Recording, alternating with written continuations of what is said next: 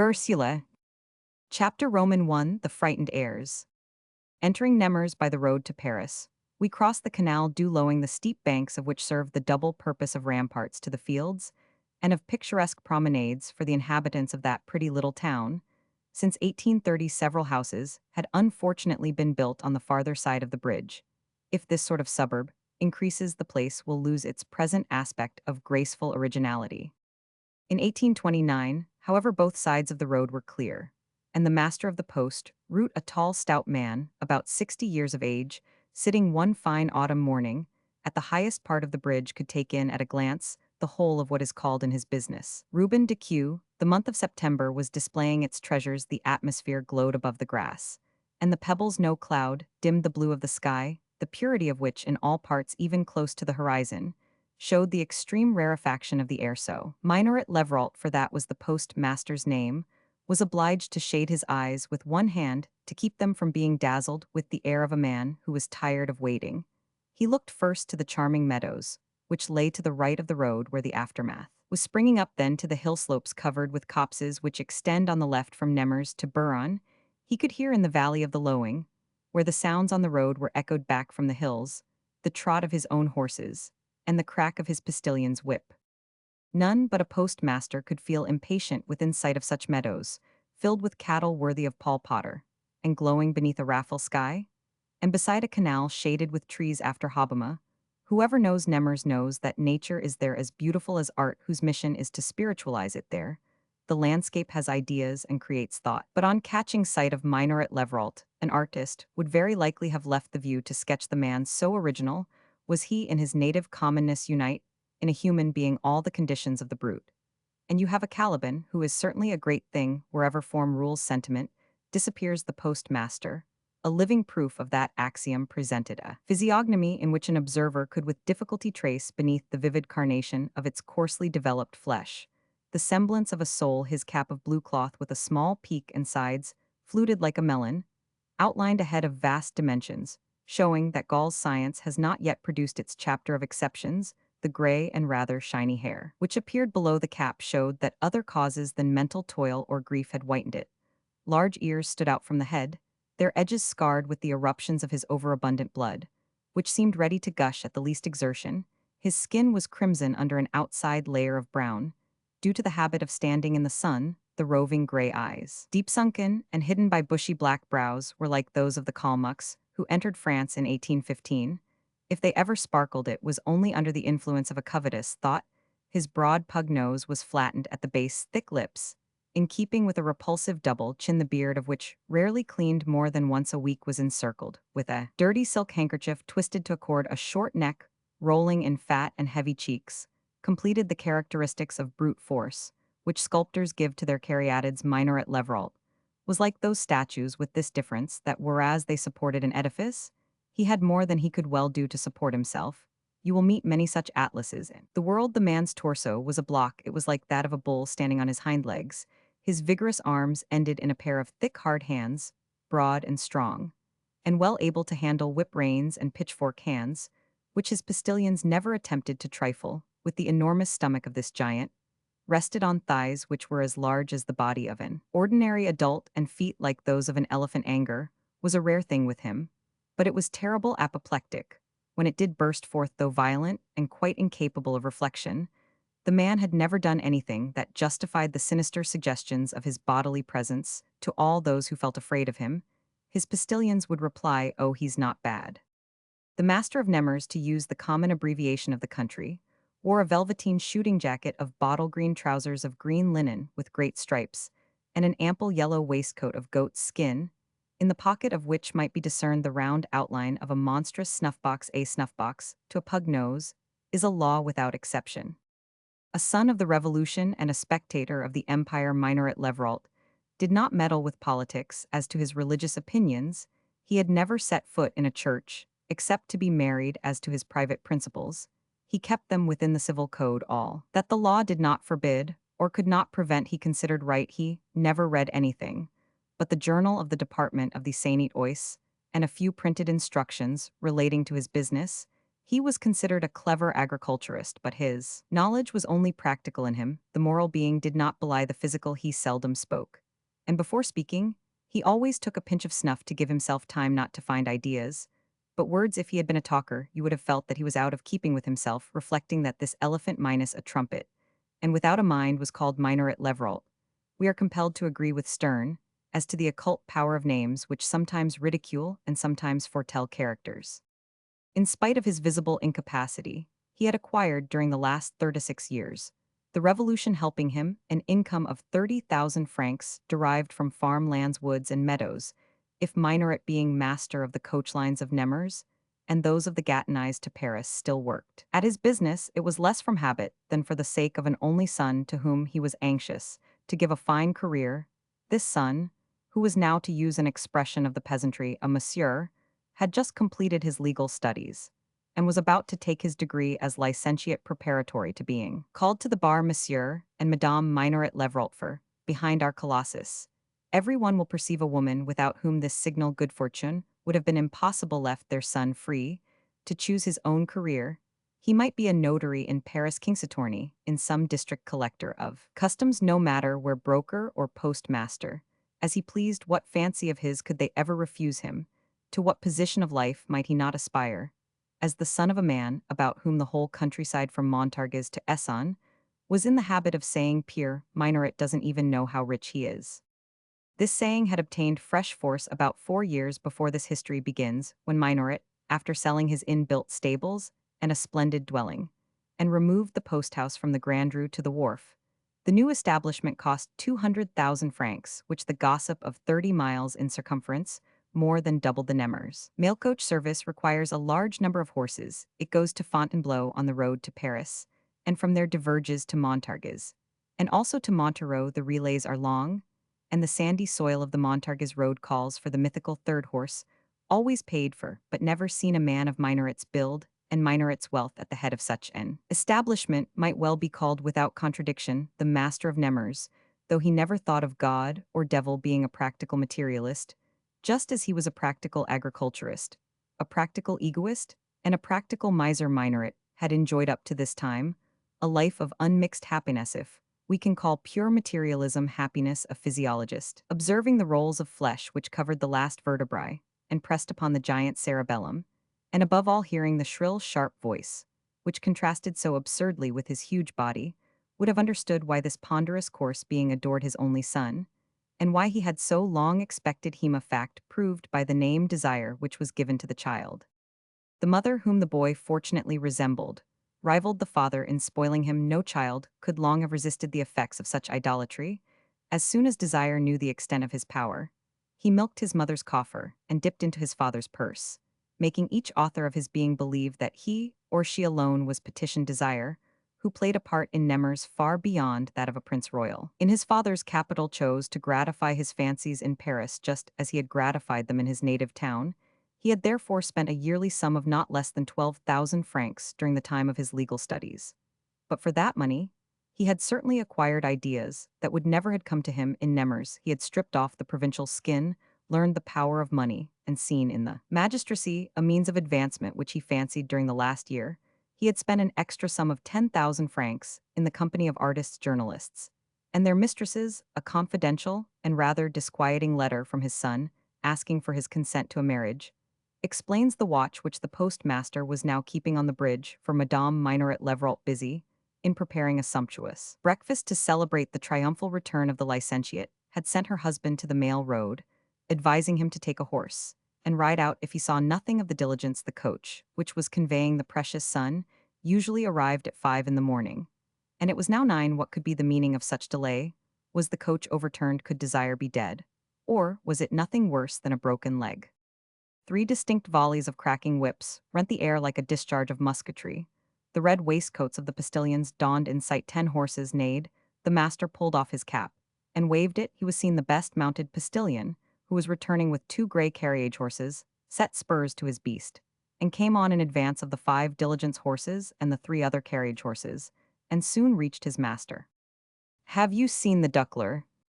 On the great mail routes, names often fantastic are given to the different coaches, such for instance as the Caillard, the Duckler, the coach between Nemers and Paris. The Grand Bureau, every new enterprise is called the competition. In the days of the Lecomte Company, their coaches were called the Countess Caillard could not overtake the Countess. But Grand Bureau caught up with her finally. You will hear the men say if you see a postilion pressing his horses and refusing a glass of wine question. The conductor and he will tell you snuffing the air, while his eye gazes far into space. The competition is ahead we can't get in sight of her cries. The postilion the vixen she wouldn't stop to let her passengers dine the question is has she got any response the conductor give it to Polignac.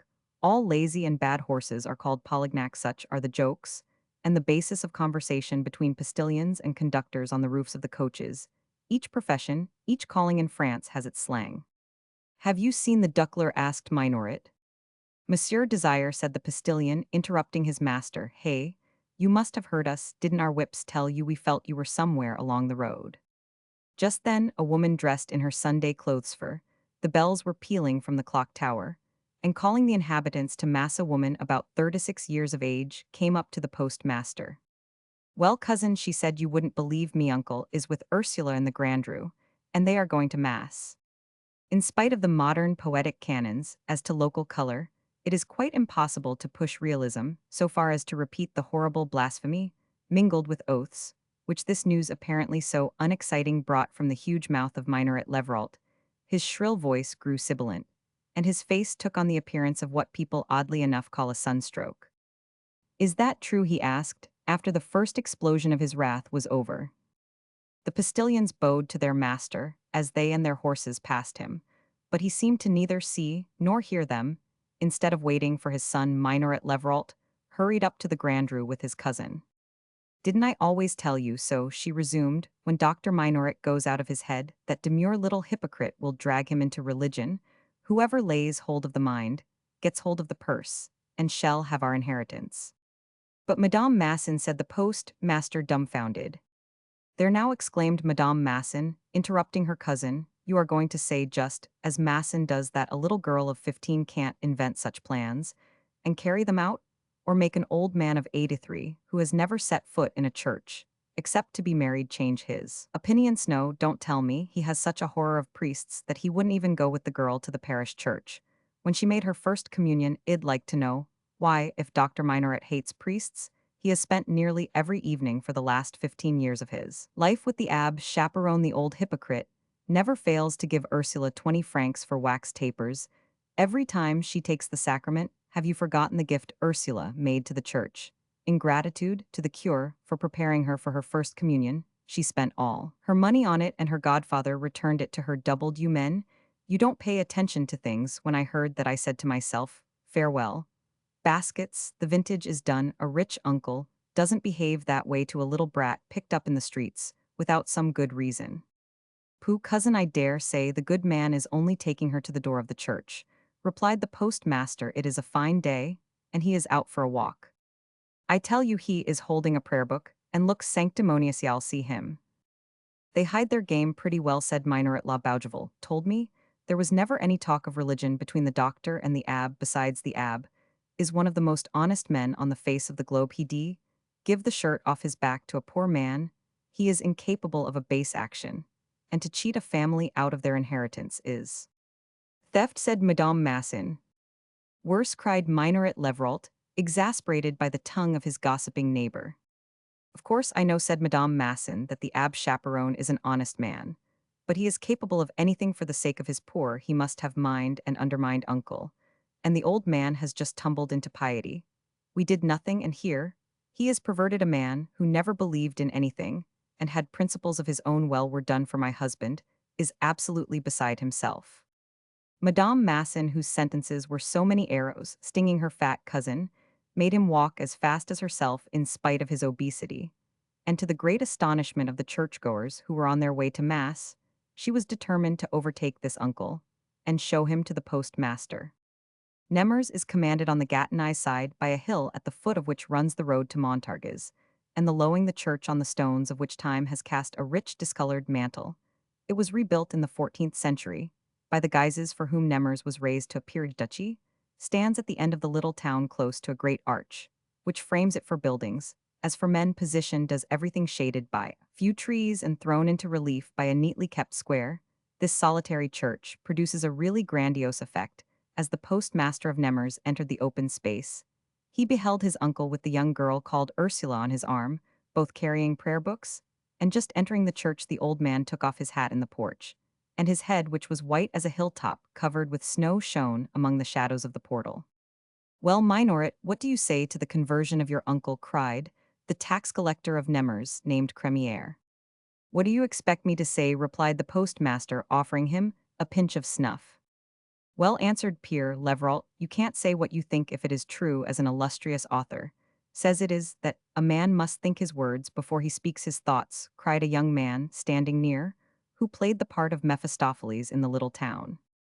This ill-conditioned youth named Goupil was head clerk to Monsieur Cremiere Dionys, the Nemers notary. Notwithstanding a past conduct that was almost debauched, Dionys had taken Goupil into his office when a career in Paris where the clerk had wasted all the money he inherited from his father, a well-to-do farmer, who educated him for a notary, was brought to a close by his absolute pauperism. The mere sight of Goupil told an observer that he had made haste to enjoy life, and had paid dear for his enjoyments. Though very short, his chest and shoulders were developed at 27 years of age, like those of a man of 40, legs small and weak, and a broad face, with a cloudy complexion like the sky before a storm, surmounted by a bald forehead, brought out still further the oddity of his conformation. His face seemed as though it belonged to a hunchback, whose hunch was inside of him. One singularity of that pale and sour visage confirmed the impression of an invisible gabosity. The nose, crooked and out of shape, like those of many deformed persons, turned from right to left of the face, instead of dividing it down the middle. The mouth, contracted at the corners like that of a Sardinian, was always on the qui vive of irony. His hair, thin and reddish, fell straight, and showed the skull in many places. His hands, coarse and ill-joined at the wrists to arms that were far too long, were quick-fingered, and seldom clean. Goupil wore boots only fit for the dust heap, and raw silk stockings, now of a russet black, his coat, and trousers all black and threadbare and greasy with dirt. His pitiful waistcoat, with half the buttonholes got an old silk handkerchief, which served as a cravatin short. All his clothing revealed the cynical poverty to which his passions had reduced him. This combination of disreputable signs was guarded by a pair of eyes with yellow circles round the pupils like those of a goat, both lascivious and cowardly. No one in Nemers was more feared, nor in a way more deferred to, than Goupil, strong in the claims made for him by his very ugliness. He had the odious style of wit peculiar to men who allow themselves all license, and he used it to gratify the bitterness of his lifelong envy. He wrote the satirical couplets sung during the carnival organized charivaries, and was himself a little journal of the gossip of the town. Dionys, who was clever and insincere, and for that reason timid, kept Goupil as much through fear as for his keen mind and thorough knowledge of all the interests of the town. But the master so distrusted his clerk that he himself kept the accounts, refused to let him live in his house, held him at arm's length, and never confided any secret or delicate affair to his keeping. In return, the clerk fawned upon the notary, hiding his resentment at this conduct, and watching Madame Dionys in the hope that he might get his revenge there. Gifted with a ready mind and quick comprehension, he found work easy. "You," exclaimed the postmaster to the clerk, who stood rubbing his hands, "making game of our misfortunes already."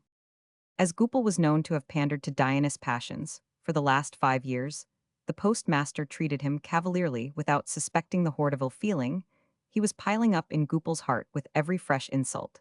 The clerk, convinced that money was more necessary to him than it was to others, and knowing himself superior in mind to the whole bourgeoisie of Nemers, was now counting on his intimacy with Minoret's son, desire to obtain the means of buying one or the other of 3 town office, that of clerk of the court, or the legal practice of one of the sheriffs, or that of Dionys himself. For this reason, he put up with the affronts of the postmaster and the contempt of Madame Minoret Levrault, and played a contemptible part towards desire, consoling the fair victims whom that youth left behind him, after each vacation devouring the crumbs of the loaves he had kneaded. "If I were the nephew of a rich old fellow, he never would have given God to me for a co-heir," retorted Goupil, with a hideous grin, which exhibited his teeth, few black and menacing. Just then Masson Levrault Jr., the clerk of the court, joined his wife, bringing with him Madame Cremiere, the wife of the tax collector of Nemers. This man, one of the hardest natures of the little town, had the physical characteristics of a Tartar, eyes small and round as sloes. Beneath a retreating brow, crimped hair and oily skin huge, ears without any rim, a mouth almost without lips, and a scanty beard, he spoke like a man who was losing his voice to exhibit him thoroughly. It is enough to say that he employed his wife and eldest daughter to serve his legal notices. Madame Crémière was a stout woman with a fair complexion injured by red blotches, always too tightly laced, intimate with Madame Dionys, and supposed to be educated, because she read novels full of pretensions to wit and elegance. She was awaiting her uncle's money to take a certain stand, decorate her salon, and receive the bourgeoisie. At present her husband denied her Carcel lamps, lithographs, and all the other trifles the notary's wife possessed. She was excessively afraid of Goupil, who caught up and retailed her slapsislinquiz, as she called them. One day Madame Dionys chanced to ask what she thought best for the teeth. Try opium, she replied. Nearly all the collateral heirs of old Dr. Minoret were now assembled in the square. The importance of the event which brought them was so generally felt that even groups of peasants armed with their scarlet umbrellas and dressed in those brilliant colors, which make them so picturesque on Sundays and fete days, stood by with their eyes fixed on the frightened heirs. In all little towns, which are midway between large villages and cities, those who do not go to mass stand about in the square or marketplace. Business is talked over in Nemers. The hour of church service was a weekly exchange to which the owners of property, scattered over a radius of some miles, resorted. Well, how would you have prevented it, said the postmaster to Goupil in reply to his remark. I should have made myself as important to him as the air he breathes. But from the very first you failed to get hold of him. The inheritance of a rich uncle should be watched as carefully as a pretty woman for want of proper care. They'll both escape you. If Madame Dionys were here, she could tell you how true that comparison is. But Monsieur Bongrand has just told me there is nothing to worry about, said Masson. Oh, there are plenty of ways of saying that, cried Goupil, laughing. I would like to have heard your sly justice of the peace say it. If there is nothing to be done, if he, being intimate with your uncle, knows that all is lost, the proper thing for him to say to you is, don't be worried. As Goupil spoke, a satirical smile overspread his face, and gave such meaning to his words, that the other heirs began to feel that Masson had let Bongrand deceive him. The tax collector, a fat little man as insignificant as a tax collector should be, and as much of a cipher as a clever woman could wish, hereupon annihilated his co-heir Masson with the words, didn't I tell you so? Tricky people always attribute trickiness to others. Masson therefore looked askance at Monsieur Bongrand, the justice of the peace, who was at that moment talking near the door of the church with the Marquis du Rouvre, a former client. If I were sure of it, he said, you could neutralize the protection he is now giving to the Marquis du Rouvre, who is threatened with arrest. Don't you see how Bongrand is sprinkling him with advice? Said Goupil, slipping an idea of retaliation into Masson's mind. But you had better go easy with your chief. He's a clever old fellow. He might use his influence with your uncle and persuade him not to leave everything to the church. Pooh, we shan't die of it, said Minoret Levrault, opening his enormous snuff-box. You won't live of it either, said Goupil, making the two women tremble more quick-witted than their husbands. They saw the privations this loss of inheritance, so long counted on, for many comforts would be to them. However, added Goupil, well drown this little grief in floods of champagne. In honor of Desirescent, we old fellow, he cried, tapping the stomach of the giant, and inviting himself to the feast for fear he should be left out. Chapter Roman II, The Rich Uncle. Before proceeding further, persons of an exact turn of mind may like to read a species of family inventory, so as to understand the degrees of relationship which connected the old man, thus suddenly converted to religion, with these three heads of families, or their wives. This crossbreeding of families in the remote provinces might be made the subject of many instructive reflections. There are but 3 or 4 houses of the lesser nobility in Nemers. Among them, at the period of which we write, that of the family of Portendura was the most important. These exclusives visited none but nobles who possessed lands or chateaux in the neighborhood of the latter. We may mention D. Aiglemont's owners of the beautiful estate of Saint Lange, and the Marquis du Rouvre, whose property, crippled by mortgages, was closely watched by the bourgeoisie. The nobles of the town had no money. Madame de Portendura's sole possessions were a farm which brought a rental of 400 to 700 francs, and her town house. In opposition to this very insignificant Faubourg Saint-Germain was a group of a dozen rich families, those of retired millers or former merchants, in short a miniature bourgeoisie, below which again lived and moved the retail shopkeepers the proletaries, and the peasantry the bourgeoisie presented like that of the Swiss cantons and of other small countries. The curious spectacle of the ramifications of certain autochthonous families, old-fashioned and unpolished perhaps, but who rule a whole region and pervade it until nearly all its inhabitants are cousins under Louis Roman, 11 an epoch, at which the commons first made real names of their surnames, some of which are united with those of feudalism. The bourgeoisie of Nemers was made up of minorates, Massins, Leveralts, and Crémières under Louis Roman 13.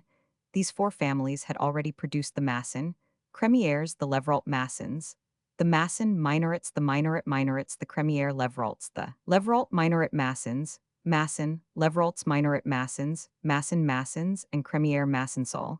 These varied with juniors and diversified with the names of eldest sons, as for instance Crémière François, Leveralt Jacques Jean Minoret enough, to drive a pure Anselmi of the people Franticif, the people should ever want a genealogist.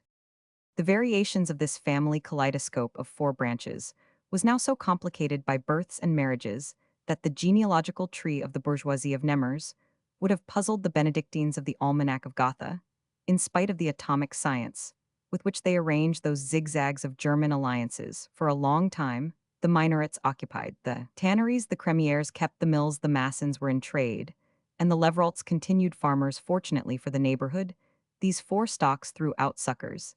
Instead of depending only on their taproots, they scattered cuttings by the expatriation of sons who sought their fortune elsewhere. For instance, there are minorates who are cutlers at Melun, Leveralts at Montargis, Massins at Orleans, and Crémières of some importance in Paris. Divers are the destinies of these bees from the parent hive. Rich Massins employ, of course, the poor working Massins, just as Austria and Prussia take the German princes into their service. It may happen that a public office is managed by a minorate millionaire and guarded by minorate sentinel full of the same blood, and called by the same name for soul likeness. These four roots had ceaselessly woven a human network of which each thread was delicate or strong, fine or coarse. As the case might be, the same blood was in the head and in the feet, and in the heart, in the working hands, in the weakly lungs, in the forehead big with genius. The chiefs of the clan were faithful to the little town, where the ties of family were relaxed or tightened, according to the events which happened under this curious cognomenism in whatever part of France. You will find the same thing under changed names, but without the poetic charm which feudalism gave to it, and which Walter Scott's genius reproduced so faithfully. Let us look a little higher and examine humanity, as it appears in history. All the noble families of the 11th century, most of them, except the royal race of Capet extinct today, will be found to have contributed to the birth of the Rohans, Montmorencys, Beauformonts, and Mortemarts of our time. In fact, they will all be found in the blood of the last gentleman, who is indeed a gentleman. In other words, every bourgeois is cousin to a bourgeois, and every noble is cousin to a noble. A splendid page of biblical genealogy shows that in 1,000 years 3 families, Shem, Ham, and Japhet, peopled the globe. One family may become a nation. Unfortunately, a nation may become one family. To prove this, we need only search back through our ancestors and see their accumulation, which time increases into a retrograde geometric progression, which multiplies of itself, reminding us of the calculation of the wise man, who, being told to choose a reward from the king of Persia for inventing chess, asked for 1 ear of wheat for the first move on the board, the reward to be doubled for each succeeding move. When it was found that the kingdom was not large enough to pay it, the network of the nobility, hemmed in by the network of the bourgeoisie, the antagonism of 2 protected races, one protected by fixed institutions, the other by the active patience of labor, and the shrewdness of commerce, produced the revolution of 1789. The 2 races, almost reunited, are today face to face with collaterals without a heritage. What are they to do? Our political future is big with the answer. The family of the man who, under Louis Roman 15, was simply called minoret was so numerous that one of the 5 children, the minoret, whose entrance into the parish church caused such interest, went to Paris to seek his fortune, and seldom returned to his native town until he came to receive his share of the inheritance of his grandfather. After suffering many things, like all young men of firm will who struggle for a place in the brilliant world of Paris, this son of the minorates reached a nobler destiny than he had perhaps dreamed of at the start.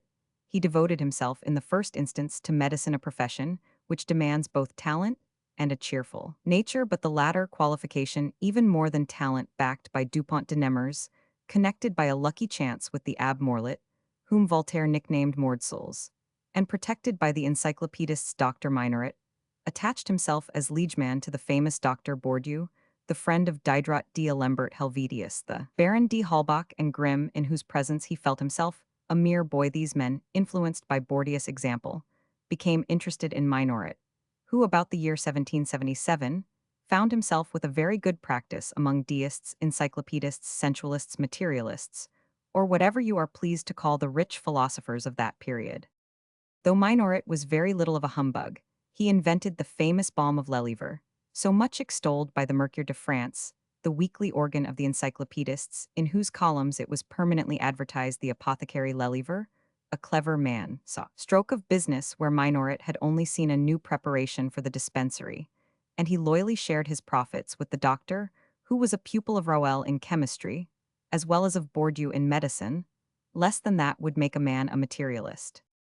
The doctor married for love in 1778, during the reign of the Nouvelle Heloise, when persons did occasionally marry for that reason. His wife was a daughter of the famous harpsichordist Valentin Mirouet, a celebrated musician frail and delicate whom the Revolution slew. Minoret knew Robespierre intimately, for he had once been instrumental in awarding him a gold medal for a dissertation on the following subject: what is the origin of the opinion that covers a whole family, with the shame attaching to the public punishment of a guilty member of it? Is that opinion more harmful than useful? If yes, in what way can the harm be warded off? The Royal Academy of Arts and Sciences at Metz, to which Minoret belonged, must possess this dissertation in the original, though thanks to this friendship the doctor's wife need have had no fear. She was so in dread of going to the scaffold that her terror increased a disposition to heart disease caused by the oversensitiveness of her nature. In spite of all the precautions taken by the man who idolized her, Ursula unfortunately met the tumbril of victims, among whom was Madame Roland, and the shock caused her death. Minoret, who in tenderness to his wife had refused her nothing, and had given her a life of luxury, found himself after her death almost a poor man. Robespierre gave him an appointment as surgeon in charge of a hospital. Though the name of Minoret obtained during the lively debates to which mesmerism gave rise a certain celebrity, which occasionally recalled him to the minds of his relatives, still, the revolution was so great a destroyer of family relations that in 1813 Nemers knew little of Dr. Minoret, who was induced to think of returning there to die like the hair to its form, by a circumstance that was wholly accidental. Who has not felt in traveling through France, where the eye is often wearied by the monotony of plains, the charming sensation of coming suddenly, when the eye is prepared for a barren landscape, upon a fresh, cool valley, watered by a river, with a little town, sheltering beneath a cliff like a swarm of bees in the hollow of an old willow, wakened by the hoo-hoo of the postilion as he walks beside his horses. We shake off sleep and admire, like a dream within a dream, the beautiful scene, which is to the traveler what a noble passage in a book is to a reader a brilliant thought of nature. Such is the sensation caused by a first sight of Nemers. As we approach it from Burgundy, we see it encircled with bare rocks, gray, black, white, fantastic in shape, like those we find in the forest of Fontainebleau. From them spring scattered trees, clearly defined against the sky, which give to this particular rock formation the dilapidated look of a crumbling wall. Here ends the long wooded hill which creeps from Nemers to Buron. Skirting the road at the bottom of this irregular amphitheater lie meadowlands, through which flows the lowing forming sheets of water, with many falls. This delightful landscape, which continues the whole way to Montargis, is like an opera scene, for its effects really seem to have been studied. One morning Dr. Minoret, who had been summoned into Burgundy by a rich patient, was returning in all haste to Paris, not having mentioned at the last relay the route he intended to take. He was brought without his knowledge through Nemers, and beheld once more, on waking from a nap, the scenery in which his childhood had been passed. He had lately lost many of his old friends. The votary of the encyclopedists had witnessed the conversion of La Harpe. He had buried Lebrun Pindare and Marie Joseph de Chenier, and Morlet and Madame Helvetius he assisted at the quasi-fall of Voltaire when assailed by Geoffroy, the continuator of Freton. For some time past he had thought of retiring, and so when his post-chaise stopped at the head of the grandeur of Nemers, his heart prompted him to inquire for his family. Minoret Levrault, the postmaster, came forward himself to see the doctor, who discovered him to be the son of his eldest brother. The nephew presented the doctor to his wife, the only daughter of the late Levrault Cremiere, who had died 12 years earlier, leaving him the post business and the finest inn in Nemers. "Well, nephew," said the doctor, "have I any other relatives?" My aunt Minoret, your sister, married a Masson. Yes, I know the bailiff of St. Lan. She died a widow, leaving an only daughter, who has lately married a Cremiere, a fine young fellow still without a place. Ah, she is my own niece, now as my brother, the sailor, died a bachelor, and Captain Minoret was killed at Montelegino. And here I am. That ends the paternal line. Have I any relations on the maternal side? My mother was a Jean Masson Leveralt. Of the Jean Masson Leveralts, there's only one left, answered Minoret Leveralt, namely Jean Masson, who married Monsieur Cremiere Leveralt Dionys, a purveyor of forage who perished on the scaffold. His wife died of despair, and without a penny, leaving one daughter, married to a Leveralt Minoret, a farmer at Montereau, who is doing well. Their daughter has just married a Masson Leveralt notary's clerk at Montargis, where his father is a locksmith. So I've plenty of heirs, said the doctor gaily, immediately proposing to take a walk through Nemours accompanied by his nephew. The Lowing runs through the town in a waving line, banked by terraced gardens, and neat houses, the aspect of which makes one fancy that happiness must abide there sooner than elsewhere. When the doctor turned into the Rue des Bourgeois, Minoret Leveralt pointed out the property of Leveralt, a rich iron merchant in Paris who he said had just died. The place is for sale, uncle, and a very pretty house. It is. There's a charming garden running down to the river. Let us go in, said the doctor, seeing at the farther end of a small paved courtyard a house, standing between the walls of the two neighboring houses, which were masked by clumps of trees and climbing plinths. It is built over a cellar, said the doctor, going up the steps of a high portico, adorned with vases of blue and white pottery, in which geraniums were growing. Cut in two like the majority of provincial houses, by a long passage, which led from the courtyard to the garden, the house had only one room to the right, a salon lighted by four windows, two on the courtyard, and two on the garden. But Leveralt had used one of these windows to make an entrance to a long greenhouse built of brick, which extended from the salon towards the river, ending in a horrible Chinese pagoda. Good, by building a roof to that greenhouse, and laying a floor, said old Minoret, I could put my book there, and make a very comfortable study of that extraordinary bit of architecture at the end. On the other side of the passage toward the garden was the dining room, decorated in imitation of black lacquer, with green and gold flowers. This was separated from the kitchen by the well of the staircase. Communication with the kitchen was had through a little pantry, built behind the staircase, the kitchen itself looking into the courtyard through windows with iron railings. There were two chambers on the next floor, and above them, attic rooms sheathed in wood, which were fairly habitable. After examining the house rapidly, and observing that it was covered with trellises from top to bottom on the side of the courtyard, as well as on that to the garden, which ended in a terrace overlooking the river, and adorned with pottery vase, the doctor remarked. Leveralt must have spent a good deal of money here. Oh, I should think so, answered Minoret Leveralt. He liked flowers. Nonsense. What do they bring in, says my wife. You saw inside there how an artist came from Paris to paint flowers in fresco in the corridor. He put those enormous mirrors everywhere. The ceilings were all remade with cornices, which cost 6 francs a foot. The dining room floor is in marquetry, perfect folly. The house won't sell for a penny the more. Well, nephew, buy it for me. Let me know what you do about it. Here's my address. The rest I leave to my notary, who lives opposite, he asked as they left the house. Emigers, answered the postmaster, named Portendura. The house once bought the illustrious doctor, instead of living there, wrote to his nephew to let it. The Folie Leverot was therefore occupied by the notary of Nemours, who about that time sold his practice to Dionys, his head clerk, and died 2 years later, leaving the house on the doctor's hands just at the time when the fate of Napoleon was being decided in the neighborhood. The doctor's heirs, at first misled, had by this time decided that his thought of returning to his native place was merely a rich man's fancy, and that probably he had some tie in Paris which would keep him there and cheat them of their hoped-for inheritance. However, Minoret Leveralt's wife seized the occasion to write him a letter.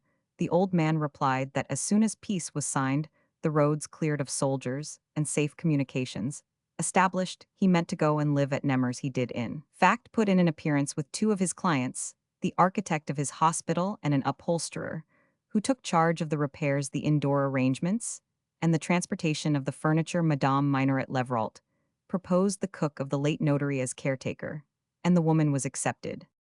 When the heirs heard that their uncle and great-uncle Minoret was really coming to live in Nemours, they were seized, in spite of the political events, which were just then weighing so heavily on Brie. And on the Gatton eyes with a devouring curiosity, which was not surprising. Was he rich, economical, or spendthrift? Would he leave a fine fortune or nothing? Was his property and annuities in the end? They found out what follows, but only by taking infinite pains and employing much subterraneous spying.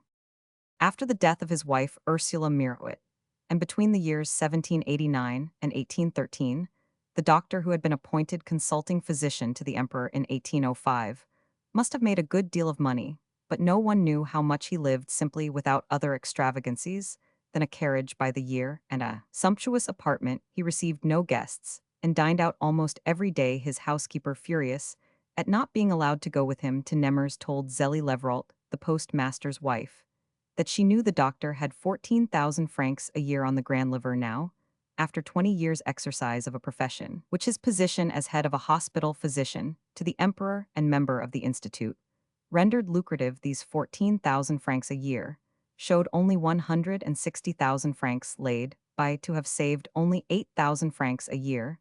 The doctor must have had either many vices or many virtues to gratify, but neither his housekeeper, nor Zélie, nor anyone else could discover the reason for such moderate means.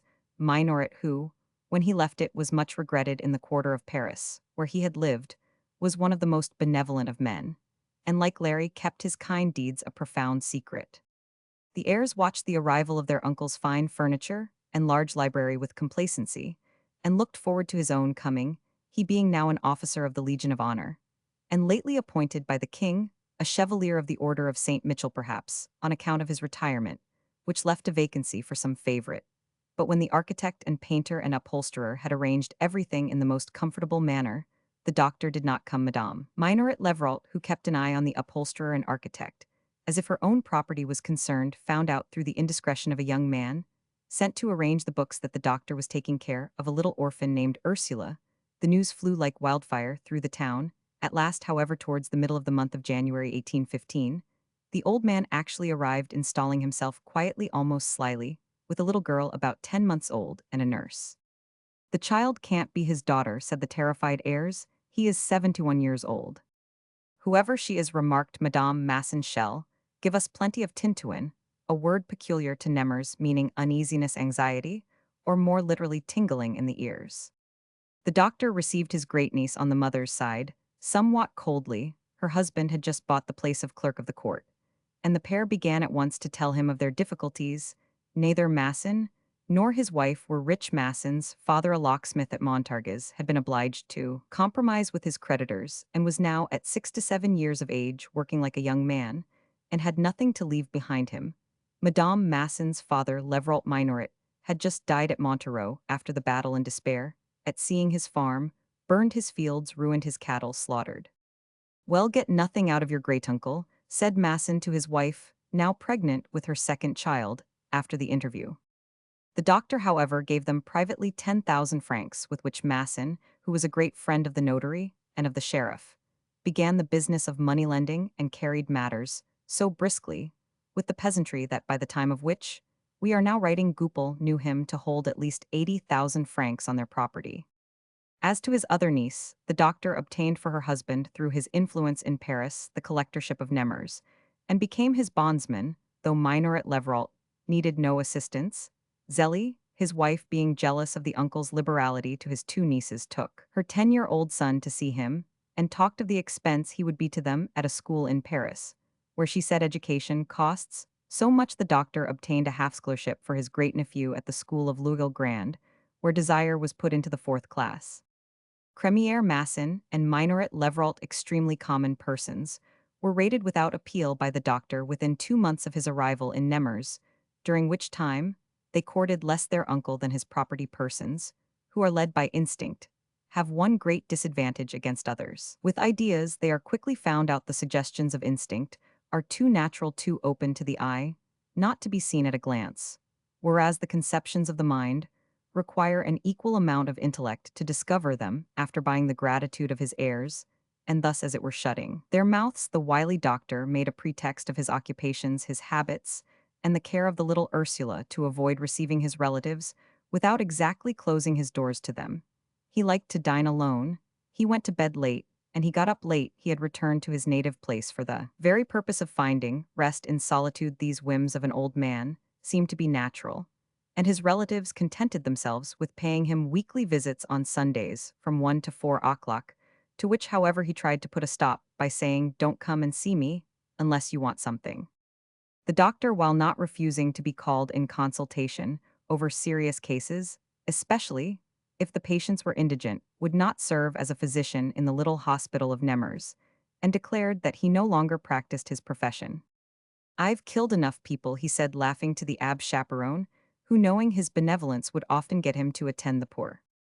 "He's an original." These words, said of Dr. Minoret, were the harmless revenge of various wounded vanities, for a doctor collects about him a society of persons who have many of the characteristics of a set of heirs, those of the bourgeoisie who thought themselves entitled to visit this distinguished physician, kept up a ferment of jealousy against the few privileged friends, whom he did admit to his intimacy, which had in the long run some unfortunate results. Chapter Roman 3: The Doctor's Friends. Curiously enough, though, it explains the old proverb that extremes meet the materialistic doctor, and the cure of Nemers were soon friends. The old man loved backgammon, a favorite game of the priesthood, and the abbe chaperone played it with about as much skill as he himself. The game was the first tie between them, then Minoret was charitable, and the abbe was the fenelon of the Gatinize. Both had had a wide and varied education.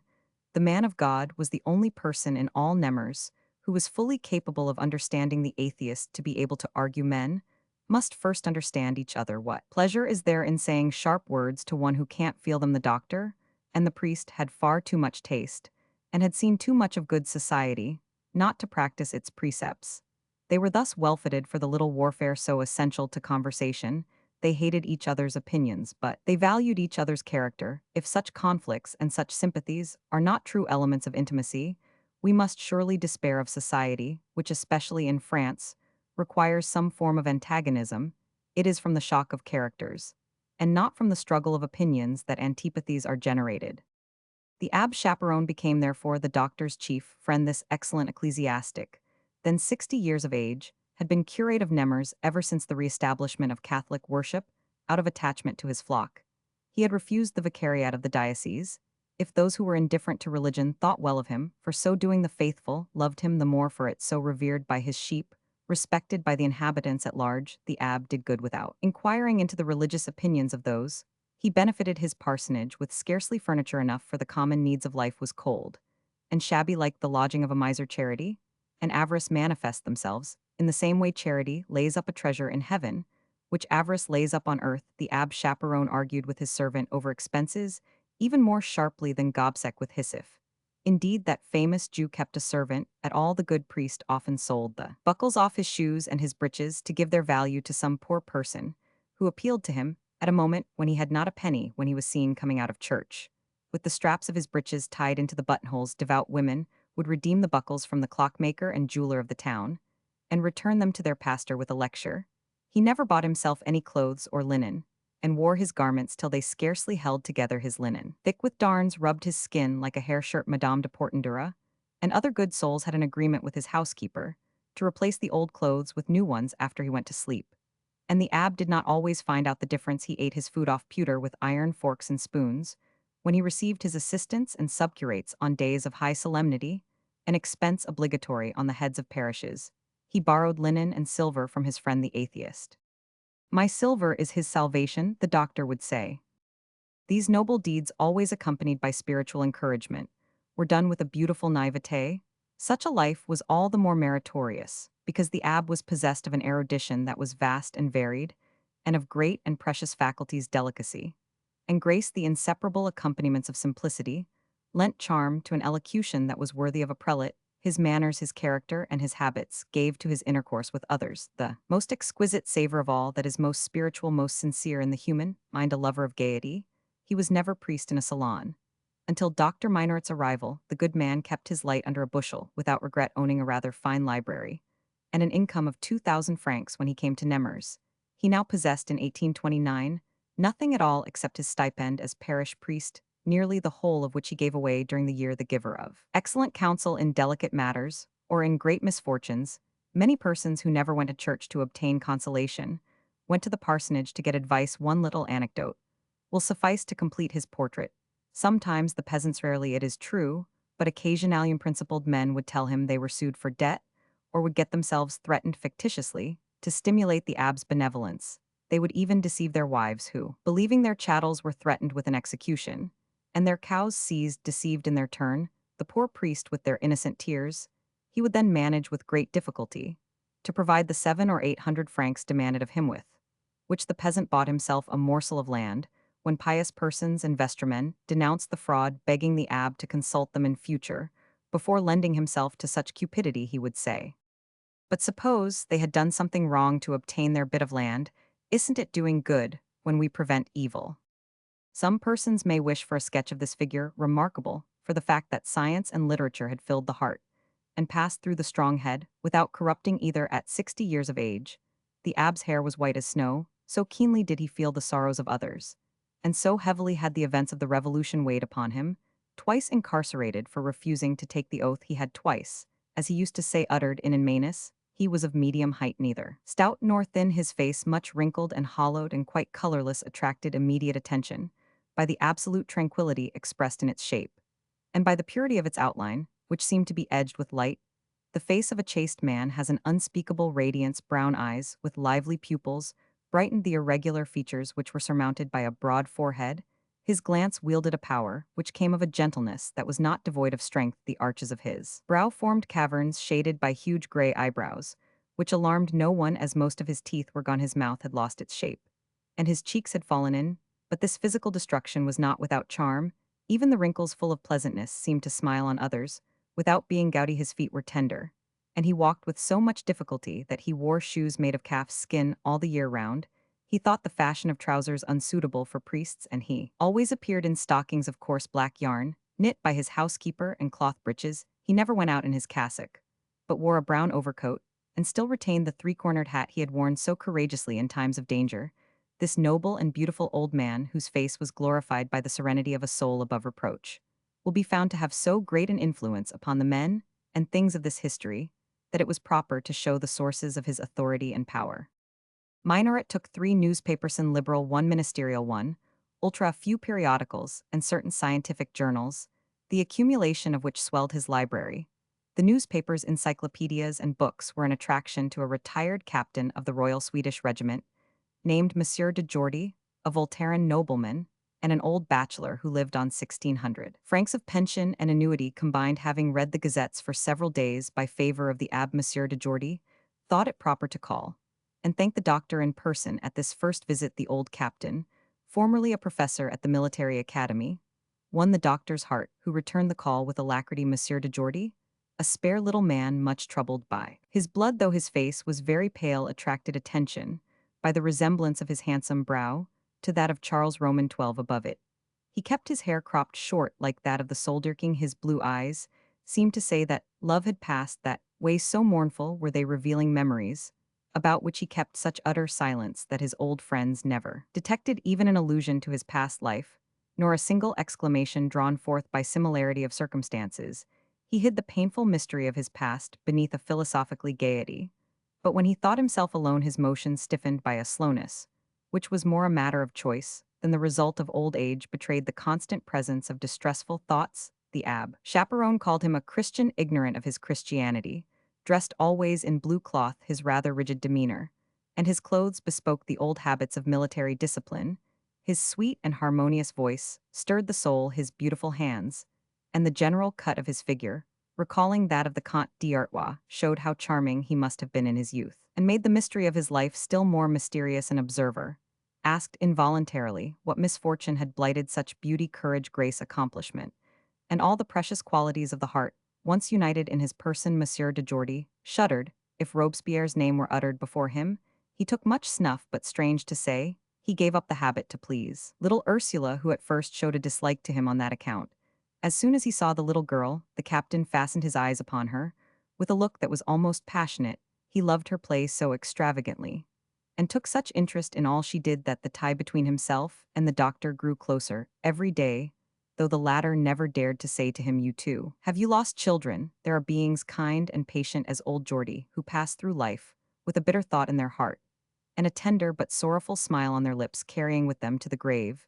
The secret of their lives letting no one guess it through pride, through disdain, possibly, through revenge confiding in none but God without other consolation than his. Monsieur de Jordy, like the doctor, had come to die in Nemers, but he knew no one except the abbe who was always at the beck and call of his parishioners and Madame de Portendura, who went to bed at 9 o'clock so much against his will he too had taken to going to bed early in spite of the thorns that beset his pillow. It was therefore a great piece of good fortune for him, as well as for the doctor, when he encountered a man who had known the same world and spoken the same language as himself, with whom he could exchange ideas, and who went to bed late after Monsieur de Jordy. The abbe chaperone and minaret had passed one evening together. They found so much pleasure in it that the priest and soldier returned every night regularly at 9 o'clock, the hour at which little Ursula, having gone to bed the doctor, was free. All three would then sit up till midnight or 1 o'clock. After a time, this trio became a quartet. Another man to whom life was known, and who owed to his practical training, as a lawyer, the indulgence, knowledge, observation, shrewdness, and talent, for conversation which the soldier, doctor, and priest owed to their practical dealings with the souls, diseases, and education of men, was added to the number. Monsieur Bongrand, the justice of peace, heard of the pleasure of these evenings and sought admittance to the doctor's society. Before becoming justice of peace at Nemers, he had been for 10 years a solicitor at Melun, where he conducted his own cases according to the custom of small towns, where there are no barristers. He became a widower at 45 years of age, but felt himself still too active to lead an idle life. He therefore sought and obtained the position of justice of peace at Nemers, which became vacant a few months before the arrival of Dr. Minaret. Monsieur Bongrand lived modestly on his salary of 1,500 francs, in order that he might devote his private income to his son, who was studying law in Paris under the famous Derville. He bore some resemblance to a retired chief of a civil service office. He had the peculiar face of a bureaucrat, less sallow than pallid, on which public business, vexations, and disgust leave their imprint. Of face lined by thought, and also by the continual restraints familiar to those who are trained not to speak their minds freely. It was often illumined by smiles characteristic of men who alternately believe all and believe nothing, who are accustomed to see and hear all without being startled, and to fathom the abysses which self-interest hollows in the depths of the human heart. Below the hair, which was less white than discolored, and worn flat into the head, was a fine sagacious forehead, the yellow tones of which harmonized well with the scanty tufts of thin hair. His face, with the features set close together, bore some likeness to that of a fox, all the more because his nose was short and pointed in speaking. He spluttered at the mouth, which was broad like that of most great talkers, a habit which led Goupil to say ill-naturedly an umbrella would be useful when listening to him, or the justice Rains verdicts. His eyes looked keen behind his spectacles, but if he took the glasses off, his dulled glance seemed almost vacant. Though he was naturally gay, even jovial, he was apt to give himself too important and pompous an air. He usually kept his hands in the pockets of his trousers and only took them out to settle his eyeglasses on his nose, with a movement that was half comic, and which announced the coming of a keen observation or some victorious argument. His gestures, his loquacity, his innocent self-assertion, proclaimed the provincial lawyer. These slight defects were, however, superficial. He redeemed them by an exquisite kind-heartedness, which rigid moralist might call the indulgence natural to superiority. He looked a little like a fox, and he was thought to be very wily, but never false or dishonest. His wiliness was perspicacity, and consisted in foreseeing results and protecting himself and others from the traps set for them. He loved whist, a game known to the captain and the doctor, and which the abbe learned to play in a very short time. This little circle of friends made for itself an oasis in Myrnit's salon. The doctor of Nemers, who was not without education and knowledge of the world, and who greatly respected Minoret as an honor to the profession, came there sometimes, but his duties, and also his fatigue, which obliged him to go to bed early and to be up early, prevented his being as assiduously present as the three other friends. This intercourse of 5 superior men, the only ones in Nemers who had sufficiently wide knowledge to understand each other, explains old Minoret's aversion to his relatives. If he were compelled to leave them his money, at least, he need not admit them to his society. Whether the postmaster, the sheriff, and the collector understood this distinction, or whether they were reassured by the evident loyalty and benefactions of their uncle, certain it is that they ceased to his great satisfaction to see much of him. So about 8 months after the arrival of the doctor, these 4 players of whist and backgammon made a solid and exclusive little world which was to each a fraternal aftermath in. Unlooked for fine season, the gentle pleasures of which were the more enjoyed this little circle of choice spirits, closed round Ursula a child, whom each adopted according to his individual tendencies. The abb thought of her soul, the judge imagined himself her guardian, the soldier intended to be her teacher. And as for Minoret, he was father, mother, and physician all in one. After he became acclimated old Minoret, settled into certain habits of life, under fixed rules, after the manner of the provinces on Ursula's account. He received no visitors in the morning, and never gave dinners, but his friends were at liberty to come to his house at 6 o'clock and stay till midnight. The first comers found the newspapers on the table, and read them, while awaiting the rest, or they sometimes sallied forth to meet the doctor, if he were out for a walk. This tranquil life was not a mere necessity of old age, it was the wise and careful scheme of a man of the world to keep his happiness, untroubled by the curiosity of his heirs, and the gossip of a little town. He yielded nothing to that capricious goddess public opinion, whose tyranny, one of the present great evils of France, was just beginning to establish its power, and to make the whole nation a mere province. So as soon as the child was weaned, and could walk alone, the doctor sent away the housekeeper, whom his niece Madame Minoret Levrault had chosen for him, having discovered that she told her patroness everything that happened in his household. Ursula's nurse, the widow of a poor workman, who possessed no name, but a baptismal one, and who came from Bougival, had lost her last child aged 6 months, just as the doctor, who knew her to be a good and honest creature, engaged her as wet nurse for Ursula Antoinette Patris, her maiden name, widow of peer called Le Bougival, attached herself naturally to Ursula as wet maids, due to their nurslings. This blind maternal affection was accompanied in this instance by household devotion. Told of the doctor's intention to send away his housekeeper, La Bougival secretly learned to cook, became neat and handy, and discovered the old man's ways. She took the utmost care of the house and furniture. In short, she was indefatigable. Not only did the doctor wish to keep his private life within four walls, as the saying is, but he also had certain reasons for hiding a knowledge of his business affairs from his relatives.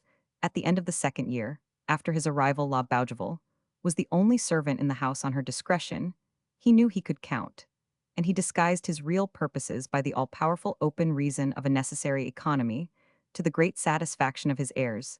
He became a miser without fawning or wheedling, solely by the influence of her devotion and solicitude. La Bougival, who was 43 years old at the time this tale begins, was the housekeeper of the doctor, and his protégé the pivot on which the whole house turned, in short, the confidential servant.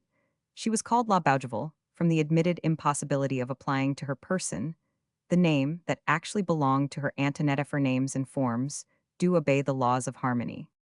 The doctor's miserliness was not mere talk, it was real, and it had an object. From the year 1817, he cut off two of his newspapers, and ceased subscribing to periodicals. His annual expenses, which all Nemers could estimate, did not exceed 1,800 francs a year. Like most old men, his wants in linen, boots, and clothing were very few. Every 6 months he went to Paris, no doubt to draw and reinvest his income in 15 years. He never said a single word to anyone in relation to his affairs. His confidence in Bongrand was of slow growth. It was not until after the Revolution of 1830 that he told him of his projects. Nothing further was known of the doctor's life, either by the bourgeoisie at large or by his heirs. As for his political opinions, he did not meddle in public matters, seeing that he paid less than 100 francs a year in taxes, and refused impartially to subscribe to either royalist or liberal demands. His known horror for the priesthood and his deism were so little obtrusive that he turned out of his house a commercial runner sent by his great-nephew Desire to ask a subscription to the Cure Meslier, and the Discours du General Foy. Such tolerance seemed inexplicable to the liberals of Nemers. The doctor's three collateral heirs, Minoret Levrault, and his wife Monsieur and Madame Masson Levrault, Junior Monsieur and Madame Crémière Cremerouham, we shall in future call simply Crémière Masson, and Minoret, because these distinctions among homonyms is quite unnecessary. Out of the Gâtinais together, as people do in little towns. The postmaster gave a grand dinner on his son's birthday, ball during the carnival, another on the anniversary of his marriage, to all of which he invited the whole bourgeoisie of Nemers. The collector received his relations and friends twice a year. The clerk of the court, too poor, he said, to fling himself into such extravagance, lived in a small way in a house standing halfway down the Grand Rue, the ground floor of which was let to his sister, letter postmistress of Nemers, a situation she owed to the doctor's kind offices. Nevertheless, in the course of the year, these three families did meet together frequently in the houses of friends, in the public promenades at the market on their doorsteps, or of a Sunday in the square. As on this occasion, so that one way and another, they met nearly every day for the last 3 years. The doctor's age, his economies, and his probable wealth had led to allusions or frank remarks among the townspeople as to the disposition of his property, a topic which made the doctor and his heirs of deep interest to the little town for the last 6 months. Not a day passed that friends and neighbors did not speak to the heirs with secret envy of the day. The good man's eyes would shut and the coffers open. Dr. Minoret may be an able physician on good terms with death, but none but God is eternal, said one. Who hell bury us, all his health is better than ours, replied an heir hypocritically. Well, if you don't get the money yourselves, your children will, unless that little Ursula. He won't leave it all to her. Ursula, as Madame Masson had predicted, was the bête noire of the relations, their sword of Damocles, and Madame Crémiere's favorite saying, well, whoever lives will know, shows that they wished at any rate more harm to her than good. The collector and the clerk of the court, poor in comparison with the postmaster, had often estimated by way of conversation the doctor's property. If they met their uncle walking on the banks of the canal, or along the road, they would look at each other piteously. He must have got hold of some elixir of life, said one. He has made a bargain with the devil, replied the other. He ought to give us the bulk of it, that fat Minoret doesn't need anything, said Masson. Ah, but Minoret has a son, haul waste his substance, answered Crémière. How much do you really think the doctor has? At the end of 12 years, say 12,000 francs saved each year, that would give 144,000 francs, and the interest brings in at least 100,000 more. But as he must, if he consults a notary in Paris, have made some good strokes of business, and we know that up to 1822, he could get 7 or 8% from the state, he must now have at least 400,000 francs, without counting the capital of his 14,000 a year, from the 5%, if he were to die tomorrow, without leaving anything to Ursula. We should get at least 7 or 800,000 francs besides the house and furniture. Well, 100,000 to Minoret, and 300,000 apiece to you and me, that would be fair. That would make us comfortable.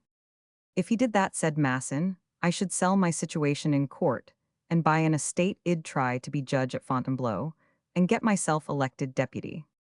As for me, I should buy a brokerage business, said the collector. Unluckily that girl he has on his arm, and the abbe have got round him, I don't believe we can do anything with him. Still, we know very well he will never leave anything to the church. Chapter Roman 4 Zeli. The fright of the heirs at beholding their uncle on his way to Mass will now be understood. The dullest persons have mind enough to foresee a danger to self-interest. Self-interest constitutes the mind of the peasant, as well as that of the diplomatist, and on that ground the stupidest of men is sometimes the most powerful. So the fatal reasoning, if that little Ursula has influence enough to drag her godfather into the pale of the church, she will certainly have enough to make him leave her. His property was now stamped in letters of fire on the brains of the most obtuse heir. The postmaster had forgotten about his son in his hurry to reach the square, for if the doctor were really in the church hearing Mass, it was a question of losing 250,000 francs.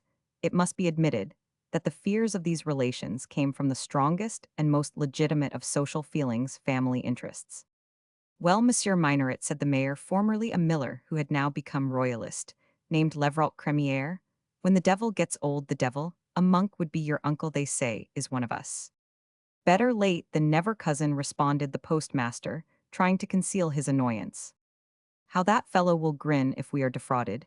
He is capable of marrying his son to that damned girl May. The devil get her, cried Crémière, shaking his fists at the mayor as he entered the porch. What's Crémière grumbling about, said the butcher of the town. A Levrault the elder isn't he pleased to see his uncle on the road to paradise? Who would ever have believed it, ejaculated Masson. How one should never say fountain ill, not drink of your water, remarked the notary, who, seeing the group from afar, had left his wife to go to church without him. Come, Monsieur Dionys, said Crémière, taking the notary by the arm, what do you advise me to do under the circumstances?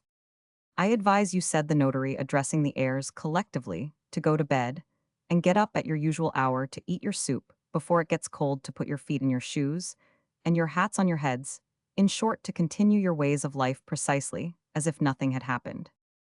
You are not consoling, said Masson. In spite of his squat, dumpy figure and heavy face, Cremiere Dionys was really as keen as a blade in pursuit of usurious fortune. He did business secretly with Masson, to whom he no doubt pointed out such peasants as were hampered in means, and such pieces of land as could be bought for a song. The two men were in a position to choose their opportunities, none that were good escaped them, and they shared the profits of mortgage usury, which retards, though it does not prevent the acquirement of the soil by the peasantry. So Dionys took a lively interest in the doctor's inheritance, not so much for the postmaster and the collector, as for his friend, the clerk of the court. Sooner or later Masson's share in the doctor's money would swell the capital with which these secret associates worked the canton. We must try to find out through Monsieur Bongrand, where the influence comes from, said the notary in a low voice, with a sign to Masson to keep quiet. What are you about, Minoret? Cried a little woman, suddenly descending upon the group, in the middle of which stood the postmaster, as tall and round as a tower. You don't know where Desire is. And there you are, planted on your two legs, gossiping about nothing, when I thought you on horseback. Oh, good morning, messieurs and mesdames. This little woman, thin, pale, and fair, dressed in a gown of white cotton, with pattern of large chocolate-colored flowers, a cap trimmed with ribbon and frilled with lace, and wearing a small green shawl on her flat shoulders, was Minoret's wife, the terror of postilions, servants, and carters, who kept the accounts and managed the establishment with finger and eye, as they say in those parts. Like the true housekeeper that she was, she wore no ornaments. She did not give in, to use her own expression, to gewgaws and trumpery. She held to the solid and the substantial, and wore, even on Sundays, a black apron, in the pocket of which she jingled her household keys. Her screeching voice was agony to the drums of all ears. Her rigid glance, conflicting with the soft blue of her eyes, was in visible harmony with the thin lips of a pinched mouth, and a high projecting and very imperious forehead. Sharp was the glance, sharper still. Both gesture and speech, Zélie, being obliged to have a will for two, had it for three, said Goupil, who pointed out the successive reigns of three young postilions of neat appearance who had been set up in life by Zélie each, after 7 years' service. The malicious clerk named them Postilion Roman 1, Postilion Roman 2, Postilion Roman 3, but the little influence these young men had in the establishment, and their perfect obedience, proved that Zélie was merely interested in worthy helpers. This attempt at scandal was against probabilities, since the birth of her son, nursed by her, without any evidence of how it was possible for her to do so. Madame Minoret had thought only of increasing the family fortune, and was wholly given up to the management of their immense establishment. To steal a bale of hay, or a bushel of oats, or get the better of Zélie in even the most complicated accounts, was a thing impossible, though she scribbled hardly better than a cat, and knew nothing of arithmetic, but addition and subtraction. She never took a walk, except to look at the hay, the oats, or the second crops. She sent her man to the mowing, and the postilions to tie the bales, telling them the quantity within 100 pounds each field should bear, though she was the soul of that great body called Minoret Leveralt, and led him about by his pug nose. She was made to feel the fears which occasionally, we are told, assail all tamers of wild beasts. She therefore made it a rule to get into a rage before he did. The postilions knew very well when his wife had been quarreling with him, for his anger ricocheted on them. Madame Minoret was as clever as she was grasping, and it was a favorite remark in the whole town, where would Minoret Leveralt be without his wife? When you know what has happened, replied the postmaster, you'll be over the traces yourself. What is it? Ursula has taken the doctor to mass. Zélie's pupils dilated. She stood for a moment yellow with anger, then crying out, "I'll see it before I believe it." She rushed into the church. The service had reached the elevation. The stillness of the worshippers enabled her to look along each row of chairs and benches as she went up the aisle beside the chapels to Ursula's place, where she saw old Minoret standing with bared head. If you recall the heads of Barbe Marbois, Boissy d'Anglas, Morlet Helvetius, or Frederick the Great, you will see the exact image of Dr. Minoret, whose green old age resembled that of those celebrated personages. Their heads, coined in the same mint for each, had the characteristics of a medal, showed a stern and quasi-Puritan profile, cold tones, a mathematical brain, a certain narrowness about the features, shrewd eyes, grave lips, and a something that was surely aristocraticless, perhaps in sentiment than in habit, more in the ideas than in the character. All men of this stamp have high brows retreating at the summit, the sign of a tendency to materialism. You will find these leading characteristics of the head, and these points of the face, in all the encyclopedists, in the orators of the Gironde, in the men of a period, when religious ideas were almost dead men who called themselves deists, and were atheists. The deist is an atheist lucky in classification. Minoret had a forehead of this description, furrowed with wrinkles which recovered in his old age, a sort of artless candor from the manner, in which the silvery hair brushed back like that of a woman, when making her toilet, curled in light flakes upon the blackness of his coat. He persisted in dressing as, in his youth, in black silk, stockings, shoes with gold buckles, breeches of black poult de soie, and a black coat, adorned with the red rosette. This head so firmly characterized the cold whiteness of which was softened by the yellowing tones of old age happened to be just then in the full light of a window. As Madame Minoret came in sight of him, the doctor's blue eyes with their reddened lids were raised to heaven. A new conviction had given them a new expression. His spectacles lay in his prayer book, and marked the place where he had ceased to pray. The tall and spare old man, his arms crossed on his breast, stood erect in an attitude which bespoke the full strength of his faculties and the unshakable assurance of his faith. He gazed at the altar humbly with a look of renewed hope, and took no notice of his nephew's wife, who planted herself almost in front of him, as if to reproach him for coming back to God. Zélie, seeing all eyes turned upon her, made haste to leave the church, and returned to the square less hurriedly than she had left it. She had reckoned on the doctor's money, and possession was becoming problematical. She found the clerk of the court, the collector, and their wives in greater consternation than ever. Goupil was taking pleasure in tormenting them. "It is not in the public square, and before the whole town, that we ought to talk of our affairs," said Zélie. "Come home with me. You too, Monsieur Dionys," she added to the notary. "You'll not be in the way." Thus the probable disinheritance of Masson Crémière and the postmaster was the news of the day. Just as the heirs and the notary were crossing the square to go to the post-house, the noise of the diligence, rattling up to the office, which was only a few steps from the church at the top of the Grand Rue, made its usual racket. "Goodness, I am like you, Minoret, I forgot all about Desire," said Zélie. "Let us go and see him get down. He is almost a lawyer, and his interests are mixed up in this matter." The arrival of the diligence is always an amusement, but when it comes in late, some unusual event is expected. The crowd now moved towards the Duckler. "Here's Desire," was the general cry. The tyrant, and yet the life and soul of Nemours, Desire, always put the town in a ferment when he came, loved by the young men with whom he was invariably generous.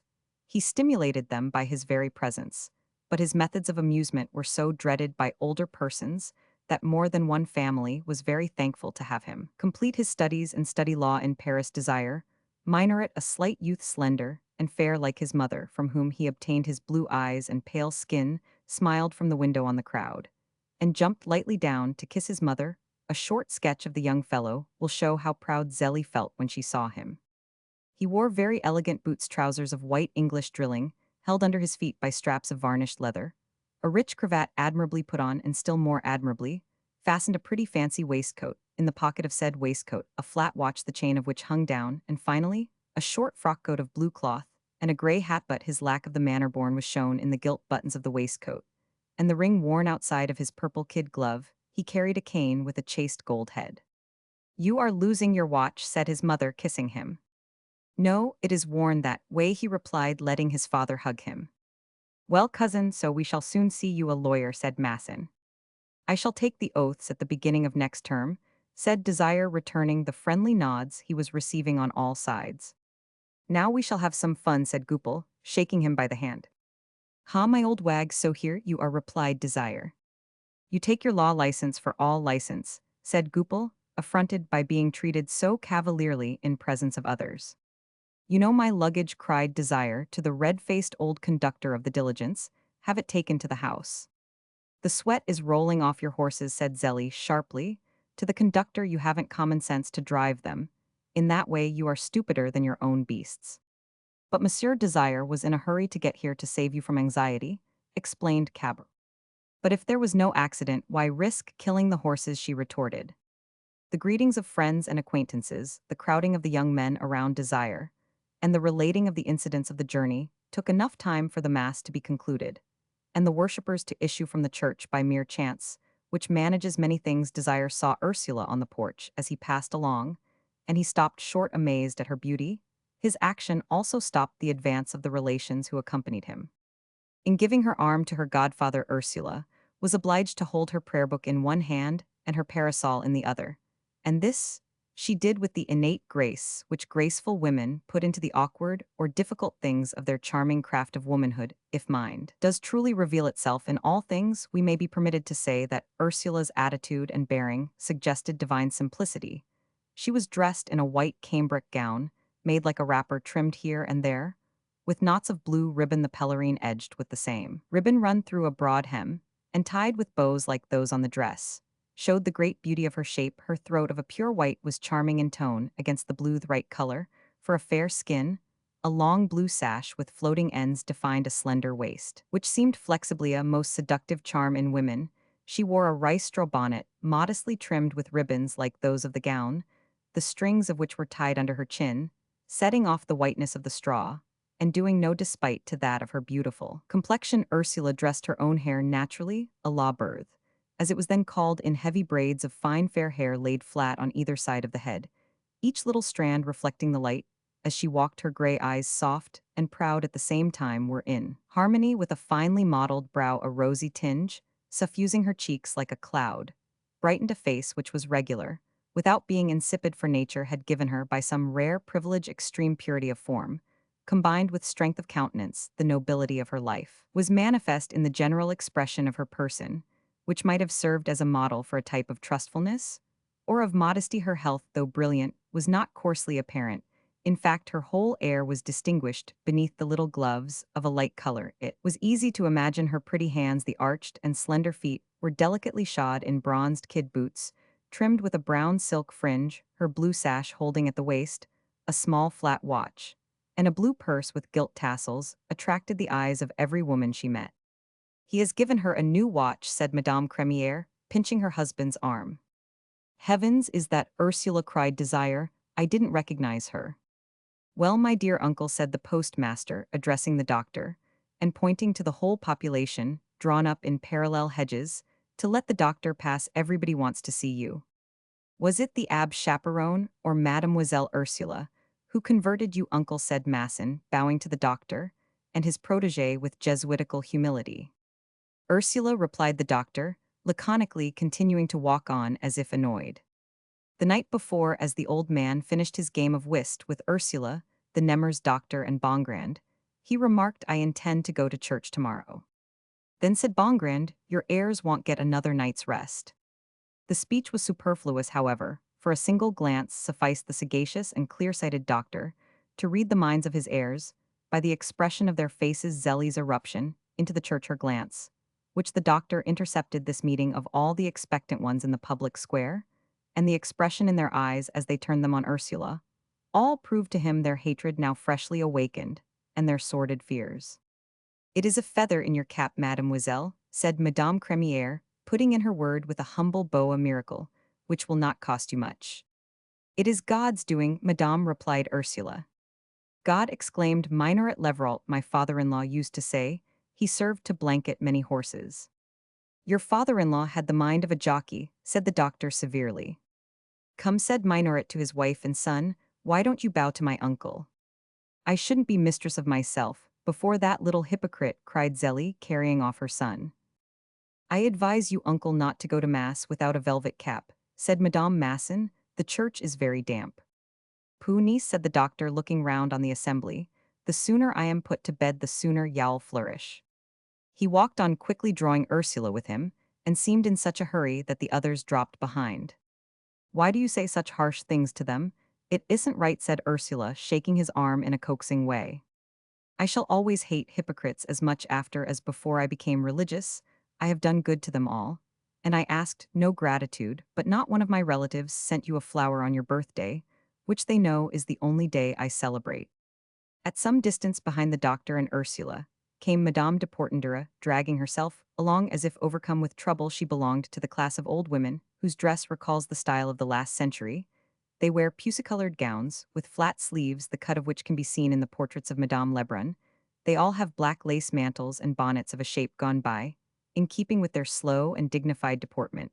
One might almost fancy that they still wore panniers under their petticoats, or felt them there, as persons who have lost a leg are said to fancy that the foot is moving. They swathed their heads in old lace, which declines to drape gracefully about their cheeks. Their wan and elongated faces, their haggard eyes and faded brows, are not without a certain melancholy grace, in spite of the false fronts with flattened curls, to which they cling, and yet these ruins are all subordinate to an unspeakable dignity of look and manner. The red and wrinkled eyes of this old lady showed plainly that she had been crying during the service. She walked like a person in trouble, seemed to be expecting someone, and looked behind her from time to time. Now, the fact of Madame de Portendura looking behind her was really as remarkable in its way as the conversion of Dr. Minoret.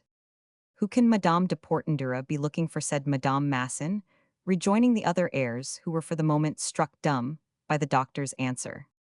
For the cure, said Dionys, the notary, suddenly striking his forehead, as if some forgotten thought or memory had occurred to him. I have an idea. Ill save your inheritance. Let us go and breakfast gaily with Madame Minoret. We can well imagine the alacrity with which the heirs followed the notary to the post-house. Goupil, who accompanied his friend Desire, locked arm in arm with him, whispered something in the youth's ear with an odious smile. What do I care, answered the son of the house, shrugging his shoulders. I am madly in love with Florine, the most celestial creature in the world. Florine, and who may she be, demanded Goupil. I am too fond of you to let you make a goose of yourself. Wish such creatures. Florine is the idol of the famous Nathan. My passion is wasted. I know that she has positively refused to marry me. Sometimes those girls who are fools with their bodies are wise with their heads, responded Goupil. If you could but see Heronley once, said Desire lackadaisically, you wouldn't say such things. If I saw you throwing away your whole future for nothing better than a fancy, said Goupil, with a warmth which might even have deceived his master, I would break your doll, as Varney served Amy Robsart in Kenilworth. Your wife must be a d'Aiglement or a Mademoiselle du Rouvre, and get you made a deputy. My future depends on yours, and I shan't let you commit any follies. I am rich enough to care only for happiness, replied Desire. What are you two plotting together? Cried Zélie, beckoning to the two friends, who were standing in the middle of the courtyard, to come into the house. The doctor disappeared into the Rue des Bourgeois with the activity of a young man, and soon reached his own house, where strange events had lately taken place, the visible results of which now filled the minds of the whole community of Nemers. A few explanations are needed to make this history, and the notary's remark to the heirs perfectly intelligible to the reader. Chapter Roman 5. Ursula. The father-in-law of Dr. Minoret, the famous harpsichordist and maker of instruments, Valentin Mirouet, also one of our most celebrated organists, died in 1785, leaving a natural son, the child of his old age, whom he acknowledged and called by his own name, but who turned out a worthless fellow. He was deprived on his deathbed of the comfort of seeing this petted son, Joseph Mirouet, a singer and composer, having made his debut at the Italian opera under a feigned name, ran away with a young lady in Germany. The dying father commended the young man, who was really full of talent, to his son-in-law, proving to him at the same time that he had refused to marry the mother, that he might not injure Madame Minoret. The doctor promised to give the unfortunate Joseph half of whatever his wife inherited from her father, whose business was purchased by the Erards. He made due search for his illegitimate brother-in-law, but Grimm informed him one day that, after enlisting in a Prussian regiment, Joseph had deserted and taken a false name, and that all efforts to find him would be frustrated. Joseph Mirouet, gifted by nature with a delightful voice, a fine figure, a handsome face, and being moreover a composer of great taste and much brilliancy, led for over 15 years the Bohemian life, which Hoffmann has so well described. So by the time he was 40 he was reduced to such depths of poverty that he took advantage of the events of 1806 to make himself once more a Frenchman. He settled in Hamburg, where he married the daughter of a bourgeois, a girl devoted to music, who fell in love with the singer whose fame was ever prospective and chose to devote her life to him. But after 15 years of Bohemia, Joseph Mirouet was unable to bear prosperity. He was naturally a spendthrift, and though kind to his wife, he wasted her fortune in a very few years. The household must have dragged on a wretched existence before Joseph Mirouet reached the point of enlisting as a musician in a French regiment in 1813.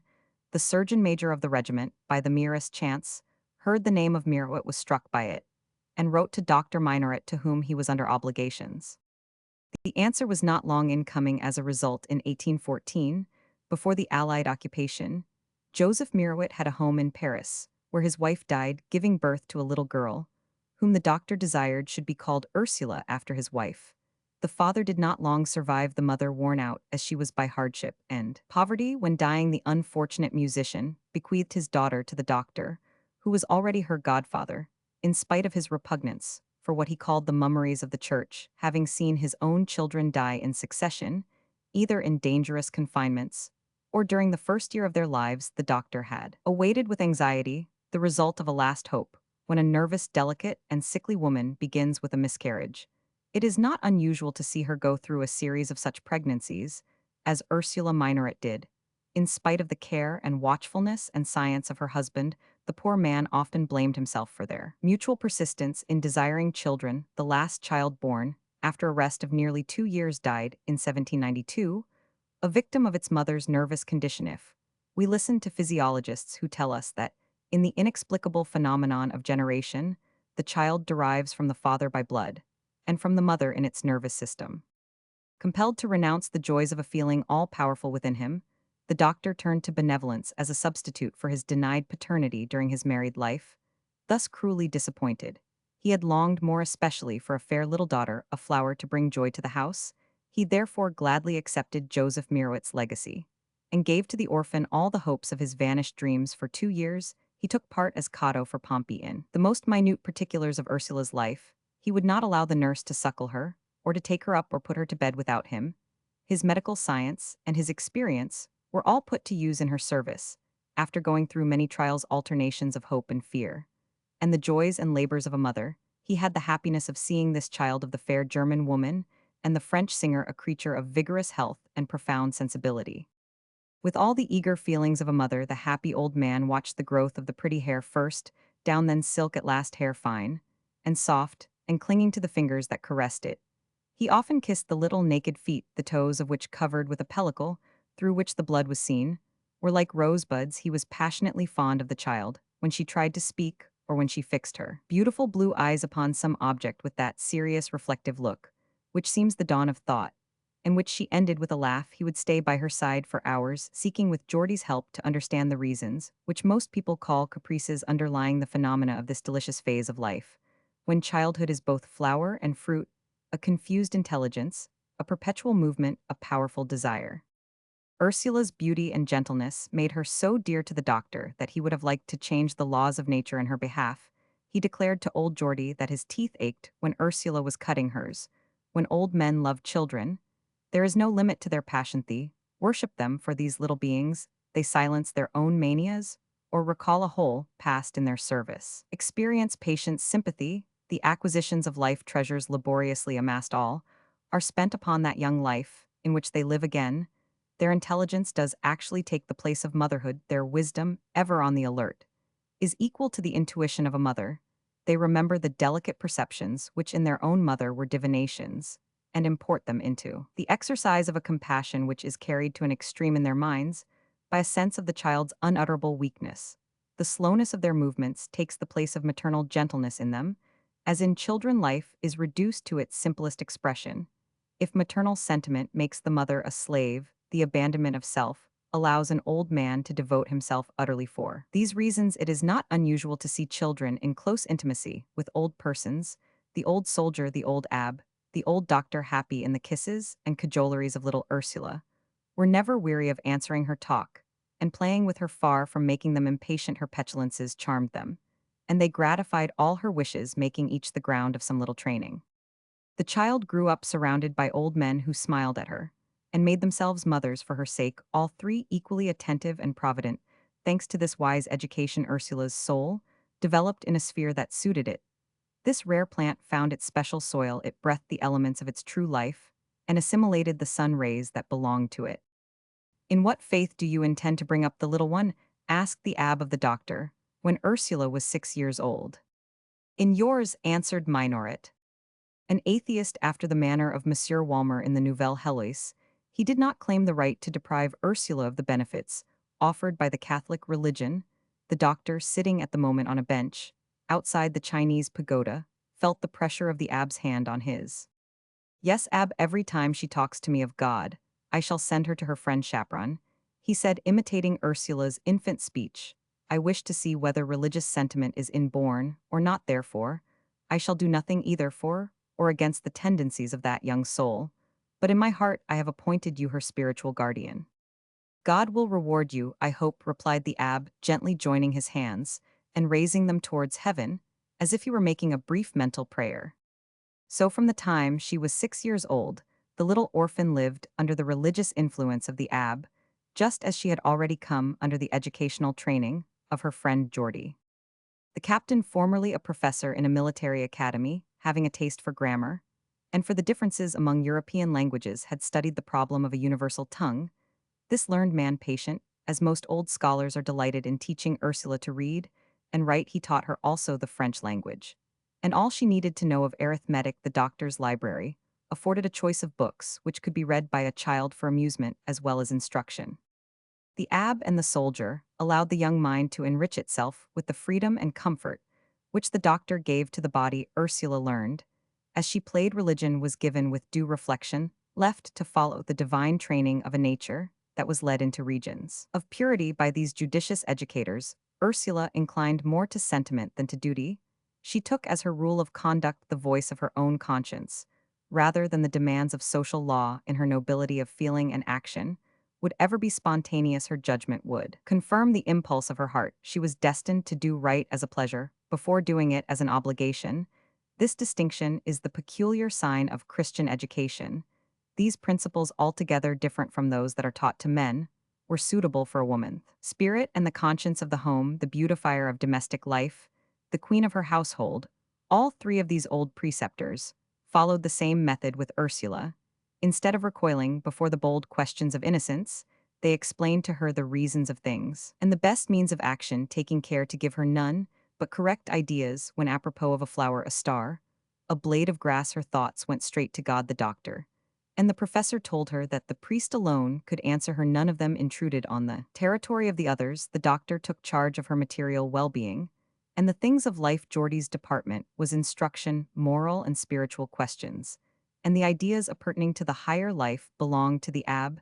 This noble education was not, as it often is, counteracted by injudicious servants. La Bougival, having been lectured on the subject, and being moreover too simple in mind and character to interfere, did nothing to injure the work of these great minds. Ursula, a privileged being, grew up with good geniuses round her, and her naturally fine disposition made the task of each a sweet, an easy one. Such manly tenderness, such gravity, lighted by smiles, such liberty, without danger, such perpetual care of soul and body, made little Ursula, when 9 years of age, a well-trained child and delightful to behold. Unhappily, this paternal trinity was broken up. The old captain died the following year, leaving the abb and the doctor to finish his work, of which, however, he had accomplished the most difficult part. Flowers will bloom of themselves if grown in a soil thus prepared. The old gentleman had laid by for 10 years past 1,000 francs a year, that he might leave 10,000 to his little Ursula, and keep a place in her memory during her whole life in his will, the wording of which was very touching. He begged his legatee to spend the 400 or 500 francs that came of her little capital exclusively on her dress. When the justice of the peace applied the seals to the effects of his old friend, they found, in a small room, which the captain had allowed no one to enter, a quantity of toys, many of them broken, while all had been used toys of a past generation, reverently preserved, which Monsieur Bongrand was, according to the captain's last wishes, to burn with his own hands. About this time it was that Ursula made her first communion. The abb employed 1 whole year in duly instructing the young girl, whose mind and heart, each well developed, yet judiciously balancing one another, needed a special spiritual nourishment. The initiation into a knowledge of divine things which he gave her was such that Ursula grew into the pious and mystical young girl whose character rose above all vicissitudes, and whose heart was enabled to conquer adversity. Then began a secret struggle between the old man, wedded to unbelief, and the young girl, full of faith, long unsuspected by her, who incited it, the result of which had now stirred the whole town, and was destined to have great influence on Ursula's future, by rousing against her the antagonism of the doctor's heirs. During the first 6 months of the year 1824, Ursula spent all her mornings at the parsonage.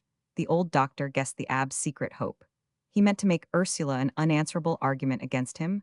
The old unbeliever, loved by his godchild, as though she were his own daughter, would surely believe in such artless candor. He could not fail to be persuaded by the beautiful effects of religion on the soul of a child, where love was like those trees of eastern climes, bearing both flowers and fruit, always fragrant, always fertile.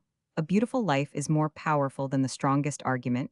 It is impossible to resist the charms of certain sights. The doctor's eyes were wet, he knew not how or why, when he saw the child of his heart starting for the church wearing a frock of white crepe and shoes of white satin, her hair bound, with a fillet fastened at the side, with a knot of white ribbon, and rippling upon her shoulders, her eyes lighted by the star of a first hope, hurrying tall and beautiful to a first union, and loving her godfather better, since her soul had risen towards God, when the doctor perceived that the thought of immortality was nourishing that spirit, until then within the confines of childhood, as the sun gives life to the earth, without knowing why he felt sorry that he remained at home alone.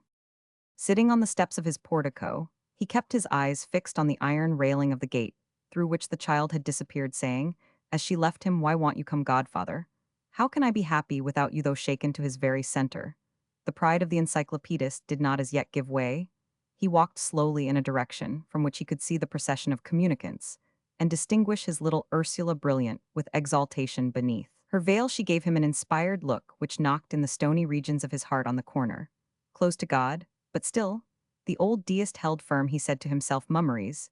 If there be a maker of worlds, imagine the organizer of infinitude. Concerning himself with such trifles, he laughed, as he continued his walk along the heights which looked down upon the road to the Gatenize, where the bells were ringing a joyous peal that told of the joy of families. The noise of backgammon is intolerable to persons who do not know the game, which is really one of the most difficult that was ever invented, not to annoy his godchild. The extreme delicacy of whose organs and nerves could not bear, he thought, without injury the noise, and the exclamations. She did not know the meaning of the old Geordie while living, and the doctor always waited till their child was in bed before they began their favorite game. Sometimes the visitors came early when she was out for a walk, and the game would be going on when she returned. Then she resigned herself with infinite grace, and took her seat at the window with her work. She had a repugnance to the game, which is really in the beginning very hard and unconquerable to some minds, so that unless it be learned in youth, it is almost impossible to take it up in after life. The night of her first communion, when Ursula came into the salon, where her godfather was sitting alone, she put the backgammon board before him. "Whose throw shall it be?" she asked. "Ursula," said the doctor. "Isn't it a sin to make fun of your godfather the day of your first communion?" "I am not making fun of you," she said, sitting down. "I want to give you some pleasure, who are always on the lookout for mine. When Monsieur Chaperon was pleased with me, he gave me a lesson in backgammon, and he has given me so many that now I am quite strong enough to beat you. Shall not deprive yourself any longer. For me, I have conquered all difficulties, and now I like the noise of the game." Ursula won. The abbe had slipped in to enjoy his triumph. The next day Minoret, who had always refused to let Ursula learn music, sent to Paris for a piano, made arrangements at Fontainebleau for a teacher, and submitted to the annoyance that her constant practicing was to him one of poor Geordie's predictions, was fulfilled. The girl became an excellent musician. The doctor, proud of her talent, had lately sent to Paris for a master, an old German named Schmuck, a distinguished professor, who came once a week, the doctor willingly paying for an art which he had formerly declared to be useless in a household. Unbelievers do not like music, a celestial language, developed by Catholicism, which has taken the names of the 7 notes from one of the church hymns, every note being the first syllable of the 7 first lines in the hymn to St. John. The impression produced on the doctor by Ursula's first communion, though keen, was not lasting. The calm and sweet contentment which prayer and the exercise of resolution produced in that young soul had not their due influence upon him. Having no reasons for remorse or repentance himself, he enjoyed a serene peace, doing his own benefactions without hope of a celestial harvest.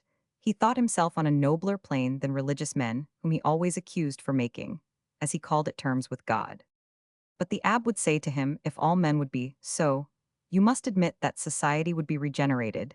There would be no more misery to be benevolent after your fashion. One must needs be a great philosopher. You rise to your principles.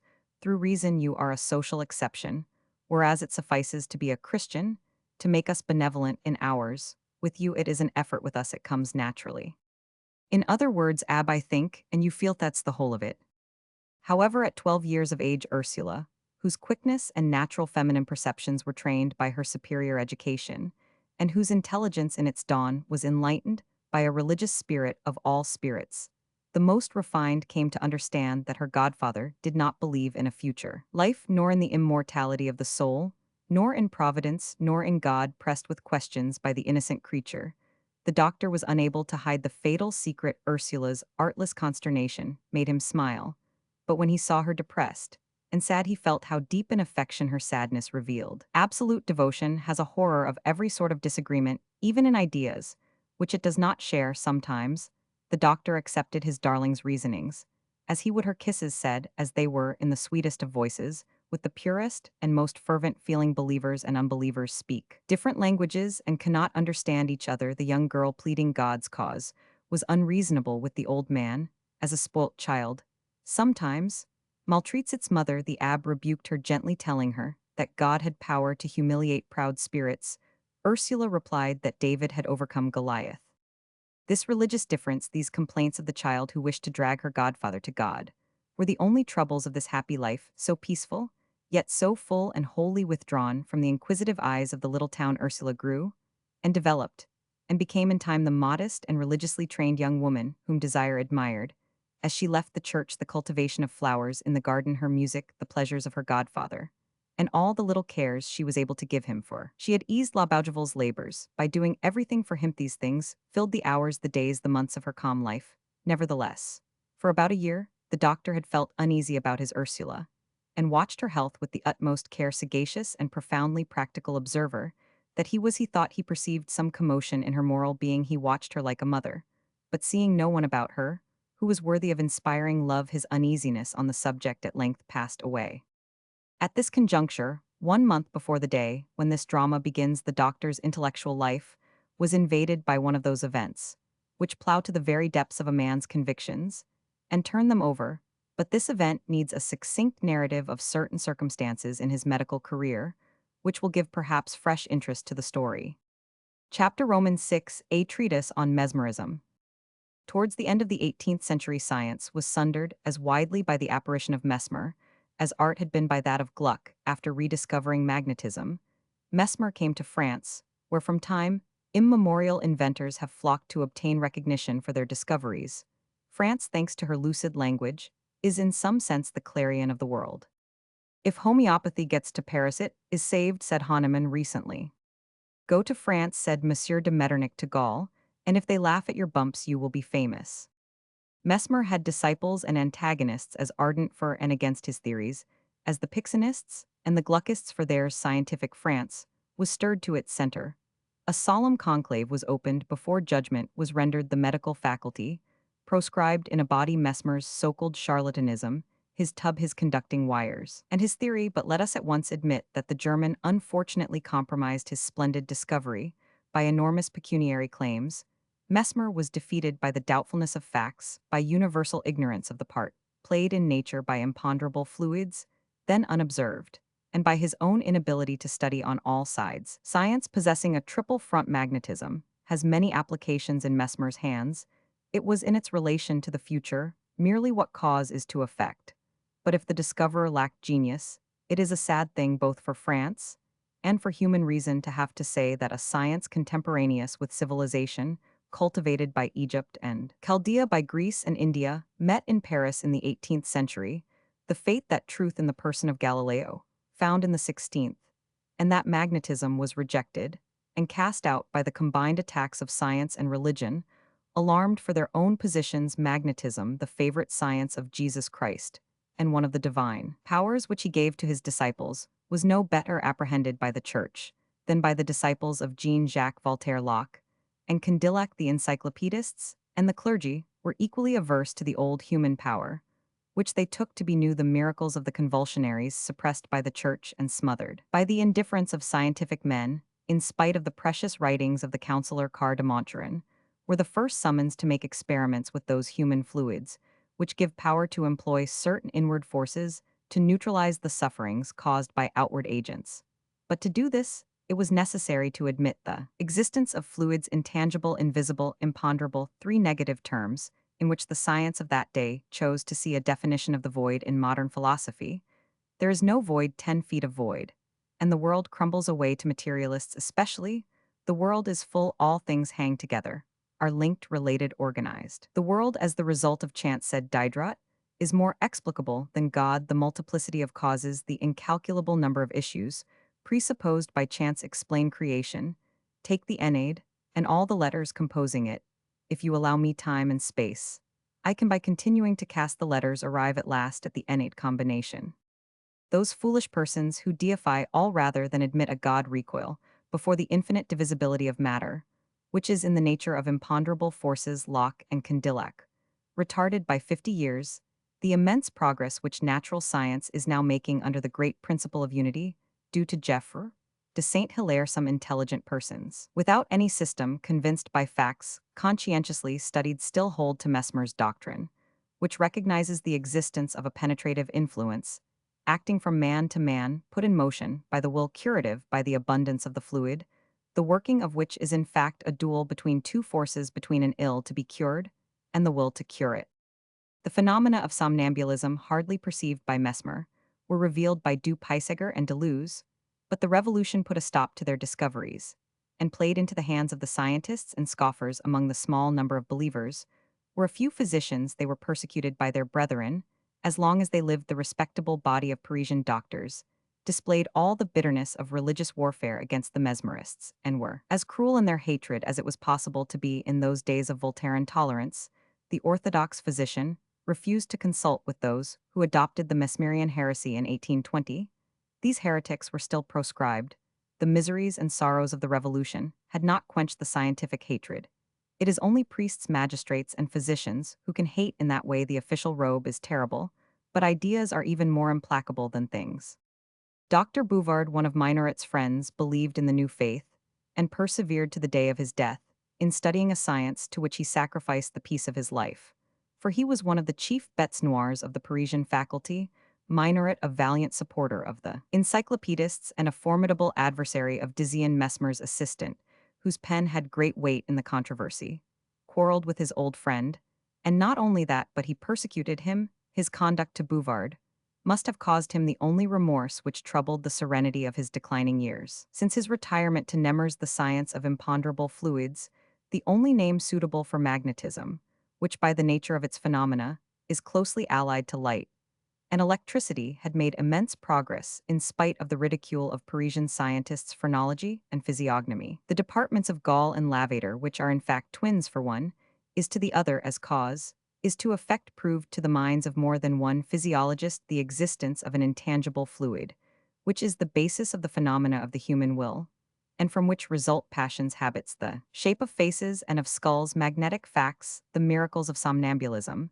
those of divination and ecstasy, which open a way to the spiritual world, were fast accumulating. The strange tale of the apparitions of the farmer Martin, so clearly proved, and his interview with Louis Roman 18. Knowledge of the intercourse of Swedenborg with the departed carefully investigated in Germany, the tales of Walter Scott on the effects of second, cite the extraordinary faculties of some fortunatellers who practice as a single science chiromancy, cartomancy, and the horoscope the facts of catalepsy and those of the action of certain morbid affections on the properties of the diaphragmal, such phenomena, curious to say the least, each emanating from the same source, were now undermining many skepticisms and leading even the most indifferent minds to the plane of experiments. Minoret, buried in Nemers, was ignorant of this movement of minds strong in the north of Europe, but still weak in France, where however many facts called marvelous by superficial observers were happening, but falling alas like stones to the bottom of the sea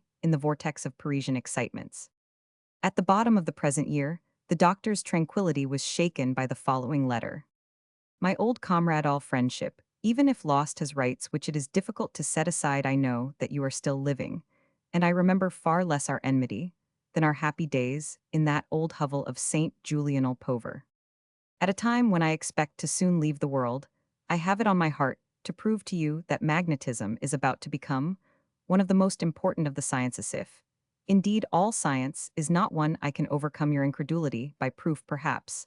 I shall owe to your curiosity the happiness of taking you once more by the hand as, in the days before Mesmer, always yours. Bouvard. Stung like a lion by a gadfly, the old scientist rushed to Paris and left his card on Bouvard, who lived in the Rue Ferou near Saint Sulpice. Bouvard sent a card to his hotel, on which was written tomorrow 9 o'clock Rue Saint Honore opposite the Assumption. Minoret, who seemed to have renewed his youth, could not sleep. He went to see some of his friends among the faculty, to inquire if the world were turned upside down, if the science of medicine still had a school, if the four faculties any longer existed. The doctors reassured him, declaring that the old spirit of opposition was as strong as ever, only instead of persecuting, as heretofore the academies of medicine and of sciences rang with laughter as they classed magnetic facts with the tricks of Camus and Kant, and Bosco with jugglery and prestidigitation, and all that now went by the name of amusing physics. This assurance did not prevent old Minoret from keeping the appointment made for him by Bouvard after an enmity of 4 years. The two antagonists met beneath a porticature in the Rue Saint-Honore. Frenchmen have too many distractions of mind to hate each other long in Paris, especially politics, literature, and science render life so vast that every man can find new worlds to conquer where all pretensions may live at ease. Hatred requires too many forces fully armed, none but public bodies can keep alive the sentiment. Robespierre and Danton would have fallen into each other's arms at the end of 4 years. However, the two doctors each withheld his hand and did not offer it. Bouvard spoke first. "You seem wonderfully well." "Yes, I am, and you," said Minoret, feeling that the ice was now broken. "As you see." "Does magnetism prevent people from dying?" asked Minoret in a joking tone, but without sharpness. "No, but it almost prevented me from living." "Then you are not rich," exclaimed Minoret. "Pooh," said Bouvard. "But I am," cried the other. "It is not your money, but your convictions that I want." "Come," replied Bouvard. "Oh, you obstinate fellow," said Minoret. The mesmerist led his skeptic, with some precaution, up a dingy staircase to the 4th floor. At this particular time, an extraordinary man had appeared in Paris, endowed by faith with incalculable power, and controlling magnetic forces. In all their applications, not only did this great unknown who still lives heal from a distance the worst and most inveterate diseases suddenly and radically as the savior of men did formerly, but he was also able to call forth instantaneously the most remarkable phenomena of somnambulism and conquer the most rebellious. Will the countenance of this mysterious being, who claims to be responsible to God alone, and to communicate like Swedenborg with angels, resembles that of a lion. Concentrated irresistible energy shines in it. His features, singularly contorted, have a terrible and even blasting aspect. His voice, which comes from the depths of his being, seems charged with some magnetic fluid. It penetrates the hearer at every pore. Disgusted by the ingratitude of the public, after his many cures, he has now returned to an impenetrable solitude, a voluntary nothingness. His all-powerful hand, which has restored a dying daughter to her mother, fathers to their grief-stricken children, adored mistresses to lovers frenzied with love, cured the sick given over by physicians, soothed the sufferings of the dying, when life became impossible, rung psalms of thanksgiving in synagogues, temples, and churches from the lips of priests, recalled to the one God by the same miracle at that sovereign hand.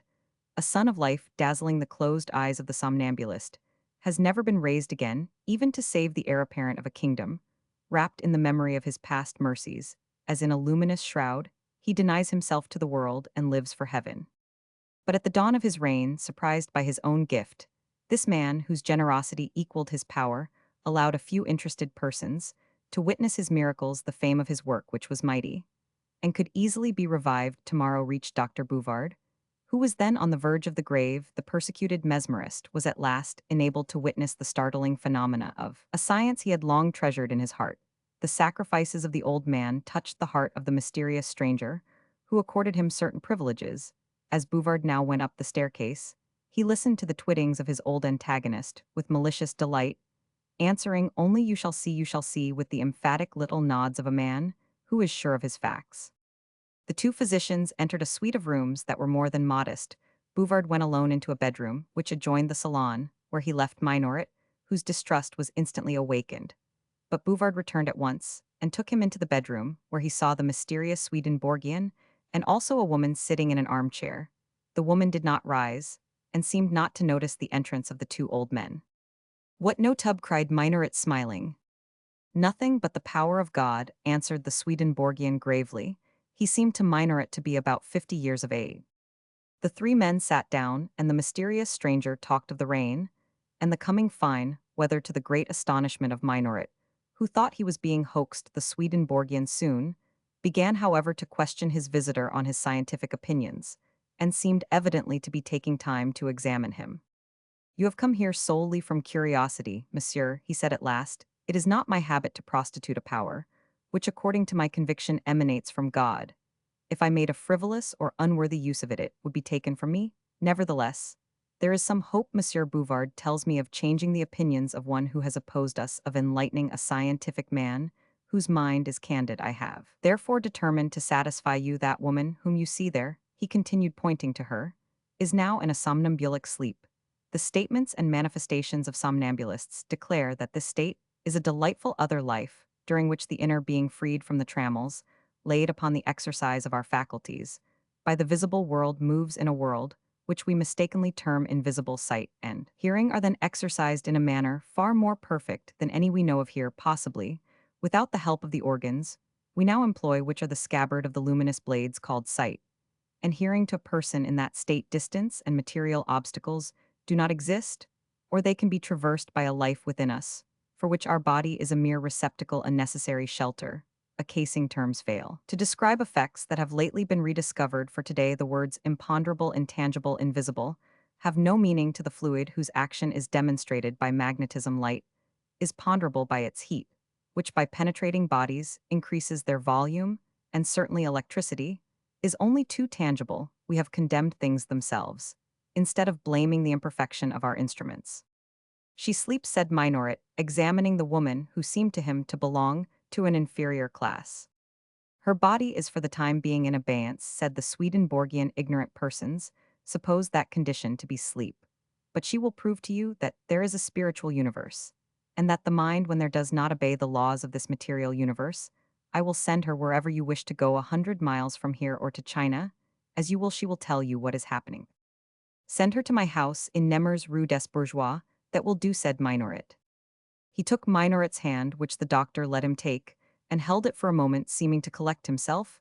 Then, with his other hand, he took that of the woman sitting in the armchair, and placed the hand of the doctor in it, making a sign to the old skeptic to seat himself beside this oracle without a tripod. Minoret observed a slight tremor on the absolutely calm features of the woman when their hands were thus united by the Swedenborgian. But the action, though marvelous in its effects, was very simply done. Obey him, said the unknown personage, extending his hand above the head of the sleeping woman, who seemed to imbibe both light and life from him. And remember that what you do for him will please me. Who can now speak to her? He added, addressing Minoret. Go to Nemers, to my house, Rue des Bourgeois, said the doctor. Give her time, put your hand in hers, until she proves to you, by what she tells you, that she is where you wish her to be, said Bouvard to his old friend. I see a river, said the woman in a feeble voice, seeming to look within herself with deep attention, notwithstanding her closed eyelids. I see a pretty garden. Why do you enter by the river and the garden, said Minoret. Because they are there. Who? The young girl and her nurse whom you are thinking of. What is the garden like, said Minoret. Entering by the steps which go down to the river, there is the right a long brick gallery in which I see books. It ends in a singular building. There are wooden bells, and a pattern of red eggs to the left. The wall is covered with climbing plants, wild grapes, Virginia jessamine. In the middle is a sundial. There are many plants in pots. Your child is looking at the flowers. She shows them to her nurse, is making holes in the earth with her trowel, and planting seeds. The nurse is raking the path. The young girl is pure as an angel. But the beginning of love is there, faint as the dawn. Love for whom, asked the doctor, who until now would have listened to no words said to him by somnambulists. He considered it all jugglery. You know nothing, though you have lately been uneasy about her health, answered the woman. Her heart has followed the dictates of nature. A woman of the people to talk like this, cried the doctor. In the state she is in, all persons speak with extraordinary perception, said Bouvard. But who is it that Ursula loves? Ursula does not know that she loves, said the woman with a shake of the head. She is too angelic to know what love is, but her mind is occupied by him. She thinks of him. She tries to escape the thought, but she returns to it in spite of her will to abstain. She is at the piano. But who is he? The son of a lady who lives opposite. Madame de Portendura. Portendura, did you say? Replied the sleeper. Perhaps so, but there's no danger. He is not in the neighborhood. Have they spoken to each other? Asked the doctor. Never. They have looked at one another. She thinks him charming. He is in fact a fine man, He has a good heart, she sees him from her window, they see each other in church. But the young man no longer thinks of her. His name. To tell you that I must read it or hear it, he is named Savinian. She has just spoken his name, she thinks it sweet to say. She has looked in the almanac for his fete day, and marked a red dot against Ichald's play, that she will love well with as much strength as purity. She is not a girl to love twice, love will so dye her soul, and fill it that she will reject all other sentiments. Where do you see that? In her, she will know how to suffer, she inherits that her father and her mother suffered much. The last words overcame the doctor, who felt less shaken than surprised. It is proper to state that, between her sentences, the woman paused for several minutes, during which time her attention became more and more concentrated. She was seen to see her forehead had a singular aspect, and inward effort appeared there. It seemed to clear or cloud by some mysterious power, the effects of which Minoret had seen in dying persons at moments, when they appeared to have the gift of prophecy. Several times, she made gestures which resembled those of Ursula. Question her, said the mysterious stranger. To Minoret, she will tell you secrets you alone can know. Does Ursula love me? Asked Minoret. Almost as much as she loves God, was the answer. But she is very unhappy at your unbelief. You do not believe in God, as if you could prevent his existence. His word fills the universe. You are the cause of her only sorrow. Here she is playing scales. She longs to be a better musician than she is. She is provoked with herself. She is thinking, if I could sing, if my voice were fine, it would reach his ear when he is with his mother. Dr. Minoret took out his pocketbook and noted the hour. Tell me what seeds she planted. Mignonette, sweetbeas, balsams. And what else? Larkspur. Where is my money? With your notary, but you invest it so as not to lose the interest of a single day. Yes, but where is the money that I keep for my monthly expenses? You put it in a large book bound in red entitled Pandex of Justinian Vol Roman II. Between the last two leaves the book is on the shelf of folios above the glass. Buffet, you have a whole row of them. Your money is in the last volume. Next to the Salon C Vol Roman III is before Vol Roman II, but you have no money, it is all in 1,000-franc notes, said the doctor. I cannot see, they are folded. No, there are 2 notes of 500 francs. You see them? Yes. How do they look? One is old and yellow, the other white and new. This last phase of the inquiry petrified the doctor. He looked at Bouvard with a bewildered air, but Bouvard and the Swedenborgian, who were accustomed to the amazement of skeptics, were speaking together in a low voice, and appeared not to notice him. Minoret begged them to allow him to return after dinner. The old philosopher wished to compose his mind and shake off this terror, so as to put this vast power to some new test, to subject it to more decisive experiments, and obtain answers to certain questions, the truth of which should do away with every sort of doubt. Be here at 9 o'clock this evening, said the stranger. I will return to meet you. Dr. Minoret was in so convulsed a state that he left the room, without bowing, followed by Bouvard, who called to him from behind, well, what do you say, what do you say?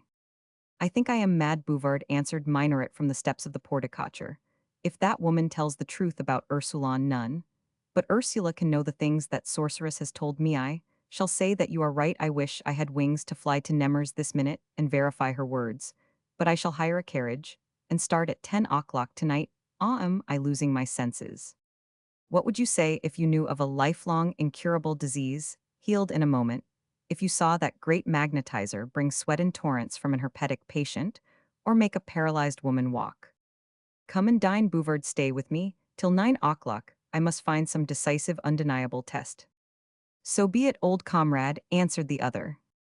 The reconciled enemies dined in the Palais Royal, after a lively conversation, which helped Minoret to evade the fever of the ideas which were ravaging his brain. Bouvard said to him, if you admit in that woman the faculty of annihilating, or of traversing space, if you obtain a certainty that here in Paris she sees and hears what is said and done in Nemers, you must admit all other magnetic facts. They are not more incredible than these. Ask her for some one proof which you know will satisfy you, for you might suppose that we obtained information to deceive you, but we cannot know, for instance, what will happen at 9 o'clock in your goddaughter's bedroom. Remember, or write down what the sleeper will see and hear, and then go home. Your little Ursula, whom I do not know, is not our accomplice, and if she tells you that she has said and done what you have written down, lower thy head, proud Hun.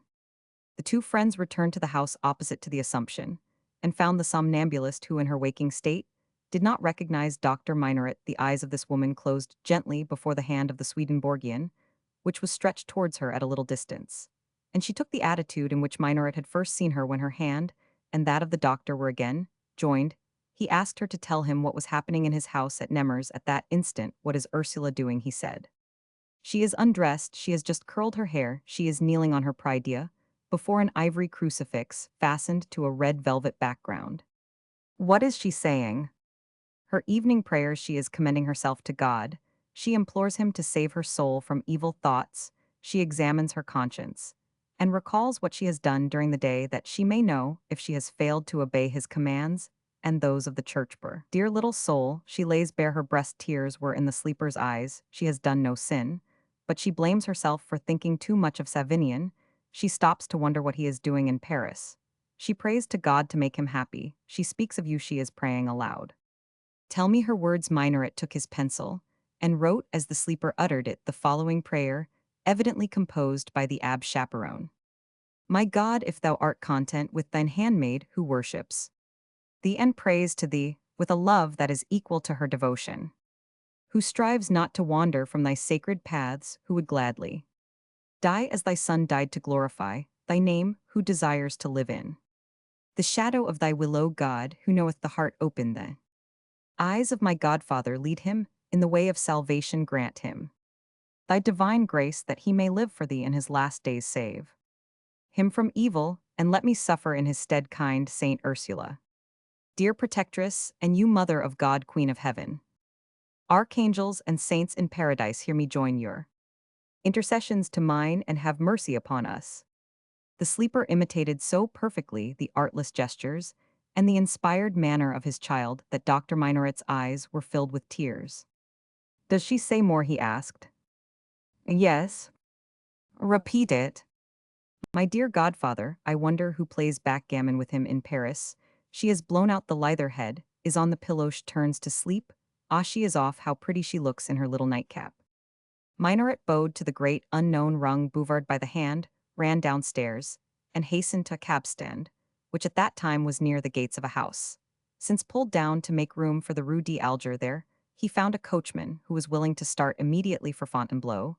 The moment the price was agreed on, the old man, who seemed to have renewed his youth, jumped into the carriage and started according to agreement. He stopped to rest the horse at Esson, but arrived at Fontainebleau in time for the diligence to Nemmers, on which he secured a seat and dismissed his coachman. He reached home at 5 in the morning, and went to bed with his lifelong ideas of physiology, nature, and metaphysics in ruins about him, and slept till 9 o'clock, so wearied was he with the events of his journey. Chapter Romans 7, a twofold conversion. On rising, the doctor, sure that no one had crossed the threshold of his house since he re-entered it, proceeded, but not without extreme trepidation, to verify his facts. He was himself ignorant of any difference in the banknotes, and also of the misplacement of the pan-decked volumes. The somnambulist was right. The doctor rang for La Bougival. "Tell Ursula to come and speak to me," he said, seating himself in the center of his library. The girl came. She ran up to him and kissed him. The doctor took her on his knee, where she sat contentedly mingling her soft fair curls with the white hair of her old friend. "Do you want something, godfather?" "Yes, but promise me on your salvation to answer frankly, without evasion, the questions that I shall put to you." Ursula colored to the temples. "Oh, ill ask nothing that you cannot speak of," he said, noticing how the bashfulness of young love clouded the hitherto childlike purity of the girl's blue eyes. "Ask me, godfather. What thought was in your mind when you ended your prayers last evening, and what time was it when you said them?" "It was 1/4 or 9:30. "Well, repeat your last prayer." The girl fancied that her voice might convey her faith to the skeptic. She slid from his knee and knelt down, clasping her hands fervently. A brilliant light illumined her face as she turned it on the old man and said, "What I asked of God last night, I asked again this morning, and I shall ask it till he vouchsafes to grant it." Then she repeated her prayer with new and still more powerful expression. To her great astonishment, her godfather took the last words from her mouth and finished the prayer. "Good Ursula," said the doctor, taking her again on his knee, "when you laid your head on the pillow and went to sleep, did you think to yourself that, dear godfather, I wonder who is playing backgammon with him in Paris. Ursula sprang up as if the last trumpet had sounded in her ears. She gave a cry of terror, her eyes, wide open, gazed at the old man with awful fixity. Who are you, godfather? From whom do you get such power? She asked, imagining that, in his desire to deny God, he had made some compact with the devil. What seeds did you plant yesterday in the garden? Mignonette, sweetbeas, balsams. And the last were larkspur. She fell on her knees. Do not terrify me, she exclaimed. Oh, you must have been here. You were here, were you not? Am I not always with you? Replied the doctor, evading her question. To save the strain on the young girl's mind, let us go to your room. Your legs are trembling, she said. Yes, I am confounded, as it were. Can it be that you believe in God? She cried with artless joy, letting fall the tears that gathered in her eyes. The old man looked round the simple but dainty little room he had given to his Ursula. On the floor was a plain green carpet, very inexpensive, which she herself kept exquisitely clean. The walls were hung with a gray paper strewn with roses and green leaves. At the windows, which looked to the court, were calico curtains edged with a band of some pink material between the windows, and beneath a tall mirror was a pier table topped with marble on which stood a Sevres vase in which she put her nosegays. Opposite the chimney was a little bureau desk of charming marquetry. The bed of chintz with chintz curtains lined with pink was one of those Duchess beds so common in the 18th century, which had a tuft of carved feathers at the top of each of the four posts, which were fluted on the sides, an old clock enclosed in a sort of monument made of tortoiseshell inlaid with arabesques of ivory, decorated the mantelpiece, the marble shelf of which with the candlesticks, and the mirror in a frame painted in cameo on a gray ground, presented a remarkable harmony of color, tone, and style. A large wardrobe, the doors of which were inlaid with landscapes in different woods, some having a green tint which are no longer to be found. For sale contained no doubt her linen, and her dresses. The air of the room was redolent of heaven. The precise arrangement of everything showed a sense of order, a feeling for harmony, which would certainly have influenced anyone, even a minor at Leveralt. It was plain that the things about her were dear to Ursula, and that she loved a room which contained, as it were, her childhood and the whole of her girlish life. Looking the room well over that he might seem to have a reason for his visit, the doctor saw at once how the windows looked into those of Madame de Portendura. During the night he had meditated as to the course he ought to pursue with Ursula about his discovery of this dawning passion. To question her now would commit him to some course. He must either approve or disapprove of her love. In either case, his position would be a false one. He therefore resolved to watch and examine into the state of things between the two young people and learn whether it were his duty to check the inclination, before it was irresistible. None but an old man could have shown such deliberate wisdom. Still panting from the discovery of the truth of these magnetic facts, he turned about and looked at all the various little things around the room. He wished to examine the almanac, which was hanging at a corner of the chimney-piece. These ugly things are too heavy for your little hands, he said, taking up the marble candlesticks, which were partly covered with leather. He weighed them in his hand. Then he looked at the almanac and took it, saying, This is ugly too. Why do you keep such a common thing in your pretty room? Oh, please let me have it, godfather. No, no, you shall have another tomorrow. So saying, he carried off this possible proof, shut himself up in his study, looked for Saint Savinian, and found, as the somnambulist had told him, a little red dot at the 19th of October. He also saw another before his own saint's day, Saint Denis, and a third before Saint John the Abbot's patron. This little dot, no larger than a pin's head, had been seen by the sleeping woman in spite of distance. And other obstacles, the old man thought, till evening, of these events more momentous for him than for others. He was forced to yield to evidence. A strong wall, as it were, crumbled within him, for his life had rested on two: base indifference in matters of religion and a firm disbelief in magnetism. When it was proved to him that the sensus faculties, purely physical organs, the effects of which could be explained at into some of the attributes of the infinite magnetism, upset, or at least it seemed to him to upset, the powerful arguments of Spinoza, the finite and the infinite, two incompatible elements, according to that remarkable man, were here united, the one in the other. No matter what power he gave to the divisibility and mobility of matter, he could not help recognizing that it possessed qualities that were almost divine. He was too old now to connect those phenomena to a system and compare them with those of sleep, of vision, of light. His whole scientific belief, based on the assertions of the school of Locke and Condillac, was in ruin, seeing his hollow ideas, in pieces his skepticism, staggered, thus the advantage in this struggle. Between the Catholic child and the Voltairean old man was on Ursula's side. In the dismantled fortress above these ruins shone a light from the center of these ashes, issued the path of prayer. Nevertheless, the obstinate old scientist fought his doubts, though struck to the heart. He would not decide, he struggled on against God. But he was no longer the same man. His mind showed its vacillation. He became unnaturally dreamy. He read Pascal and Bossuet's sublime history of species. He read Bonald, he read St. Augustine. He determined also to read the works of Swedenborg and the late St. Martin, which the mysterious stranger had mentioned to him. The edifice within him was cracking on all sides. It needed but one more shake, and then his heart being ripe for God, he was destined to fall into the celestial vineyard, as fall the fruits often of an evening. When playing with the abb, his goddaughter sitting by, he would put questions bearing on his opinions, which seemed singular to the priest, who was ignorant of the inward workings by which God was remaking that fine conscience. "Do you believe in apparitions?" asked the skeptic of the pastor, stopping short in the game. Cardan, a great philosopher of the 16th century, said he had seen some, replied the abb. "I know all those that scholars have discussed, for I have just reread Plotinus. I am questioning you as a Catholic might, and I ask if you think that dead men can return to the living."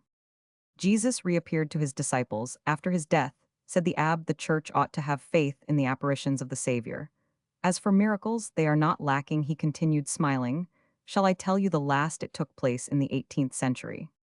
Pooh, said the doctor. Yes, the blessed Marie Alphonse of Liguori, being very far from Rome, knew of the death of the Pope. At the very moment the Holy Father expired, there were numerous witnesses of this miracle. The sainted bishop, being in ecstasy, heard the last words of the sovereign pontiff, and repeated them at the time to those about him. The courier who brought the announcement of the death did not arrive till 30 hours later. Jesuit, exclaimed old Minoret, laughing, I did not ask you for proofs, I asked you if you believed in apparitions. I think an apparition depends a good deal on who sees it, said the abb, still fencing with his skeptic. My friend, said the doctor seriously, I am not setting a trap for you. What do you really believe about it? I believe that the power of God is infinite, replied the abb. When I am dead, if I am reconciled to God, I will ask him to let me appear to you, said the doctor, smiling. That's exactly the agreement Cardan made with his friend, answered the priest. Ursula, said Minoret, if danger ever threatens you, call me, and I will come. You have put into one sentence that beautiful elegy of Near by André Chenier, said the abb. Poets are sublime, because they clothe both facts and feelings with ever-living images. Why do you speak of your death, dear godfather, said Ursula, in a grieved tone. We Christians do not die, the grave is the cradle of our souls. Well, said the doctor, smiling, we must go out of the world, and when I am no longer here, you will be astonished at your fortune. When you are here no longer, my kind friend, my only consolation will be to consecrate my life to you. To me dead. Yes, all the good works that I can do will be done in your name, to redeem your sins. I will pray God every day for his infinite mercy, that he may not punish eternally the errors of a day. I know he will summon among the righteous a soul, so pure, so beautiful as yours. That answer, said with angelic candor, in a tone of absolute certainty, confounded error, and converted Denis Minoret as God converted Saul. A ray of inward light overawed him. The knowledge of this tenderness, covering his years to come, brought tears to his eyes. This sudden effect of grace had something that seemed electrical about it. The abb clasped his hands and rose troubled from his seat. The girl, astonished at her triumph, wept. The old man stood up, as if a voice had called him, looking into space, as though his eyes beheld the dawn. Then he bent his knee upon his chair, clasped his hands, and lowered his eyes to the ground as one humiliated. My God, he said in a trembling voice, raising his head, if anyone can obtain my pardon, and lead me to thee, surely it is this spotless creature. Have mercy on the repentant old age that this pure child presents to thee. He lifted his soul to God, mentally praying for the light of divine knowledge after the gift of divine grace. Then he turned to the abb and held out his hand.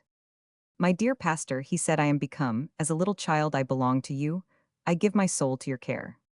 Ursula kissed his hands and bathed them with her tears. The old man took her on his knee and called her gaily his godmother. The abb, deeply moved, recited the Veni Creator in a species of religious ecstasy. The hymn served as the evening prayer of the three Christians kneeling together for the first time. What has happened? Asked La Bougival, amazed at the sight. My godfather believes in God at last, replied Ursula. Ah, so much the better, he only needed that to make him perfect, cried the old woman, crossing herself with artless gravity. Dear doctor, said the good priest, you will soon comprehend the grandeur of religion, and the value of its practices. You will find its philosophy, in human aspects, far higher than that of the boldest skeptics.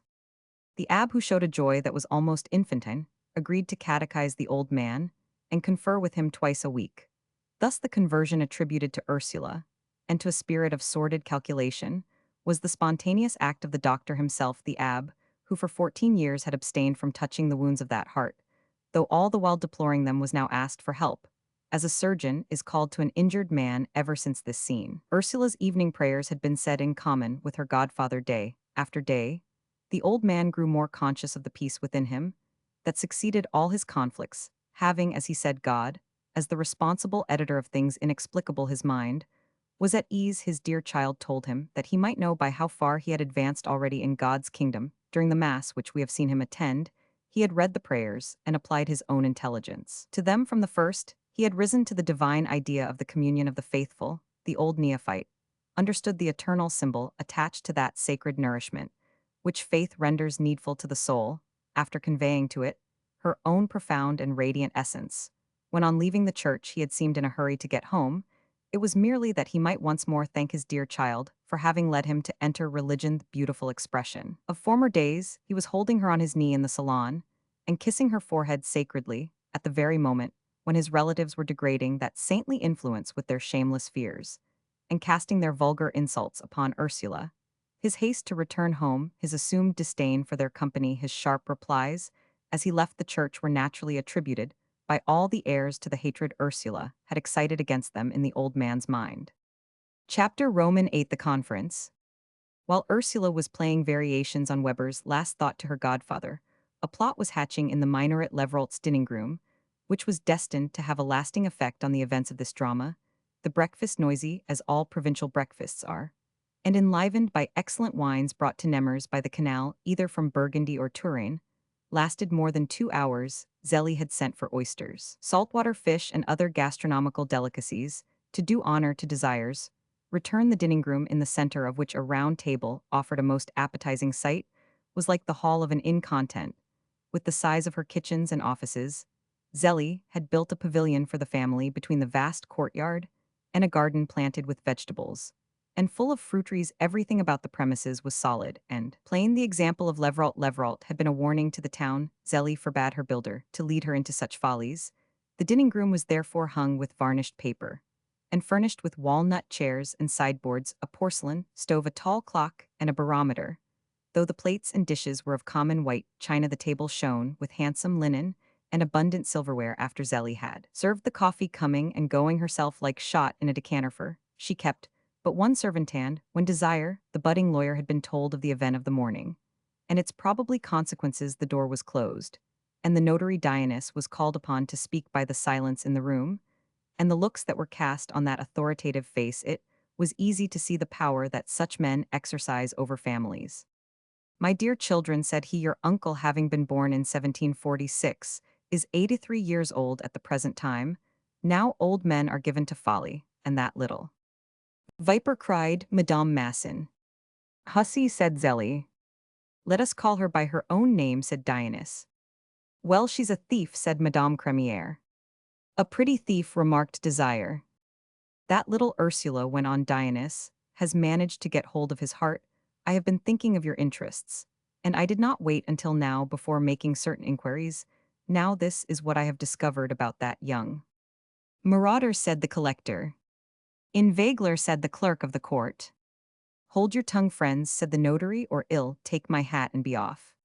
Come, come, papa, cried Minaret, pouring out a little glass of rum and offering it to the notary. Here, drink this, it comes from Rome itself, and now go on. Ursula is, it is true, the legitimate daughter of Joseph Mirouet, but her father was the natural son of Valentin Mirouet, your uncle's father-in-law, being therefore an illegitimate niece. Any will the doctor might make in her favor could probably be contested, and if he leaves her his fortune in that way, you could bring a suit against Ursula. This, however, might turn out ill for you, in case The court took the view that there was no relationship between Ursula and the doctor. Still, the suit would frighten an unprotected girl and bring about a compromise.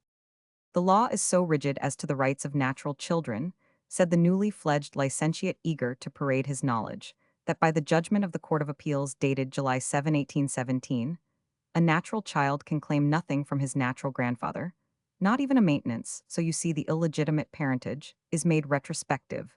The law pursues the natural child, even to its legitimate descent on the ground that benefactions done to grandchildren reach the natural son through that medium. This is shown by Articles 757, 908, and 911 of the Civil Code. The Royal Court of Paris, by a decision of the 26th of January of last year, cut off a legacy made to the legitimate child of a natural son by his grandfather, who as grandfather was as distant to a natural grandson, as the doctor being an uncle is to Ursula. All that said Goupil seems to me to relate only to the bequests made by grandfathers to natural descendants. Ursula is not a blood relation of Dr. Minoret.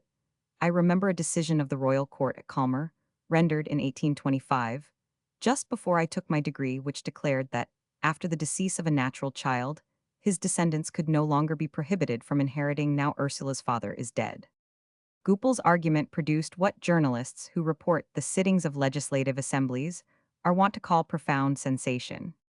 What does that signify? Cried Dionys. The actual case of the bequest of an uncle to an illegitimate child may not yet have been presented for trial, but when it is, the sternness of French law against such children will be all the more firmly applied, because we live in times when religion is honored. Ill answer for it, that out of such a suit as I propose you could get a compromise, especially if they see you are determined to carry Ursula to a court of appeals. Here the joy of the heirs already fingering their gold was made manifest in smiles, shrugs, and gestures round the table, and prevented all notice of Goupil's dissent. This elation, however, was succeeded by deep silence and uneasiness, when the notary uttered his next word, a terrible but, as if he had pulled the string of a puppet show, starting the little people in jerks, by means of machinery. Dionys beheld all eyes turned on him, and all faces rigid in one and the same pose. But no law prevents your uncle from adopting or marrying Ursula, he continued, as for adoption that could be contested, and you would, I think, have equity on your side. The royal courts would never trifle with questions of adoptions. You would get a hearing there. It is true the doctor is an officer of the Legion of Honor, and was formerly surgeon to the Exemperor, but nevertheless, he would get the worst of it. Moreover, you would have due warning in case of adoption. But how about marriage? Old Minoret is shrewd enough to go to Paris and marry her, after a year's domicile, and give her $1 million by the marriage contract. The only thing, therefore, that really puts your property in danger is your uncle's marriage with the girl. Here the notary paused. There's another danger, said Goupil, with a knowing air, that of a will made in favor of a third person. Old Bongrand, for instance, who will hold the property in trust for Mademoiselle Ursula. If you tease your uncle, continued Dionys, cutting short his head clerk, if you are not all of you very polite to Ursula, you will drive him into either a marriage or into making that private trust which Goupil speaks of, though I don't think him capable of that. It is a dangerous thing. As for marriage, that is easy to prevent. Desire, there has only got to hold out a finger to the girl. She's sure to prefer a handsome young man, cock of the walk in Nemers, to an old one. Mother, said Desire to Zélie's ear, as much allured by the millions as by Ursula's beauty, if I married her, we should get the whole property. Are you crazy? You haul some day, have 50,000 francs a year, and be made a deputy. As long as I live, you never shall cut your throat by a foolish marriage. 700,000 francs. Indeed, why, the mayor's only daughter will have 50,000 a year, and they have already proposed her to me. This reply, the first rough speech his mother had ever made to him, extinguished in Desire's breast all desire for a marriage with the beautiful Ursula for his father, and he never got the better of any decision once written in the terrible blue eyes of Zélie Minoret. Yes, but see here, Monsieur Dionys, cried Crémière, whose wife had been nudging him, if the good man took the thing seriously, and married his goddaughter to Desire, giving her the reversion of all the property, good be to our share in it, if he lives 5 years longer, uncle may be worth $1 million. Never, cried Zélie, never in my life shall Desire marry the daughter of a bastard, a girl picked up in the streets out of charity. My son will represent the Minorets after the death of his uncle, and the Minorets have 500 years of good bourgeoisie behind them. That's equal to the nobility. Don't be uneasy, any of you. Desire will marry when we find a chance to put him in the Chamber of Deputies.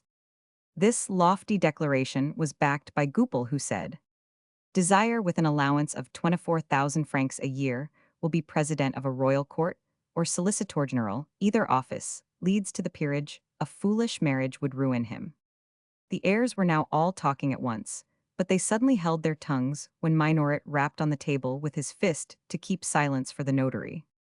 Your uncle is a worthy man, continued Dionys. He believes he's immortal, and like most clever men, let death overtake him before he has made a will. My advice, therefore, is to induce him to invest his capital in a way that will make it difficult for him to disinherit you, and I know of an opportunity made to hand that little Portendura is in. St. Pelagi lock it up for 100, and some odd £1,000 worth of debt. His old mother knows he is in prison. She is crying like a Magdalene. The abbe is to dine with her, no doubt.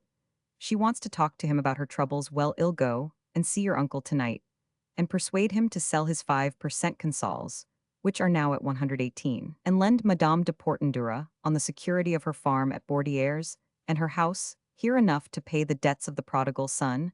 I have a right as notary to speak to him in behalf of young Portendura, and it is quite natural that I should wish to make him change his investments.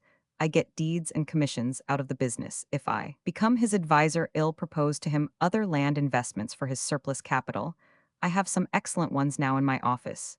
If his fortune were once invested in landed estate or in mortgage notes in this neighborhood, it could not take wings to itself. Very easily, it is easy to make difficulties between the wish to realize and the realization. The heirs, struck with the truth of this argument, much cleverer than that of Monsieur, Joss murmured approval. You must be careful, said the notary in conclusion, to keep your uncle in Nemers, where his habits are known, and where you can watch him find him a lover for the girl, and you'll prevent his marrying her himself. Suppose she married the lover, said Goupil, seized by an ambitious desire. That wouldn't be a bad thing. Then you could figure up the loss the old man would have to say how much he gives her, replied the notary. But if you set desire at her, he could keep the girl dangling on till the old man died. Marriages are made and unmade.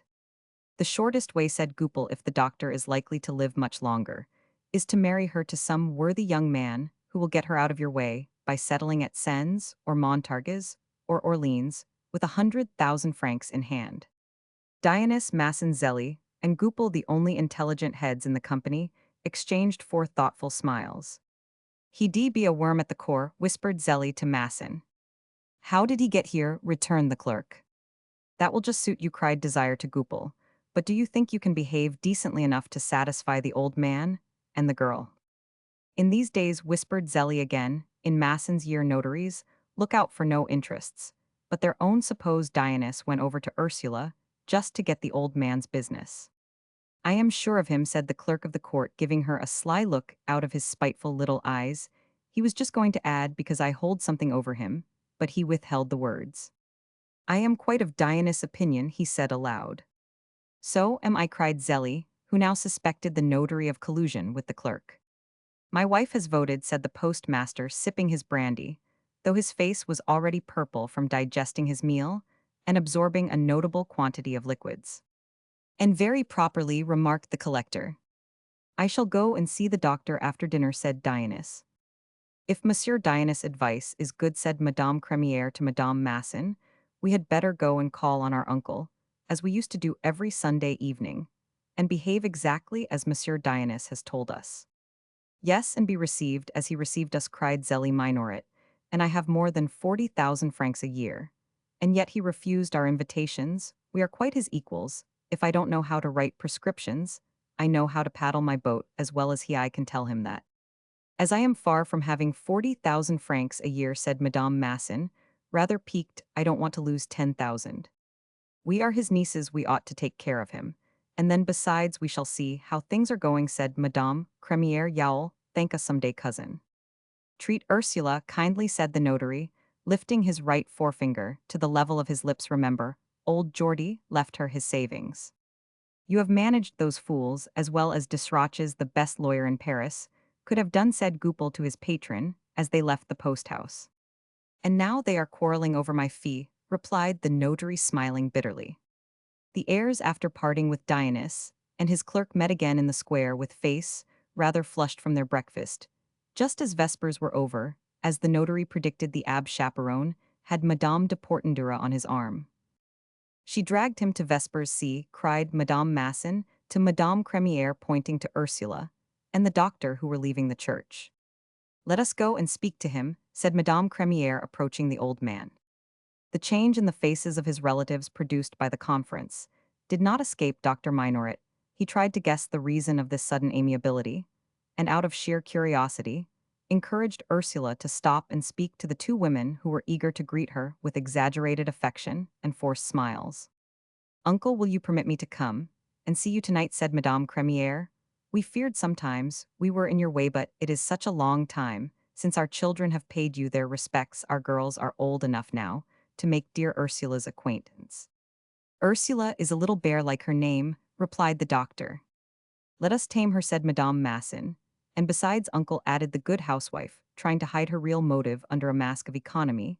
They tell us the dear girl has such talent for the forte that we are very anxious to hear her. Madame Crémière and I are inclined to take her music master for our children. If there were 6 or 8 scholars in a class, it would bring the price of his lessons within our means. Certainly, said the old man, and it will be all the better for me, because I want to give Ursula a singing master. Well, tonight then, uncle, we will bring your great-nephew Desire to see you. He is now a lawyer. Yes, tonight, echoed Minoret, meaning to fathom the motives of these petty souls. The two nieces pressed Ursula's hand, saying with affected eagerness, au revoir. Oh, godfather, you have read my heart, cried Ursula, giving him a grateful look. You are going to have a voice, he said, and I shall give you masters of drawing and Italian.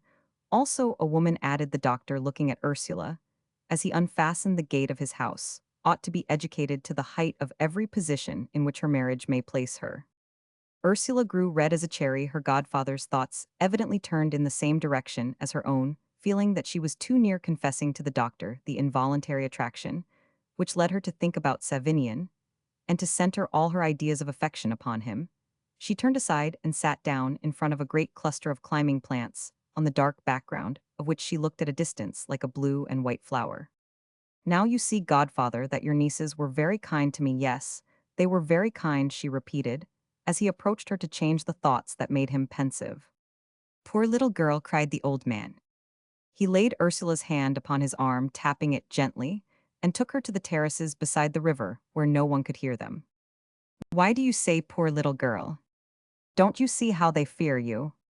Fear me? My next of kin are very uneasy about my conversion. They no doubt attribute it to your influence over me. They fancy I deprive them of their inheritance to enrich you. But you won't do that, said Ursula, naively looking up at him. O divine consolation of my old age, said the doctor, taking his godchild in his arms, and kissing her on both cheeks. It was for her, and not for myself, O God, that I besought thee just now to let me live, until the day I give her to some good being who is worthy of her. You will see comedies, my little angel, comedies, which the Minorets and Crémières and Massons will come and play here. You want to brighten and prolong my life, they are longing for my death. God forbids us to hate anyone, but if that is all, I despise them, exclaimed Ursula. Dinner is ready, called La Bougival, from the portico which on the garden side was at the end of the corridor. Chapter Roman 9, A First Confidence. Ursula and her godfather were sitting at dessert in the pretty dining room, decorated with Chinese designs in black and gold, lacquer the folly of Levrault. When the justice of peace arrived, the doctor offered him, and this was a great mark of intimacy, a cup of his coffee, a mixture of mocha with Bourbon and Martinique, roasted, ground, and made by himself, in a silver apparatus called a chaptel. Well, said Bongrand, pushing up his glasses, and looking slyly at the old man, the town is in commotion. Your appearance in church has put your relatives beside themselves. You have left your fortune to the priests, to the poor, you have roused the families, and they are bestirring themselves. Ha ha, I saw their first eruption into the square. They were as busy as ants who have lost their eggs.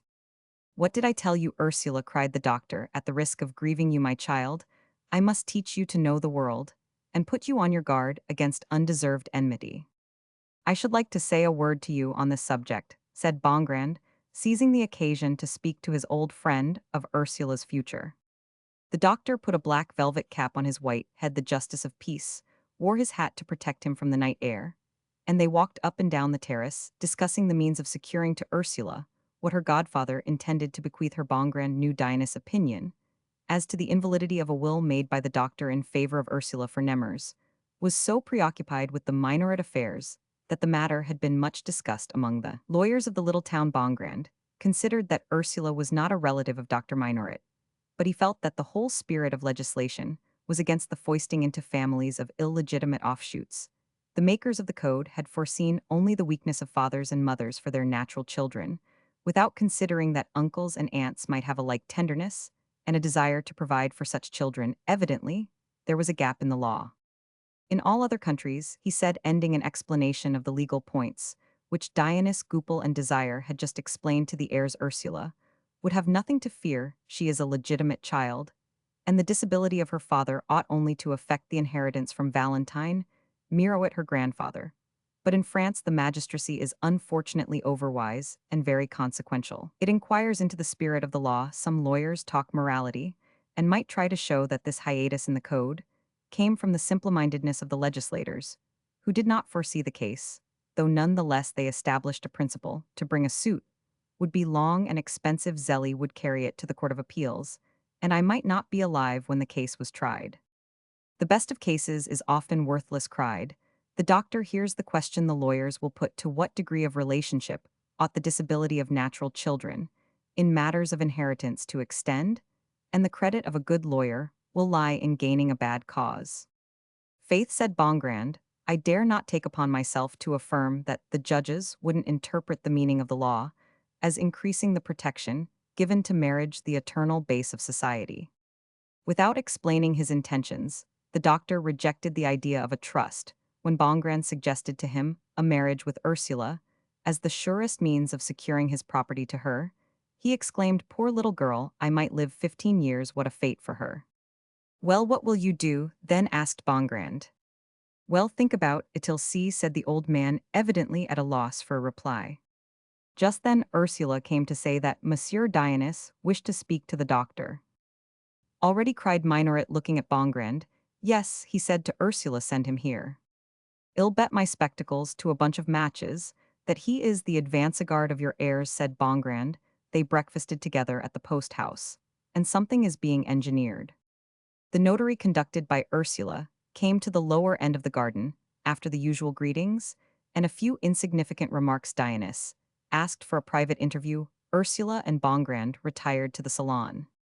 The distrust which superior men excite in men of business is very remarkable. The latter deny them, the lesser powers, while recognizing their possession of the higher. It is perhaps a tribute to them, seeing them always on the higher plane of human things. Men of business believe them incapable of descending to the infinitely petty details, which, like the dividends of finance and the microscopic facts of science, go to equalize capital, and to form the worlds. They are mistaken. The man of honor and of genius sees all. Bongrand, piqued by the doctor's silence, but impelled by a sense of Ursula's interests, which he thought endangered, resolved to defend her against the heirs. He was wretched at not knowing what was taking place between the old man and Dionys. No matter how pure and innocent Ursula may be, he thought, as he looked at her, there is a point on which young girls do make their own law, and their own morality ill test. Here the Minoret Leverolts, he began settling his spectacles, might possibly ask you in marriage for their son. The poor child turned pale. She was too well trained and had too much delicacy to listen to what Dionys was saying to her uncle, but after a moment's inward deliberation, she thought she might show herself. And then, if she was in the way, her godfather would let her know. At the Chinese pagoda, which the doctor made his study, had outside blinds to the glass doors. Ursula invented the excuse of shutting them. She begged Monsieur Bongrand's pardon for leaving him alone in the salon, but he smiled at her and said, go, go. Ursula went down the steps of the portico, which led to the pagoda at the foot of the garden. She stood for some minutes slowly arranging the blinds and watching the sunset. The doctor and notary were at the end of the terrace, but as they turned, she heard the doctor make an answer, which reached the pagoda where she was. My heirs would be delighted to see me invest my property in real estate or mortgages. They imagine it would be safer there. I know exactly what they are saying. Perhaps you come from them. Let me tell you, my good sir, that my disposition of my property is irrevocably made. My heirs will have the capital I brought here with me. I wish them to know that, and to let me alone if any one of them attempts to interfere with what I think proper to do for that young girl. Pointing to Ursula, I shall come back from the other world and torment him. So Monsieur Savinien de Portendura will stay in prison if they count on me to get him out. I shall not sell my property in the funds. Hearing this last fragment of the sentence, Ursula experienced the first and only pain which so far had ever touched her. She laid her head against the blind to steady herself. Good God, what is the matter with her, thought the old doctor. She has no color, such an emotion after dinner might kill her. He went to her with open arms, and she fell into them almost fainting. Adieu, monsieur, he said to the notary, please leave us. He carried his child to an immense Louis Roman 15 sofa, which was in his study, looked for a phial of hartshorn among his remedies, and made her inhale it. Take my place, said the doctor to Bongrand, who was terrified. I must be alone with her. The justice of peace accompanied the notary to the gate, asking him, but without showing any eagerness, what was the matter with Ursula. I don't know, replied Dionys. She was standing by the pagoda listening to us. And just as her uncle Sokold refused to lend some money at my request to young de Portendura, who is in prison for debt, for he has not had, like Monsieur du Rouvre a Monsieur Bongrand, to defend him. She turned pale and staggered. Can she love him? Is there anything between them? At 15 years of age, pooh, replied Bongrand. She was born in February 1813, shall be 16 in 4 months. I don't believe she ever saw him, said the judge. No, it is only a nervous attack. Attack of the heart, more likely, said the notary. Dionys was delighted with this discovery, which would prevent the marriage in extremis, which they dreaded, only sure means by which the doctor could defraud his relatives. Bongrand, on the other hand, saw a private castle of his own demolished. He had long thought of marrying his son to Ursula. If the poor girl loves that youth, it will be a misfortune for her, replied Bongrand. After a pause, Madame de Portendura is a Breton and infatuated with her noble blood. Luckily, I mean, for the honor of the Portenduras, replied the notary, on the point of betraying himself. Let us do the faithful and upright Bongrand the justice to say that, before he re-entered the salon, he had abandoned, not without deep regret for his son, the hope he had cherished of some day calling Ursula his daughter. He meant to give his son 6,000 francs a year, the day he was appointed substitute, and if the doctor would give Ursula 100,000 francs, what a pearl of a home the pair would make. His Eugene was so loyal and charming a fellow. Perhaps he had praised his Eugene too often, and that had made the doctor distrustful. I shall have to come down to the mayor's daughter, he thought, but Ursula without any money is worth more than Mademoiselle Leveralt Cremiere. With 1,000,000, however, the thing to be done is to maneuver the marriage with this little Portenduraif. She really loves him. The doctor, after closing the door to the library, and that to the garden, took his goddaughter to the window, which opened upon the river. What ails you, my child? He said. Your life is my life. Without your smiles, what would become of me? Savinien in prison, she said. With these words, a shower of tears fell from her eyes, and she began to sob. Save, thought the doctor, who was holding her pulse with great anxiety. Alas, she has all the sensitiveness of my poor wife, he thought, fetching a stethoscope, which he put to Ursula's heart, applying his ear to it. Ah, that's all right, he said to himself. I did not know, my darling, that you loved anyone as yet, he added, looking at her. But think out loud to me. As you think to yourself, tell me all that has passed between you. I do not love him, godfather. We have never spoken to each other, she answered, sobbing. But to hear that he is in prison, and to know that Jauharshly refused to get him out, you so good. Ursula, my dear little good angel, if you do not love him, why did you put that little red dot against Saint Savinian's day, just as you put one before that of Saint Denis? Come, tell me everything about your little love affair. Ursula blushed, swallowed a few tears, and for a moment there was silence between them. Surely you are not afraid of your father, your friend, mother, doctor, and godfather, whose heart is now more tender than it ever has been. No, no, dear godfather, she said, I will open my heart to you. Last May Monsieur Savinian came to see his mother. Until then I had never taken notice of him, when he left home to live in Paris. I was a child, and I did not see any difference between him and all of you, except perhaps that I loved you, and never thought of loving anyone else. Monsieur Savinian came by the mail post the night before his mother's fete day, but we did not know it. At 7 the next morning, after I had said my prayers, I opened the window to air my room, and I saw the windows in Monsieur Savinian's room open, and Monsieur Savinian was there in a dressing gown, arranging his beard in all his movements. There was such grace, I mean. He seemed to me so charming. He combed his black mustache, and the little tuft on his chin, and I saw his white throat so round. Must I tell you all I noticed? That his throat and face and that beautiful black hair were all so different from yours when I watched you arranging your beard there came I, don't know how a sort of glow into my heart, and up into my throat, my head.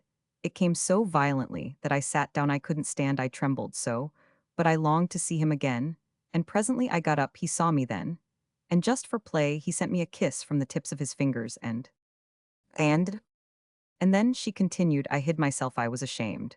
But happy should I be ashamed of being happy that feeling it dazzled my soul, and gave it some power.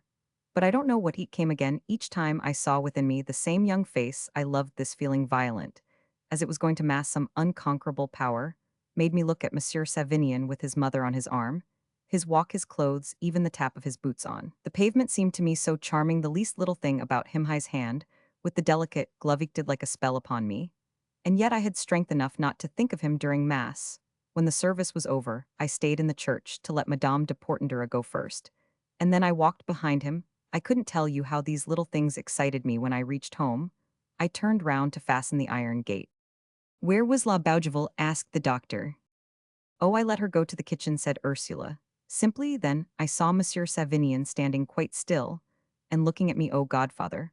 I was so proud, for I thought I saw a look in his eyes of surprise and admiration. I don't know what I would not do to make him look at me again like that. It seemed to me I ought to think of nothing forevermore but pleasing him. That glance is now the best reward I have for any good I do. From that moment, I have thought of him incessantly in spite of myself. Monsieur Savinian went back to Paris that evening, and I have not seen him since. The street seems empty. He took my heart away with him, but he does not know it. Is that all? Asked the old man. All, dear godfather, she said, with a sigh of regret that there was not more to tell.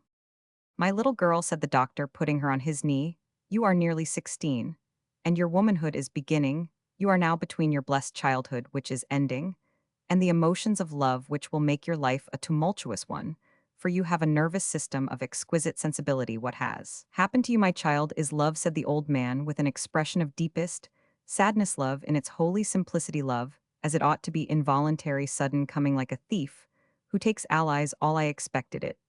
I have studied women, many need proofs and miracles of affection before love conquers them, but others, there are under the influence of sympathies explainable today by magnetic fluids who are possessed by it.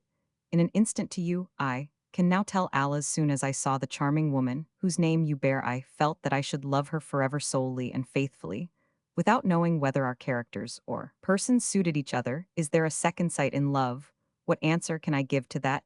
I who have seen so many unions formed under celestial auspices, only to be ruptured later, giving rise to hatreds that are well-nigh eternal, to repugnances that are unconquerable. The senses sometimes harmonize, while ideas are at variance, and some persons live more by their minds than by their bodies. The contrary is also true. Often minds agree, and persons displease. These phenomena, the varying and secret cause of many sorrows, show the wisdom of laws, which give parents supreme power over the marriages of their children. For young girl is often duped by one or other of these hallucinations. Therefore, I do not blame you. The sensations you feel, the rush of sensibility, which has come from its hidden source upon your heart, and upon your mind, the happiness with which you think of Savinian, are all natural. But my darling child, society demands, as our good Ab has told us, the sacrifice of many natural inclinations. The destinies of men and women differ. I was able to choose Ursula Mirowit for my wife. I could go to her and say that I loved her, but a young girl is false to herself if she asks the love of the man she loves. A woman has not the right which men have to seek the accomplishment of her hopes in open day modesty, is to her above all to you, my Ursule, the insurmountable barrier, which protects the secrets of her heart. Your hesitation in confiding to me these first emotions shows me you would suffer cruel torture rather than admit to Savinian. Oh yes, she said. But my child, you must do more. You must repress these feelings. You must forget them. Why? Because, my darling, you must love only the man you marry. And even if Monsieur Savinian de Portendura loved you. I never thought of it. But listen, even if he loved you, even if his mother asked me to give him your hand, I should not consent to the marriage until I had subjected him to a long and thorough probation. His conduct has been such as to make families distrust him, and to put obstacles between himself and heiresses, which cannot be easily overcome. A soft smile came in place of tears on Ursula's sweet face, as she said, then poverty is good sometimes. The doctor could find no answer to such innocence. "What has he done, godfather?" she asked. "In 2 years, my treasure, he has incurred 120,000 francs of debt. He has had the folly to get himself locked up in St. Pelagie, the debtor's prison and impropriety, which will always be in these days a discredit to him. A spendthrift who is willing to plunge his poor mother into poverty and distress might cause his wife, as your poor father did, to die of despair." "Don't you think he will do better?" she asked. "If his mother pays his debts, he will be penniless, and I don't know a worse punishment than to be a nobleman without means." This answer made Ursula thoughtful. She dried her tears and said, "If you can save him, godfather. That service will give you a right to advise him. You can remonstrate." "Yes," said the doctor, imitating her, "and then he can come here, and the old lady will come here, and we shall see them end." "I was thinking only of him," said Ursula, blushing. "Don't think of him, my child, it would be folly," said the doctor gravely. Madame de Portendura, who was a Kergarouet, would never consent, even if she had to live on 300 francs a year, to the marriage of her son, the Vicomte Savinian de Portendura, with Ursula Mirouet, daughter of a bandsman, in a regiment without money, and whose father Rollaz, I must now tell you all, was the bastard son of an organist, my father-in-law. "Oh, godfather, you are right, we are equal only in the sight of God. I will not think of him again except in my prayers," she said amid the sobs which this painful revelation excited. "Give him what you meant to give Muhet. Can a poor girl like me want her in prison? He offer to God your disappointments, and perhaps he will help us." There was silence for some minutes when Ursula, who at first did not dare to look at her godfather, raised her eyes. Her heart was deeply moved to see the tears which were rolling down his withered cheeks. The tears of old men are as terrible as those of children are natural. "Oh, what is it?" cried Ursula, flinging herself at his feet and kissing his hands. "Are you not sure of me? I who long to gratify all your wishes. It is I who am obliged to cause the first great sorrow of your life." He said, "I suffer as much as you. I never wept before, except when I lost my children and Ursula." "Yes," he cried suddenly, "I will do all you desire." Ursula gave him through her tears a look that was vivid as lightning. She smiled. "Let us go into the salon, darling," said the doctor. "Try to keep the secret of all this to yourself," he added, leaving her alone for a moment in his study. He felt himself so weak before that heavenly smile that he feared he might say a word of hope and thus mislead her. Chapter Roman 10, The Family of Portendura. Madame de Portendura was at this moment alone with the abbe in her frigid little salon, on the ground floor, having finished the recital of her troubles to the good priest, her only friend. She held in her hand some letters which he had just returned to her. After reading them, these letters had brought her troubles to a climax. Seated on her sofa beside a square table, covered with the remains of a dessert, the old lady was looking at the abbe, who sat on the other side of the table, doubled up in his armchair, and stroking his chin with the gesture common to valets on the stage, mathematicians and priests, a sign of profound meditation on a problem that was difficult to solve. This little salon, lighted by 2 windows on the street, and finished with a wainscot painted gray, was so damp that the lower panels showed the geometrical cracks of rotten wood. When the paint no longer binds it, the red-tiled floor, polished by the old lady's one servant, required for comfort's sake before each seat small round mats of brown straw, on one of which the abbe was now resting his feet. The old damask curtains of light green, with green flowers, were drawn, and the outside blinds had been closed. 2 wax candles lighted the table, leaving the rest of the room in semi-obscurity. Is it necessary to say that between the 2 windows was a fine pastel by Latour, representing the famous Admiral de Portendura, the rival of the Suffren Gitchen Kergarouet and Simus naval heroes? On the paneled wall opposite to the fireplace were portraits of the Vicomte de Portendura and of the mother of the old lady. A Kergarouet, Ploget Savinian's great-uncle, was therefore the Vice-Admiral de Kergarouet, and his cousin was the Comte de Portendura, grandson of the Admiral, both of them very rich. The Vice-Admiral de Kergarouet lived in Paris, and the Comte de Portendura at the chateau of that name in Dauphine.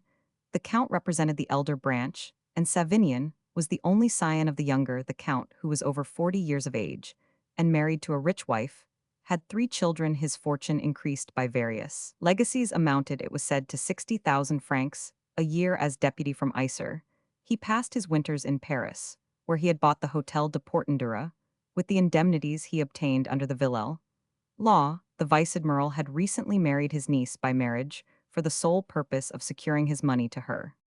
The faults of the young Viscount were therefore likely to cost him the favor of two powerful protectors, if Savinian had entered the navy young and handsome, as he was with a famous name, and backed by the influence of an admiral and a deputy he might, at 23 years of age, been a lieutenant, but his mother, unwilling that her only son should go into either naval or military service, had kept him at Nemours under the tutelage of one of the Abbe Chaperon's assistants, hoping that she could keep him near her. Until her death, she meant to marry him to a demoiselle d'Aiglemont, with a fortune of 12,000 francs a year, to whose hand the name of Portendura and the farm at Bordiers enabled him to pretend. This narrow, but judicious plan, which would have carried the family to a second generation, was already balked by events. The d'Aiglemonts were ruined, and one of the daughters, Helene, had disappeared, and the mystery of her disappearance was never solved. The weariness of a life without atmosphere, without prospects, without action, without other nourishment than the love of a son for his mother, so worked upon Savinian that he burst his chains, gentle as they were, and swore that he would never live in the provinces, comprehending, rather late, that his future fate was not to be in the Rue des Bourgeois. At 21 years of age, he left his mother's house to make acquaintance with his relations and try his luck in Paris. The contrast between life in Paris and life in Nemours was likely to be fatal to a young man of 21, free, with no one to say him nay, naturally eager for pleasure, and for whom his name and his connections opened the doors of all the salons, quite convinced that his mother had the savings of many years in her strongbox. Savinian soon spent the 6,000 francs which she had given him to see Paris. That sum did not defray his expenses for 6 months, and he soon owed double that sum to his hotel, his tailor, his bootmaker, to the man from whom he hired his carriages and horses, to a jeweler, in short, to all those traders and shopkeepers who contribute to the luxury of young men. He had only just succeeded in making himself known, and had scarcely learned how to converse, how to present himself in a salon, how to wear his waistcoats and choose them, and to order his coats and tie his cravat, before he found himself in debt for over 30,000 francs, while still seeking the right phrases in which to declare his love for the sister of the Marquis de Ronquerolles, the elegant Madame de Cerisy, whose youth had been at its climax during the Empire. "How is that you all manage?" asked Savinian one day at the end of a gay breakfast, with a knot of young dandies with whom he was intimate, as the young men of the present day are intimate with each other, all aiming for the same thing, and all claiming an impossible equality. "You were no richer than I, and yet you get along without anxiety. You contrive to maintain yourselves, while, as for me, I make nothing but debts." "We all began that way," answered Rastignac, laughing, and the laugh was echoed by Lucien de Rubempré, Maxime de Trailles, Émile Blondet, and others of the fashionable young men of the day. Though de Marsay was rich when he started in life, he was an exception, said the host, a parvenu named Finot, ambitious of seeming intimate with these young men. Anyone, but he added, Finot, bowing to that personage, would have been ruined by it. "A true remark," said Maxime de Trailles. "And a true idea," added Rastignac. "My dear fellow," said de Marsay gravely to Savinian, "debts are the capital stock of experience. A good university education, with tutors for all branches, who don't teach you anything, costs 60,000 francs. If the education of the world does cost double, at least it teaches you to understand life, politics, men, and sometimes women." Blondet concluded the lesson by a paraphrase from La Fontaine: "The world sells dearly what we think it gives." Instead of laying to heart the sensible advice which the cleverest pilots of the Parisian archipelago gave him, Savinian took it all as a joke. "Take care, my dear fellow," said de Marsay one day. "You have a great name. If you don't obtain the fortune that name requires, you'll end your days in the uniform of a cavalry sergeant. We have seen the fall of nobler heads," he added, declaiming the line of Corneille, as he took Savinian's arm about 6 years ago. He continued, "A young Comte d'Esgrignon came among us, but he did not stay 2 years in the paradise of the great world. Alas, he lived and moved like a rocket. He rose to the Duchesse de Maufrigneuse and fell to his native town, where he is now expiating his faults with a wheezy old father. And a game of whist at 2. Sous a point. Tell Madame de Cerisy your situation candidly, without shame. She will understand it, and be very useful to you, whereas, if you play the charade of first love with her, she will pose as a Raphael Madonna, practice all the little games of innocence upon you, and take you journeying at enormous cost through the land of sentiment." Savinian, still too young and too pure in honor, dared not confess his position as to money to Madame de Cerisy. At a moment when he knew not which way to turn, he had written his mother an appealing letter, to which she replied by sending him the sum of 20,000 francs, which was all she possessed. This assistance brought him to the close of the first year, during the second being harnessed to the chariot of Madame de Serizy, who was seriously taken with him, and who was, as the saying is, forming him. He had recourse to the dangerous expedient of borrowing one of his friends, a deputy and the friend of his cousin, the Comte de Portendura, advised him in his distress to go to Gobseck or Gigonnet or Palma, who, if duly informed as to his mother's means, would give him an easy discount usury, and the deceptive help of renewals enabled him to lead a happy life for nearly 18 months without daring to leave Madame de Serizy. The poor boy had fallen madly in love with the beautiful Comtesse de Kergeraut, a prude after the fashion of young women who are awaiting the death of an old husband and making capital of their virtue in the interests of a second marriage, quite incapable of understanding that calculating virtue is invulnerable. Savinian paid court to Emily de Kergeraut in all the splendor of a rich man. He never missed either ball or theater at which she was present. "You haven't powder enough, my boy, to blow up that rock," said de Marsay, laughing. That young king of fashion, who did out of commiseration for the lad endeavor to explain to him the nature of Emily de Fontaine, merely wasted his words. The gloomy lights of misfortune and the twilight of a prison were needed to convince Savinian. A note imprudently given to a jeweler in collusion with the moneylenders, who did not wish to have the odium of arresting the young man, was the means of sending Savinian de Portendura in default of 117,000 francs, and without the knowledge of his friends, to the debtors' prison at St. Pelagie. So soon as the fact was known, Rastignac de Marsay and Lucien de Rubemper went to see him, and each offered him a banknote of 1,000 francs. When they found how really destitute he was, everything belonging to him had been seized, except the clothes and the few jewels he wore. The three young men, who brought an excellent dinner with them, discussed Savinian's situation, while drinking de Marsay's wine, ostensibly to arrange for his future, but really no doubt to judge of him. "When a man is named Savinian de Portendura," cried Rastignac, "and has a future peer of France for a cousin and Admiral Kergeraut for a great-uncle, and commits the enormous blunder of allowing himself to be put in St. Pelagie, it is very certain that he must not stay there, my good fellow." "Why didn't you tell me?" cried de Marsay. "You could have had my traveling carriage, 10,000 francs, and letters of introduction for Germany. We know Gobseck and Gigonnet, and the other crocodiles. We could have made them capitulate. But tell me, in the first place, what ass ever led you to drink of that cursed spring?" "Des Lupogs." The three young men looked at each other with one and the same thought and suspicion, but they did not utter it. "Explain all your resources, show us your hand," said de Marsay. When Savinian had told of his mother and her old-fashioned ways, and the little house with 3 windows in the Rue des Bourgeois, without other grounds than a court for the well and a shed for the wood, when he had valued the house built of sandstone, and pointed in reddish cement, and put a price on the farm at Bordiers, the 3 dandies looked at each other, and all 3 said with a solemn air the word of the Abbé in Alfred de Musset's Marins, du Feu, which had then just appeared, said. "Your mother will pay if you write a clever letter," said Rastignac. "Yes, but afterwards," cried de Marsay. "If you had merely been put in the fiacre," said Lucien, "the government would find you a place in diplomacy, but St. Pelagie isn't the antechamber of an embassy." "You are not strong enough for Parisian life," said Rastignac.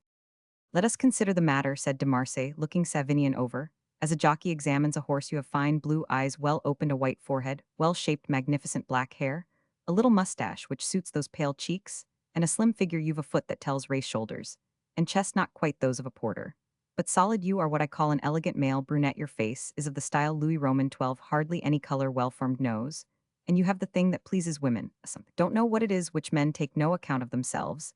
It is in the air, the manner, the tone of the voice, the dart of the eye, the gesturine, short, in a number of little things which women see, and to which they attach a meaning which escapes us. You don't know your merits, my dear fellow. Take a certain tone and style, and in 6 months you'll captivate an Englishwoman with 100,000 pounds. But you must call yourself Viscount, a title which belongs to you. My charming stepmother, Lady Dudley, who has not her equal for matching 2 hearts, will find you some such woman in the fens of Great Britain. What you must now do is to get the payment of your debts postponed for 90 days. Why didn't you tell us about them? The moneylenders at Baden would have spared you, served you perhaps. But now, after you have once been in prison, they'll despise you. A moneylender is like society, like the masses, down on his knees before the man who is strong enough to trick him, and pitiless to the lambs to the eyes of some persons. St. Pelagie is a she-devil who burns the souls of young men. Do you want my candid advice?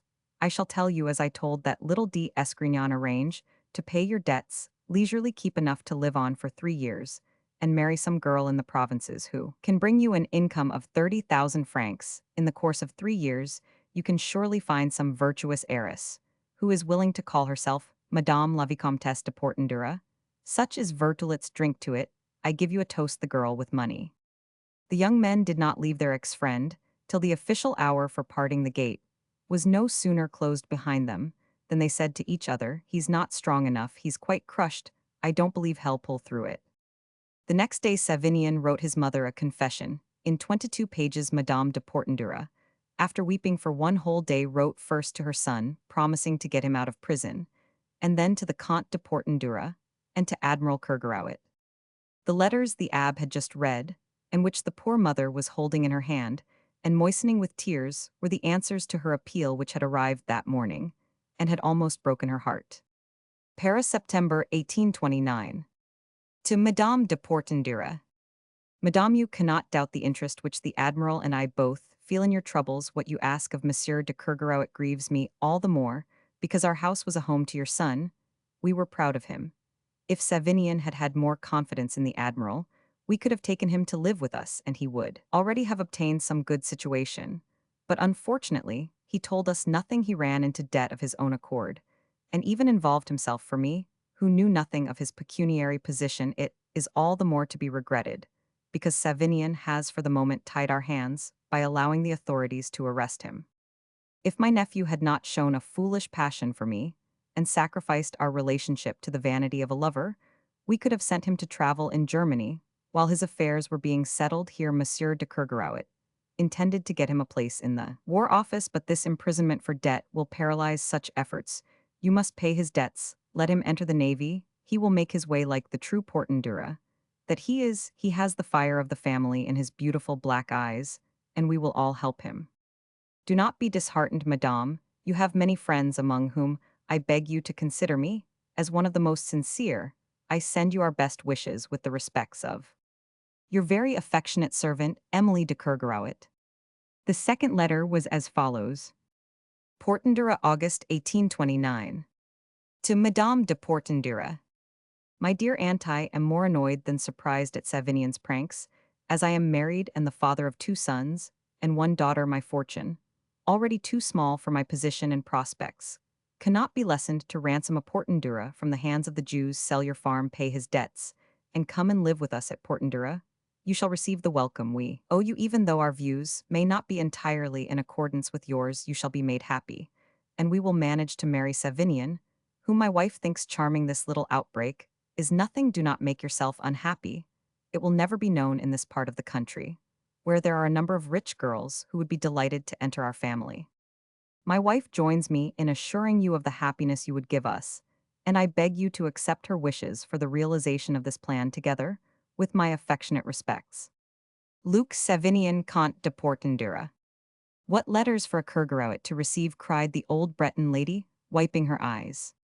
The Admiral does not know his nephew is in prison, said the abbe chaperon at last. The Countess alone read your letter, and has answered it for him. But you must decide at once on some course, he added after a pause. And this is what I have the honor to advise. Do not sell your farm. The lease is just out. Having lasted 24 years in a few months, you can raise the rent to 6,000 francs and get a premium for double that amount. Borrow what you need of some honest manot from the townspeople who make a business of mortgages. Your neighbor here is a most worthy man, a man of good society, who knew it as it was before the Revolution, who was once an atheist, and is now an earnest Catholic. Do not let your feelings debar you from going to his house this very evening. He will fully understand the step you take. Forget for a moment that you are a Kergarouet. Never, said the old mother in a sharp voice. Well then, be an amiable Kergarouet. Come, when he is alone he will lend you the money at 3.5%, perhaps even at 3%, and will do you this service delicately. You will be pleased with him. He can go to Paris and release Savinien himself. He will have to go there to sell out his funds, and he can bring the lad back to you. Are you speaking of that little Minoret? That little Minoret is 83 years old, said the abbe, smiling. My dear lady, do have a little Christian charity, don't wound him. Might be useful to you in other ways. What ways? He has an angel in his house, a precious young girl. Oh, that little Ursula, what of that? The poor abbe did not pursue the subject after these significant words, the laconic sharpness of which cut through the proposition he was about to make. I think Dr. Minoret is very rich, he said. So much the better for him. You have indirectly caused your son's misfortunes. By refusing to give him a profession, beware, for the future, said the abbe sternly. Am I to tell Dr. Minoret that you are coming? Why cannot he come to me if he knows I want him? She replied. Ah, madame, if you go to him, you will pay him 3%. If he comes to you, will pay him 5, said the abbe, inventing this reason to influence the old lady. And if you are forced to sell your farm by Dionys the notary, or by Masson the clerk, who would refuse to lend you the money knowing it was more their interest to buy, you would lose half its value, I have not the slightest influence on the Dionys Massons, or Leveralts, or any of those rich men who covet your farm, and know that your son is in prison. They know it, oh do they know it, she exclaimed, throwing up her arms. There, my poor abbe, you have let your coffee get cold, Tinette, Tinette. Tinette, an old Breton servant, 60 years of age, wearing a short gown and a Breton cap, came quickly in and took the abbe's coffee to warm it. Let be, monsieur le recteur, she said, seeing that the abbe meant to drink it. Ill, just put it into the bain-marie, it won't spoil it. Well, said the abbe to Madame de Portendura, in his most insinuating voice, I shall go and tell the doctor of your visit, and you will come. The old mother did not yield till after an hour's discussion, during which the abbe was forced to repeat his arguments at least 10 times, and even then the proud Kergarouet was not vanquished, until he used the word Savinian would go. It is better that I should go than he, she said. Chapter Roman 11. Savinian saved.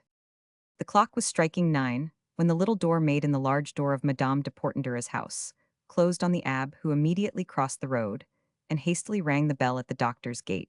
He fell from Tinette to La Bougival. The one said to him, Why do you come so late, Monsieur Lab? As the other had said, Why do you leave Madame so early when she is in trouble? The abbe found a numerous company assembled in the green and brown salon, for Dionys had stopped at Masson's on his way home to reassure the heirs by repeating their uncle's words. I believe Ursula has a love affair, said he, which will be nothing but pain and trouble to her. She seems romantic, extreme sensibility is so called by notaries, and y'all see she won't marry soon, therefore don't show her any distrust, be very attentive to her, and very respectful to your uncle, for he is slyer than 50 goupils, added the notary without being aware that goupil is a corruption of the word vulpes, a fox. So Mesdames Masson and Crémière with their husbands, the postmaster and Desire together, with the Nemers doctor and Bongrand, made an unusual and noisy party in the doctor's salon. As the abbe entered, he heard the sound of the piano. Poor Ursula was just finishing a sonata of Beethoven's with girlish mischief. She had chosen that grand music, which must be studied to be understood, for the purpose of disgusting these women with the thing they coveted. The finer the music, the less ignorant persons like it. So, when the door opened, and the abbe's venerable head appeared, they all cried out, Ah, here's Monsieur Lab, in a tone of relief, delighted to jump up and put an end to their torture. The exclamation was echoed at the cartable, where Bongrand, the Nemers doctor, and old Minoret were victims to the presumption with which the collector, in order to propitiate his great-uncle, had proposed to take the fourth hand at whist. Ursula left the piano, the doctor rose as if to receive the abbe, but really to put an end to the game, after many compliments to their uncle on the wonderful proficiency of his goddaughter. The heirs made their bow and retired. Good night, my friends, cried the doctor, as the iron gate clanged. Ah, that's where the money goes, said Madame Crémière to Madame Masson, as they walked on. God forbid that I should spend money to teach my little Aline to make such a din as that, cried Madame Masson. She said it was Beethoven, who is thought to be fine musician, said the collector, he has quite a reputation. Not in Nemers, I am sure of that, said Madame Crémière.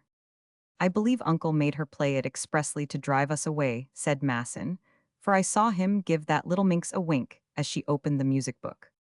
If that's the sort of charivari they like, said the postmaster, they are quite right to keep it to themselves. Monsieur Bongrand must be fond of whist to stand such a dreadful racket, said Madame Crémière. I shall never be able to play before persons who don't understand music, Ursula was saying, as she sat down beside the whistable. In natures richly organized, said the abbe, sentiments can be developed only in a congenial atmosphere, just as a priest is unable to give the blessing in presence of an evil spirit, or as a chestnut tree dies in a clay soil, So a musician's genius has a mental eclipse when he is surrounded by ignorant persons in all the arts we must receive from the souls who make the environment of our souls as much intensity as we convey to them. This axiom, which rules the human mind, has been made into proverbs: howl with the wolves like meats like. But the suffering you felt, Ursula, affects delicate and tender natures only.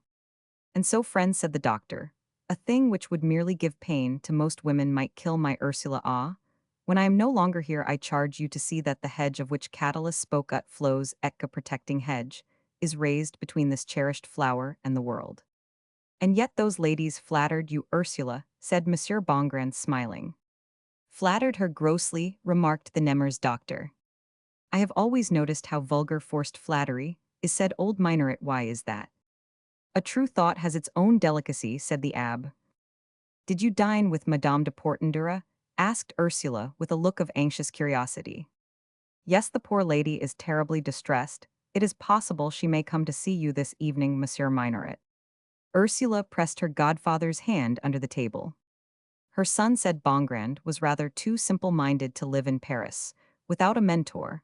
When I heard that inquiries were being made here about the property of the old lady, I feared he was discounting her death.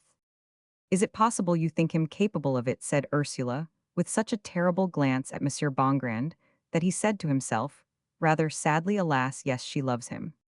Yes and no, said the Nemers doctor, replying to Ursula's question. There is a great deal of good in Savinian, and that is why he is now in prison. A scamp wouldn't have got there. Don't let us talk about it any more, said old Minoret. The poor mother must not be allowed to weep, if there's a way to dry her tears. The four friends rose and went out. Ursula accompanied them to the gate, saw her godfather and the abbe knock at the opposite door, and as soon as Tinette admitted them, she sat down on the outer wall with La Bougival beside her. Madame la Vicomtesse, said the abbe, who entered first into the little salon, Monsieur le Docteur Minoret was not willing that you should have the trouble of coming to him. I am too much of the old school, madame, interrupted the doctor, not to know what a man owes to a woman of your rank, and I am very glad to be able, as Monsieur Lab tells me, to be of service to you. Madame de Portendura, who disliked the step the abbe had advised so much that she had almost decided, after he left her, to apply to the notary, instead was surprised by Minoret's attention to such a degree that she rose to receive him, and signed to him to take a chair. Be seated, monsieur, she said with a regal air. Our dear abbe has told you that the Viscount is in prison on account of some youthful debts, 100,000 francs, or so. If you could lend them to him, I would secure you on my farm at Bordières. We will talk of that, madame, when I have brought your son back to you, if you will allow me to be your emissary in the matter. Very good, monsieur, she said, bowing her head, and looking at the abbe as if to say, you were right, he really is a man of good society. You see, madame, said the abbe, that my friend the doctor is full of devotion to your family. We shall be grateful, monsieur, said Madame de Portendura, making a visible effort. A journey to Paris at your age, in quest of a prodigal, is. Madame, I had the honor to meet in '65 the illustrious Admiral de Portendura in the house of that excellent Monsieur de Malesherbes, and also in that of Monsieur le Comte de Buffon, who was anxious to question him on some curious results of his voyages. Possibly Monsieur de Portendura, your late husband, was present. Those were the glorious days of the French Navy. It bore comparison with that of Great Britain, and its officers had their full quota of courage. With what impatience we awaited in '83 and '80 for the news from St. Roch. I came very near serving as surgeon in the king's service. Your great-uncle, who is still living, Admiral Kergorowet, fought his splendid battle at that time in the Belle Poule. Ah, if he did, but no, his great-nephew is in prison. He would not leave him there a day, said old Minoret, rising. He held out his hand to take that of the old lady, which she allowed him to do. Then he kissed it respectfully, bowed profoundly, and left the room, but returned immediately to say, my dear abbe, may I ask you to engage a place in the diligence for me tomorrow? The abbe stayed behind for half an hour to sing the praises of his friend, who meant to win, and had succeeded in winning the good graces of the old lady. He is an astonishing man for his age. She said he talks of going to Paris and attending to my son's affairs, as if he were only 25. He has certainly seen good society. The very best, madame, and today more than one son of a peer of France would be glad to marry his goddaughter, with 1,000,000. If that idea should come into Savinian's head, times are so changed that the objections would not come from your side, especially after his late conduct. The amazement into which the speech threw the old lady alone enabled him to finish it. "You have lost your senses," she said at last. "Think it over, Madame. God grant that your son may conduct himself in future in a manner to win that old man's respect." "If it were not you, Monsieur Lab," said Madame de Portendura, "if it were anyone else who spoke to me in that way." "You would not see him again," said the abbe, smiling. "Let us hope that your dear son will enlighten you as to what occurs in Paris in these days. As to marriages, you will think only of Savinian's good, as you really have helped to compromise his future. You will not stand in the way of his making himself another position. And it is you who say that to me." "If I did not say it to you, who would?" cried the abbe, rising and making a hasty retreat. As he left the house, he saw Ursula and her godfather standing in their courtyard. The weak doctor had been so entreated by Ursula that he had just yielded to her. She wanted to go with him to Paris, and gave 1,000 reasons. He called to the abbe, and begged him to engage the whole coupe for him that very evening if the booking office were still open. The next day at 6:30, the old man and the young girl reached Paris, and the doctor went at once to consult his notary. Political events were then very threatening. Monsieur Bongrand had remarked in the course of the preceding evening that a man must be a fool to keep a penny in the public funds so long as the quarrel between the press and the court was not made up. Minoret's notary now indirectly approved of this opinion. The doctor therefore took advantage of his journey to sell out his manufacturing stocks and his shares in the funds, all of which were then, at a high value, depositing the proceeds in the Bank of France. The notary also advised his client to sell the stocks left to Ursula by Monsieur de Jordy. He promised to employ an extremely clever broker to treat with Savinian's creditors, but said that in order to succeed it would be necessary for the young man to stay several days longer in prison. "Haste in such matters always means the loss of at least 15%, said the notary. "Besides, you can't get your money under 7 or 8 days. When Ursula heard that Savinian would have to stay at least a week longer in jail, she begged her godfather to let her go there. If only once old Minoret refused. The uncle and niece were staying at a hotel in the Rue Croix des Petits Champs, where the doctor had taken a very suitable apartment. Knowing the scrupulous honor and propriety of his goddaughter, he made her promise not to go out while he was away at other times. He took her to see the arcades, the shops, the boulevards, but nothing seemed to amuse or interest her. "What do you want to do?" asked the old man. "See St. Pelagie," she answered obstinately. Minoret called a hackney coach and took her to the Rue de la Clef, where the carriage drew up before the shabby front of an old convent, then transformed into a prison. The sight of those high grey walls, with every window barred of the wicket through which none can enter without stooping, horrible lesson of the whole gloomy structure. In a quarter full of wretchedness, where it rises amid squalid streets like a supreme, miserithous assemblage of dismal things, so oppressed Ursula's heart that she burst into tears. "Oh," she said, "to imprison young men in this dreadful place, for money, how can a debt to a moneylender have a power the king has not? He there," she cried, "where godfather," she added, looking from window to window. "Ursula," said the old man, "you are making me commit great follies. This is not forgetting him as you promised." But she argued, if I must renounce him, must I also cease to feel an interest in him? I can love him and not marry at all. "Ah," cried the doctor, "there is so much reason in your unreasonableness that I am sorry I brought you." 3 days later, the worthy man had all the receipts signed, and the legal papers ready for Savinian's, released the payings, including the notary's fees amounted to 80,000 francs. The doctor went himself to see Savinian, released on Saturday at 2 o'clock. The young viscount, already informed of what had happened by his mother, thanked his liberator with sincere warmth of heart. "You must return at once to see your mother," the old doctor said to him. Savinian answered, in a sort of confusion, that he had contracted certain debts of honor while in prison, and related the visit of his friends. "I suspected there was some personal debt," cried the doctor, smiling. "Your mother borrowed 100,000 francs of me, but I have paid out only 80,000 here. Is the rest? Be careful how you spend it, monsieur. Consider what you have left of it as your stake on the green cloth of fortune." During the last 8 days, Savinian had made many reflections on the present conditions of life. Competition in everything necessitated hard work on the part of whoever sought a fortune. Illegal methods and underhand dealing demanded more talent than open efforts in face of day. Success in society, far from giving a man position, wasted his time, and required an immense deal of money. the name of Portendura, which his mother considered all-powerful, had no power at all in Paris. His cousin, the deputy Comte de Portendura, cut a very poor figure in the elective chamber, in presence of the peerage and the court, and had none too much credit. Personally, Admiral Kergarouet existed only, as the husband of his wife Savinian admitted to himself, that he had seen orators, men from the middle classes, or lesser noblemen, become influential personages. Money was the pivot, the soul, means the only mechanism of a society, which Louis Roman XVIII had tried to create in the likeness of that of England.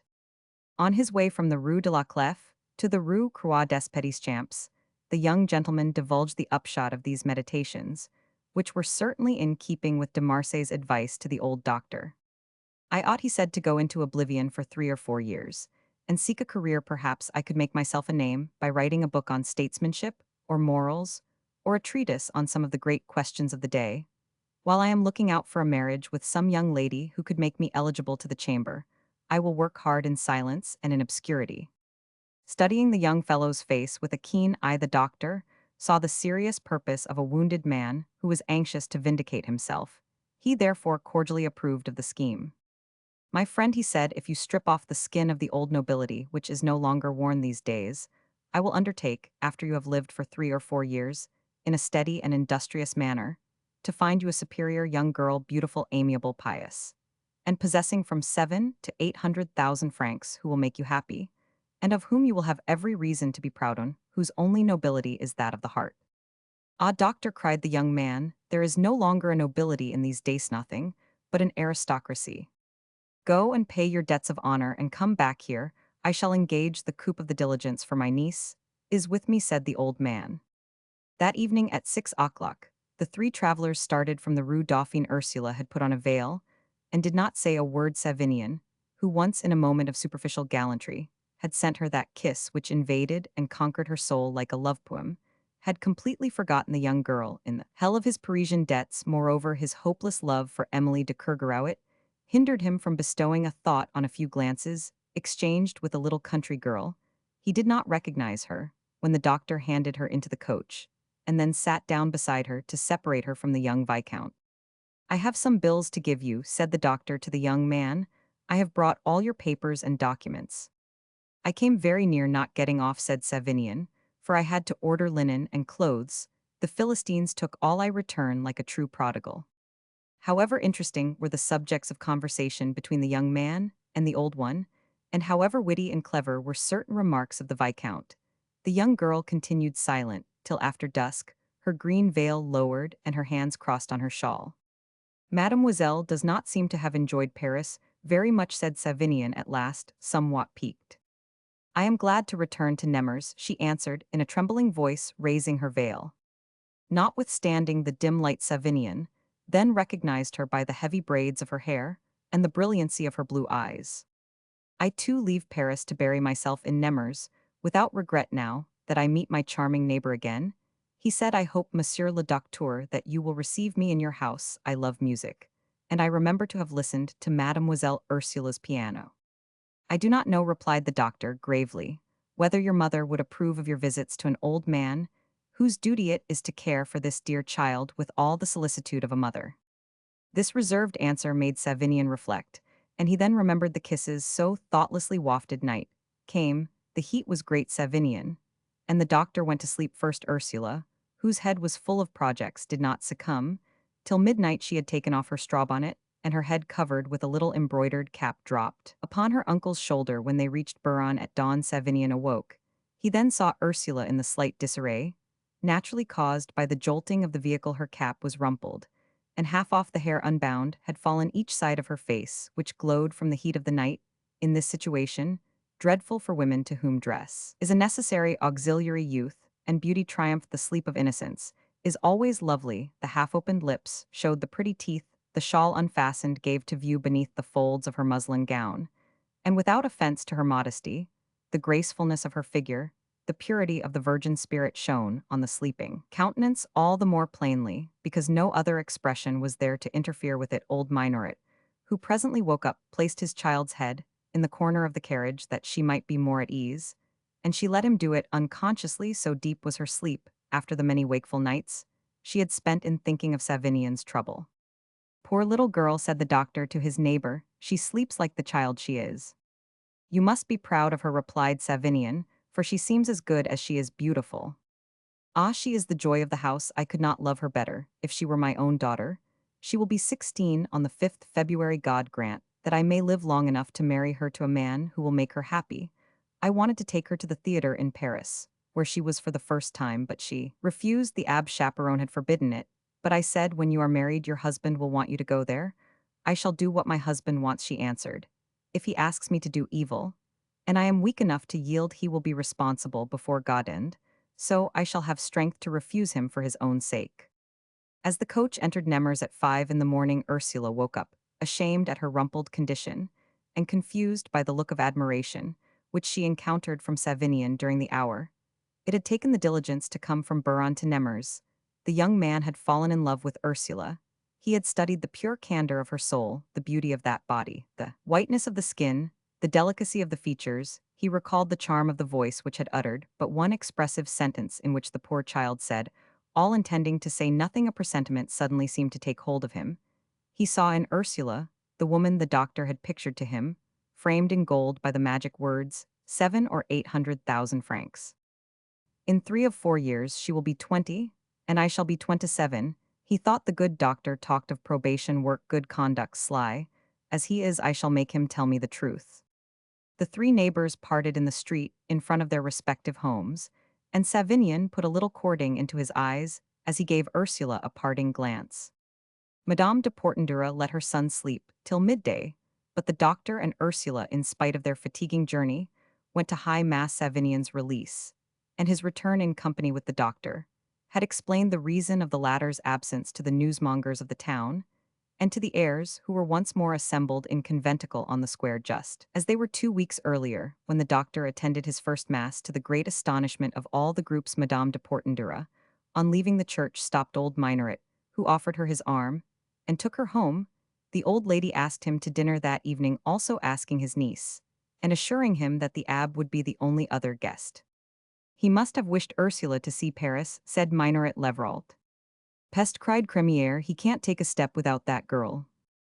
Something must have happened to make old Portendura accept his arm, said Masson. So none of you have guessed that your uncle has sold his funds and released that little Savinian, cried Goupil. He refused Dionys. But he didn't refuse Madame de Portendura, ha ha. You are all done, for the Viscount will propose a marriage contract instead of a mortgage, and the doctor will make the husband settle on his jewel of a girl the sum he has now paid to secure the alliance.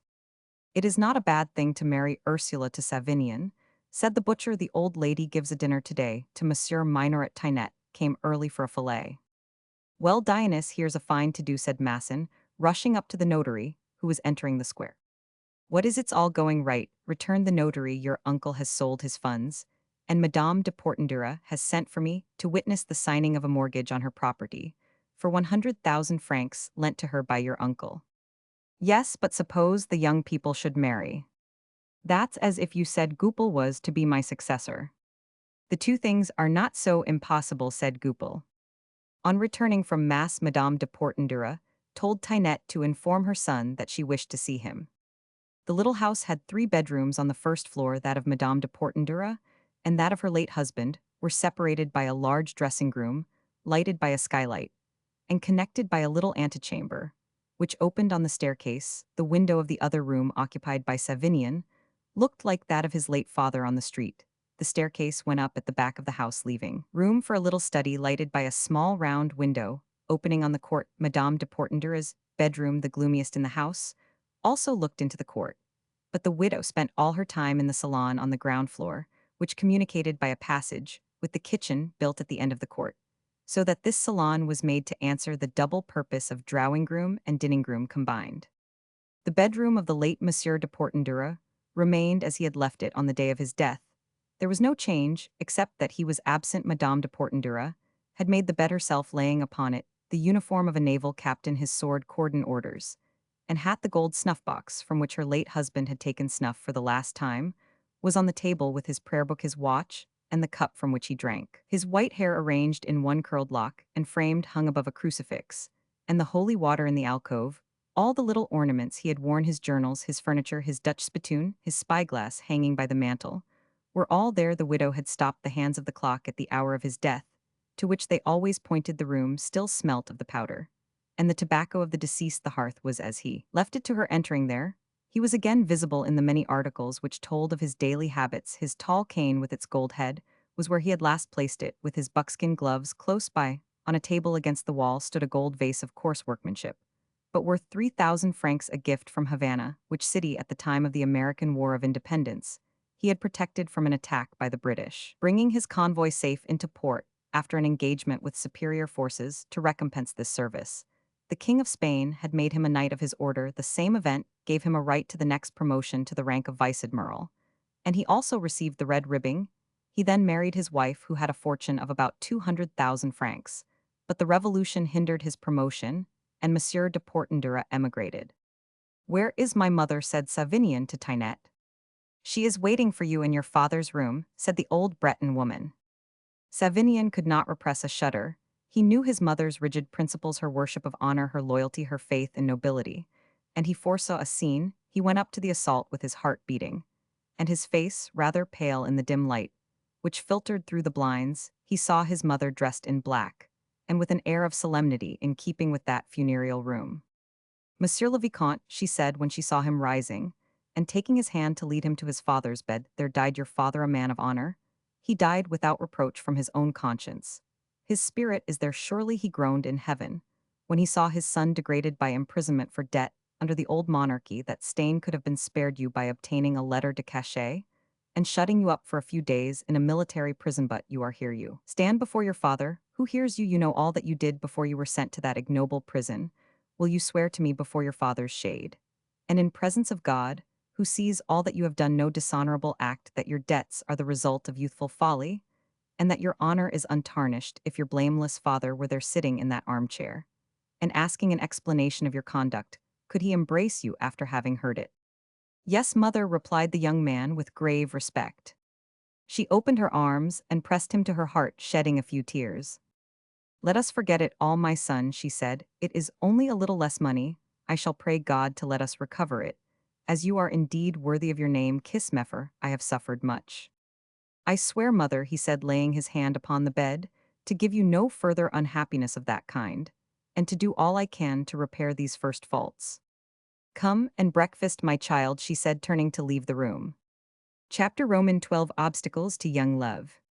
In 1829, the old noblesse had recovered as to manners and customs, something of the prestige it had irrevocably lost in politics. Moreover, the sentiment which governs parents and grandparents in all that relates to matrimonial conventions is an imperishable sentiment, closely allied to the very existence of civilized societies, and springing from the spirit of family. It rules in Geneva as in Vienna, and in Nemours, whereas we have seen Zélie Minoret refused her consent to a possible marriage of her son with the daughter of a bastard. Still, all social laws have their exceptions. Savinian thought he might bend his mother's pride before the inborn nobility of Ursula. The struggle began at once. As soon as they were seated at table, his mother told him of the horrible letters, as she called them, which the Kergarouets and the Portenduras had written her. "There is no such thing as family in these days, mother," replied Savinian. "Nothing. But individuals, the nobles, are no longer a compact body. No one asks or cares whether I am a Portendura, or brave, or a statesman. All they ask nowadays is what taxes does he pay." "But the king?" asked the old lady. "The king is caught between the two chambers like a man between his wife and his mistress. So I shall have to marry some rich girl without regard to family, daughter of a peasant, if she has a million, and is sufficiently well brought up, that is to say, if she has been taught in school." "Oh, there's no need to talk of that," said the old lady.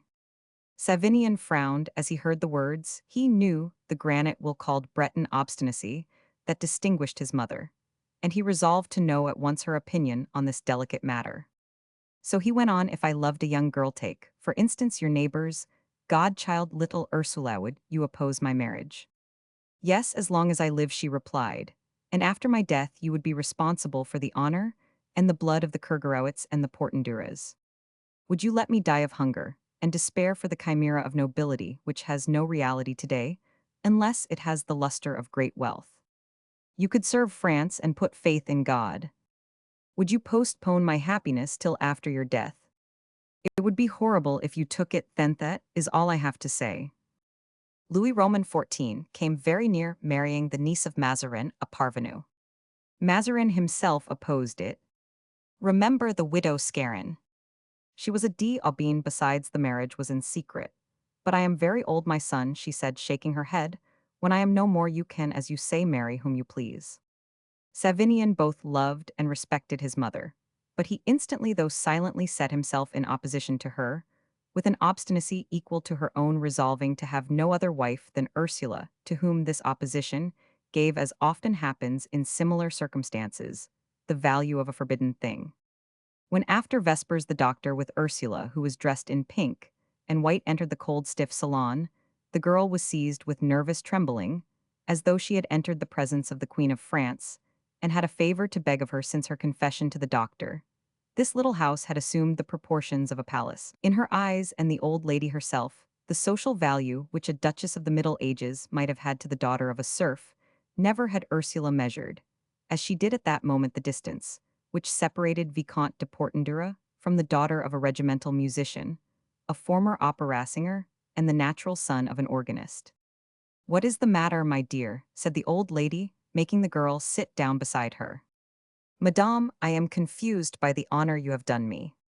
"My little girl," said Madame de Portendura in her sharpest tone, "I know how fond your uncle is of you, and I wish to be agreeable to him, for he has brought back my prodigal son."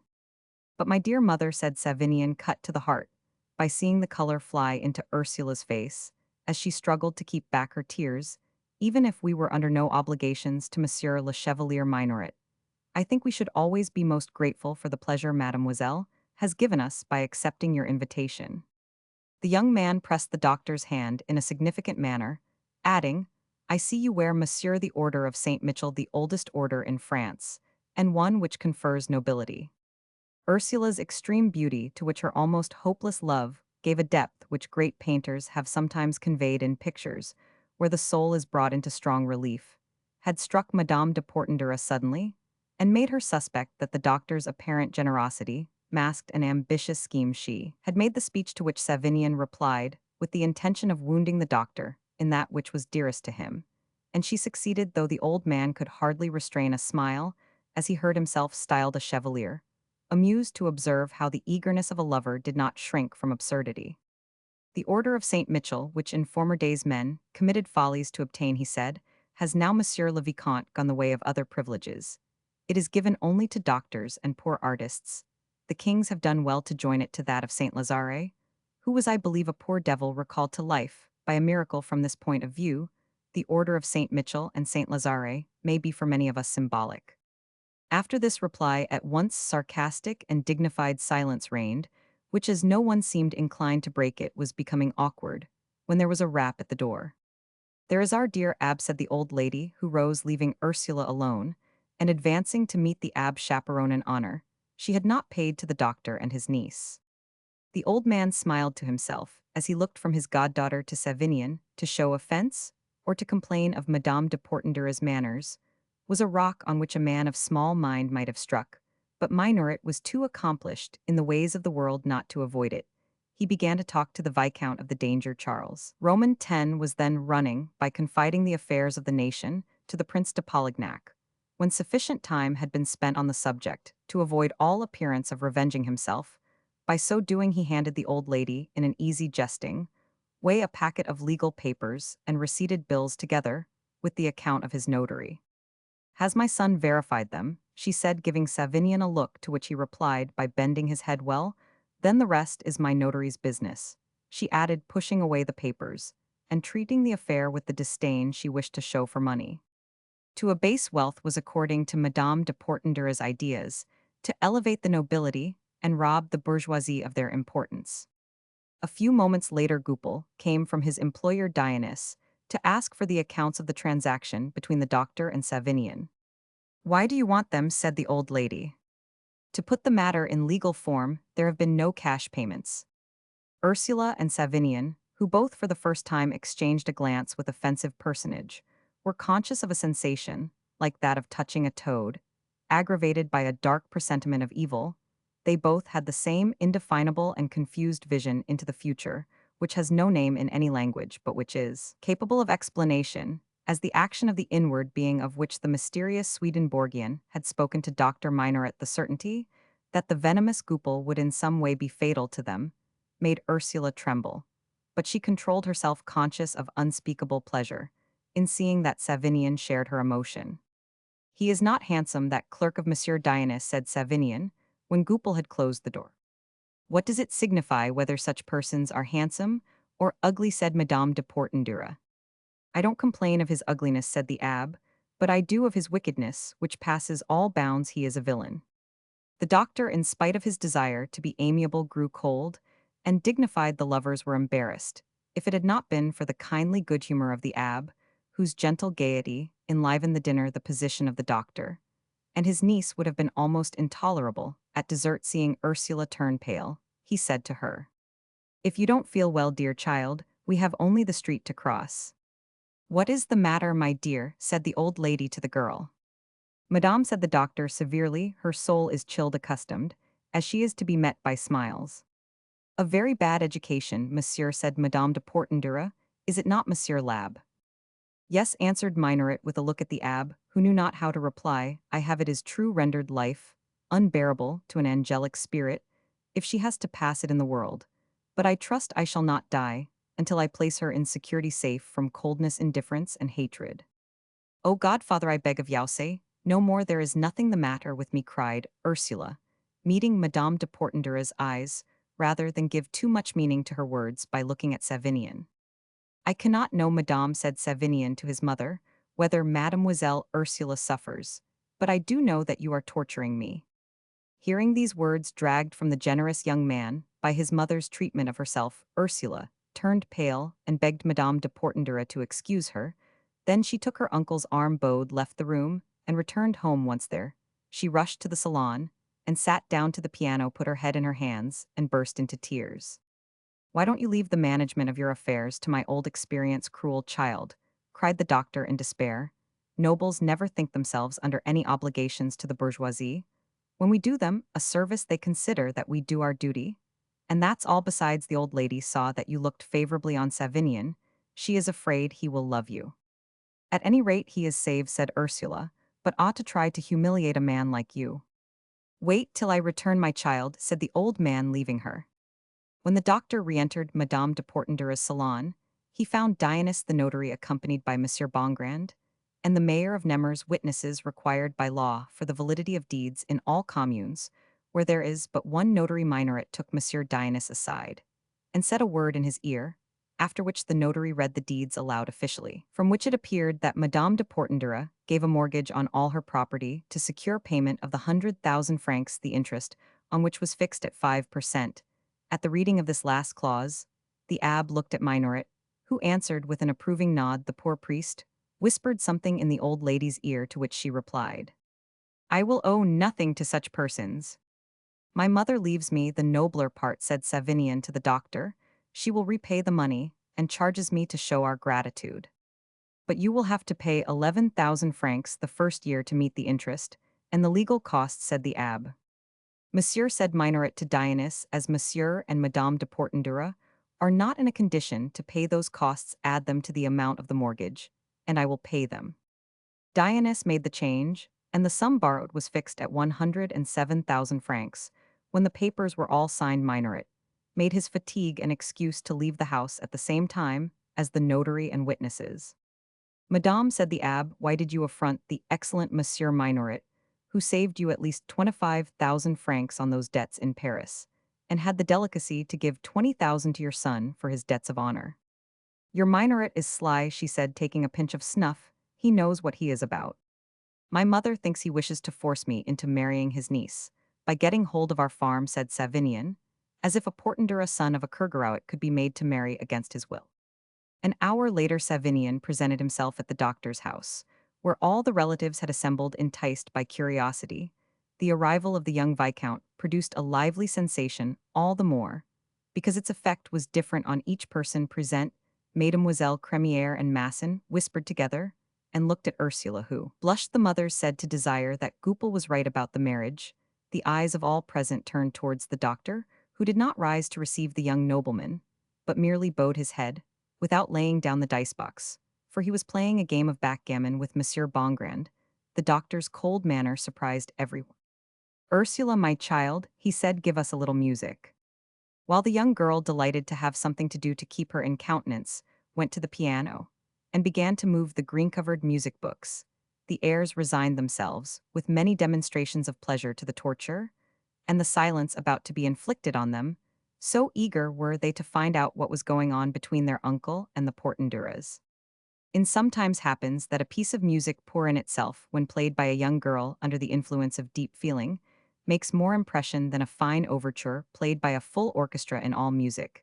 There is besides the thought of the composer, the soul of the performer, who by a privilege granted to this art, only can give both meaning and poetry to passages which are in themselves of no great value. Chopin proves for that unresponsive instrument, the piano, the truth of this fact already proved by Paganini, on the violin, that fine genius is less a musician than a soul, which makes itself felt, and communicates itself through all species of music, even simple chords. Ursula, by her exquisite and sensitive organization, belonged to this rare class of beings. An old schmuck, the master, who came every Saturday, and who during Ursula's stay in Paris was, with her every day, had brought his pupil's talent to its full perfection. Rousseau's dream, the piece now chosen by Ursula, composed by Herold in his young days, is not without a certain depth, which is capable of being developed by execution. Ursula threw into it the feelings which were agitating her being, and justified the term caprice, given by Herold to the fragment. With soft and dreamy touch her soul spoke to the young man's soul, and wrapped it as in a cloud with ideas that were almost visible. Sitting at the end of the piano, his elbow resting on the cover, and his head on his left hand, Savinian admired Ursula, whose eyes, fixed on the paneling of the wall beyond him, seemed to be questioning another world. Many a man would have fallen deeply in love. For a less reason, genuine feelings have a magnetism of their own, and Ursula was willing to show her soul as a coquette her dresses to be admired. Savinian entered that delightful kingdom led by this pure heart, which to interpret its feelings borrowed the power of the only art that speaks to thought by thought without the help of words or color or form. Candor, openness of heart have the same power over a man that childhood has the same charm, the same irresistible seductions. Ursula was never more honest and candid than at this moment, when she was born again into a new life.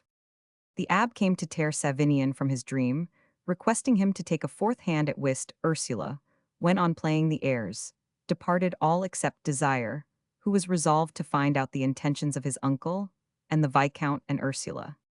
"You have as much talent as soul, mademoiselle," he said, when the young girl closed the piano and sat down beside her godfather.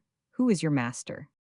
"A German living close to the Rue Dauphine on the Quai Conti," said the doctor. "If he had not given Ursula a lesson every day during her stay in Paris, he would have been here today."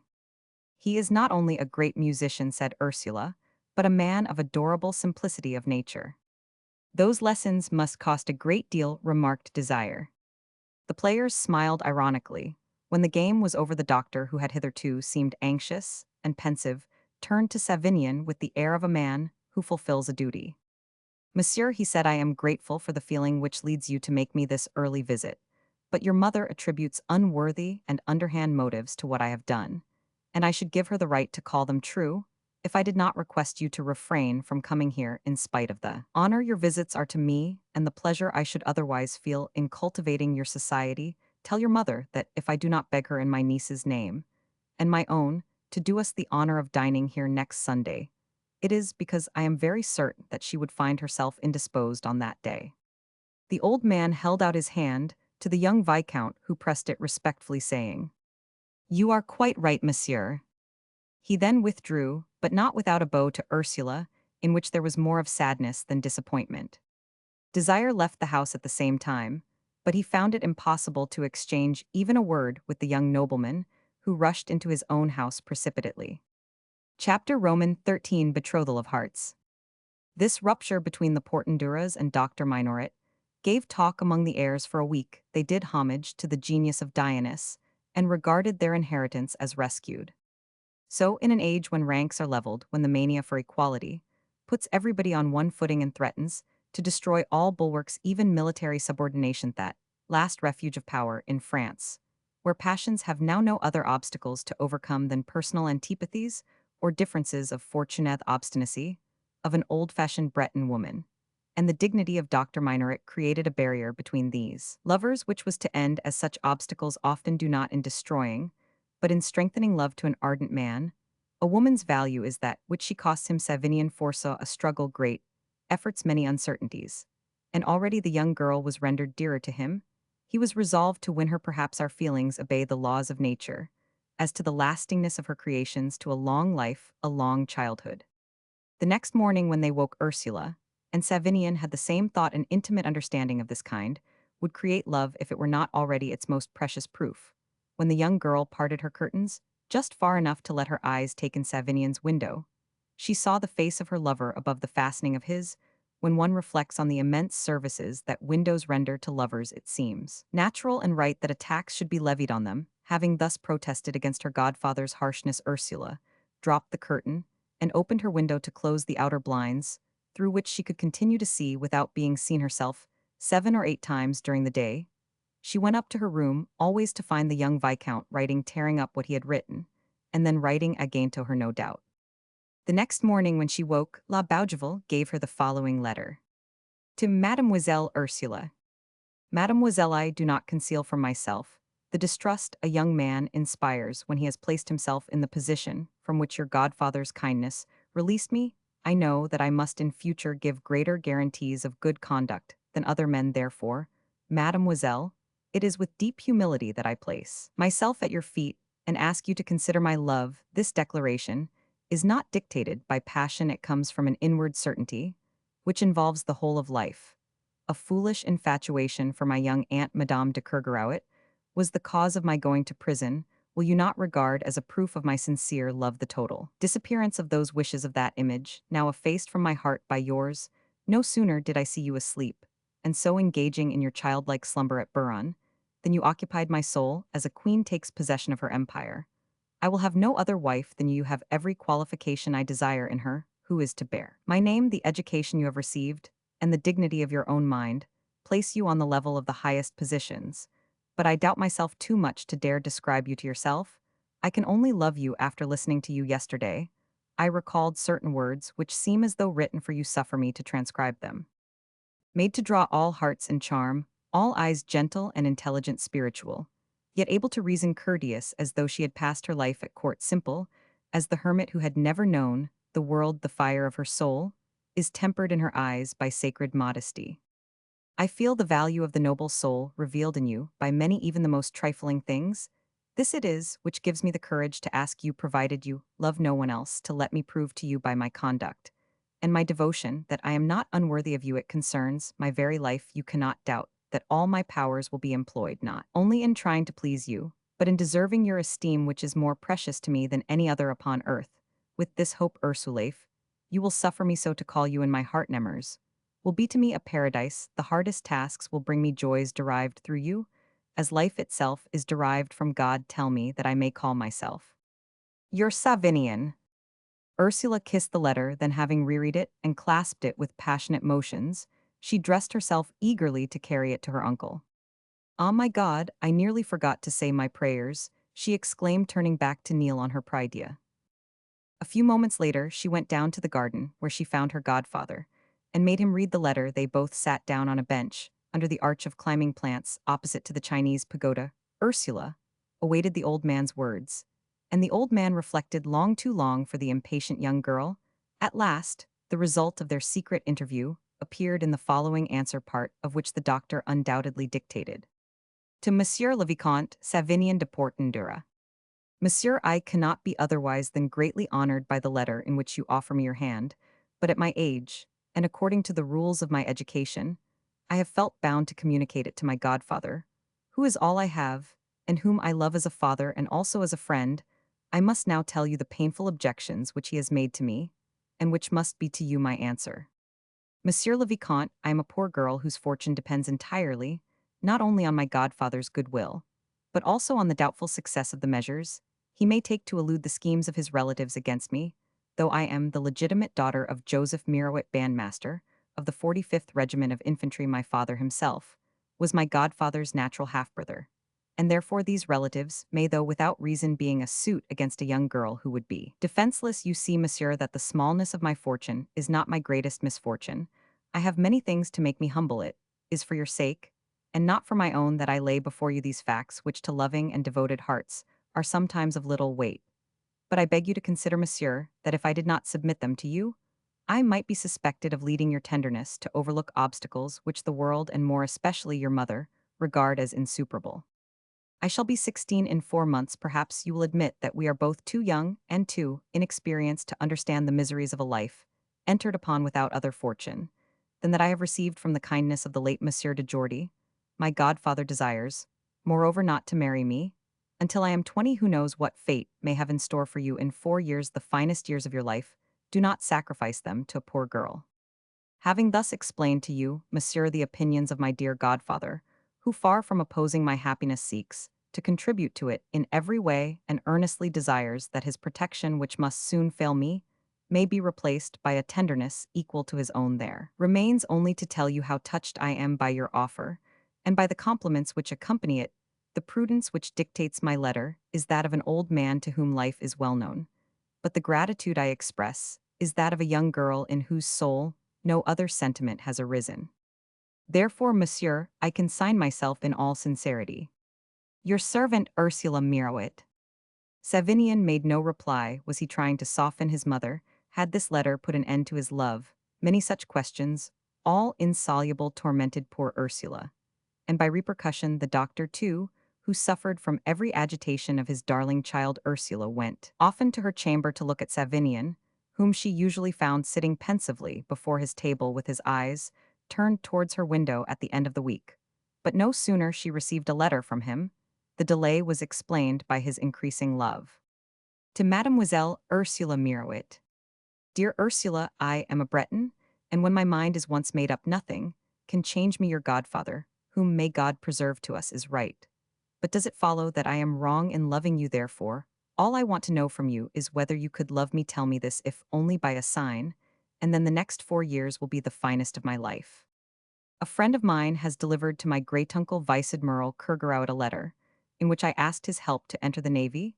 The kind old man, grieved at my misfortune, replies that even the king's favor would be thwarted by the rules of the service in case I wanted a certain rank. Nevertheless, if I study 3 months at Toulon, the Minister of War can send me to sea as master's mate. Then, after a cruise against the Algerines, with whom we are now at war, I can go through an examination and become a midshipman. Moreover, if I distinguish myself in an expedition they are fitting out against Algiers, I shall certainly be made ensign. But how soon, that no one can tell, only they will make the rules as elastic as possible to have the name of Portendura again in the navy. I see very plainly that I can only hope to obtain you from your godfather, and your respect for him makes you still dearer to me. Before replying to the admiral, I must have an interview with the doctor. On his reply, my whole future will depend, whatever comes of it. Know this, that rich or poor, the daughter of a bandmaster, or the daughter of a king, you are the woman whom the voice of my heart points out to me. Dear Ursula, we live in times when prejudices which might once have separated us have no power to prevent our marriage to you. Then I offer the feelings of my heart to your uncle, the guarantees which secure to him your happiness. He has not seen that I in a few hours came to love you more than he has loved you in 15 years. Until this evening, Savinian. Here, godfather, said Ursula, holding the letter out to him with a proud gesture. Ah, my child, cried the doctor, when he had read it, I am happier than even you. He repairs all his faults by this resolution. After dinner, Savinian presented himself, and found the doctor walking with Ursula by the balustrade of the terrace, overlooking the river. The Viscount had received his clothes from Paris, and had not missed heightening his natural advantages by a careful toilet as elegant as though he were striving to please the proud and beautiful Comtesse de Kergeraut. Seeing him approach her from the portico, the poor girl clung to her uncle's arm, as though she were saving herself from a fall over a precipice, and the doctor heard the beating of her heart, which made him shudder. Leave us, my child, he said to the girl, who went to the pagoda, and sat upon the steps after allowing Savinian to take her hand and kiss it respectfully. Monsieur, will you give this dear hand to a naval captain? He said to the doctor in a low voice. No, said Minoret, smiling, we might have to wait too long, but I will give her to a lieutenant. Tears of joy filled the young man's eyes as he pressed the doctor's hand affectionately. I am about to leave, he said, to study hard and try to learn in 6 months what the pupils of the naval school take 6 years to acquire. You are going, said Ursula, springing towards them from the pavilion. Yes, mademoiselle, to deserve you therefore the more eager I am, to go the more I prove to you my affection. This is the 3rd of October, she said, looking at him with infinite tenderness. Do not go till after the 19th. Yes, said the old man, we will celebrate Saint Savinian's Day. Goodby then, cried the young man, I must spend this week in Paris, to take the preliminary steps by books and mathematical instruments, and try to conciliate the minister, and get the best terms that I can for myself. Ursula and her godfather accompanied Savinian to the gate soon after he entered his mother's house. They saw him come out again, followed by Tinette carrying his valise. If you are rich, said Ursula to her uncle, why do you make him serve in the navy? Presently it will be I who incurred his debts, said the doctor, smiling. I don't oblige him to do anything, but the uniform, my dear, and the cross of the Legion of Honor won in battle will wipe out many stains before 6 years are over. He may be in command of a ship, and that's all I ask of him. But he may be killed, she said, turning a pale face upon the doctor. Lovers, like drunkards, have a providence of their own, he said, laughing. That night the poor child, with La Bougival's help, cut off a sufficient quantity of her long and beautiful blonde hair to make a chain, and the next day she persuaded old Schmuck the music master to take it to Paris, and have the chain made, and returned by the following Sunday. When Savinian got back, he informed the doctor and Ursula that he had signed his articles and was to be at Brest on the 25th. The doctor asked him to dinner on the 18th, and he passed nearly 2 whole days in the old man's house. Notwithstanding much sage advice and many resolutions, the lovers could not help betraying their secret understanding to the watchful eyes of the Abbe Monsieur Bongrand, the Nemours doctor, and La Bougival. Children, said the old man, you are risking your happiness by not keeping it to yourselves. On the fete day after Mass, during which several glances had been exchanged, Savinian, watched by Ursula, crossed the road, and entered the little garden, where the pair were practically alone, for the kind old man, by way of indulgence, was reading his newspapers in the pagoda. Dear Ursula, said Savinian, will you make a gift greater than my mother could make me, even if I know what you wish to ask me, she said, interrupting him. See, here is my answer, she added, taking from the pocket of her apron the box containing the chain made of her hair, and offering it to him with a nervous tremor which testified to her illimitable happiness. Wear it, she said, for love of me. May it shield you from all dangers by reminding you that my life depends on yours. Naughty little thing, she is giving him a chain of her hair, said the doctor to himself. How did she manage to get it? What a pity to cut those beautiful fair tresses. She will be giving him my life's blood next. You will not blame me if I ask you to give me now that I am leaving you a formal promise to have no other husband than me, said Savinian, kissing the chain, and looking at Ursula with tears in his eyes. Have I not said so too often, I, who went to see the walls of St. Pelagie when you were behind them? She replied, blushing. I repeat it, Savinian. I shall never love anyone but you, and I will be yours alone. Seeing that Ursula was half hidden by the creepers, the young man could not deny himself the happiness of pressing her to his heart and kissing her forehead. But she gave a feeble cry and dropped upon the bench, and when Savinian sat beside her entreating pardon, he saw the doctor standing before them. My friend, said the old man, Ursula is a born sensitive. Too rough a word might kill her for her sake. You must moderate the enthusiasm of your love. Ah, if you had loved her for 16 years, as I have, you would have been satisfied with her word of promise, he added, to revenge himself for the last sentence in Savinian's second letter. 2 days later, the young man departed in spite of the letters which he wrote regularly to Ursula. She fell a prey to an illness without apparent cause, like a fine fruit with a worm at the core. A single thought gnawed her heart. She lost both appetite and color. The first time her godfather asked her what she felt, she replied, I want to see the ocean. It is difficult to take you to a seaport in the depth of winter, answered the old man. Shall I really go, she said. If the wind was high, Ursula was inwardly convulsed, certain, in spite of the learned assurances of the doctor, and the abbe, that Savinian was being tossed about in a whirlwind. Monsieur Bongrand made her happy for days with the gift of an engraving representing a midshipman in uniform. She read the newspapers, imagining that they would give news of the cruiser on which her lover sailed. She devoured Cooper's seagulls, and learned to use sea terms, such proofs of concentration of feeling, often assumed by other women were so genuine in Ursula, that she saw in dreams the coming of Savinian's letters, and never failed to announce them relating the dream as a forerunner. Now she said to the doctor, the fourth time that this happened, I am easy wherever Savinian may be. If he is wounded, I shall know it instantly. The old doctor thought over this remark so anxiously that the abbe and Monsieur Bongrand were troubled by the sorrowful expression of his face. What pains you, they said, when Ursula had left them. Will she live, replied the doctor, can so tender and delicate a flower endure the trials of the heart? Nevertheless, the little dreamer, as the abbe called her, was working hard.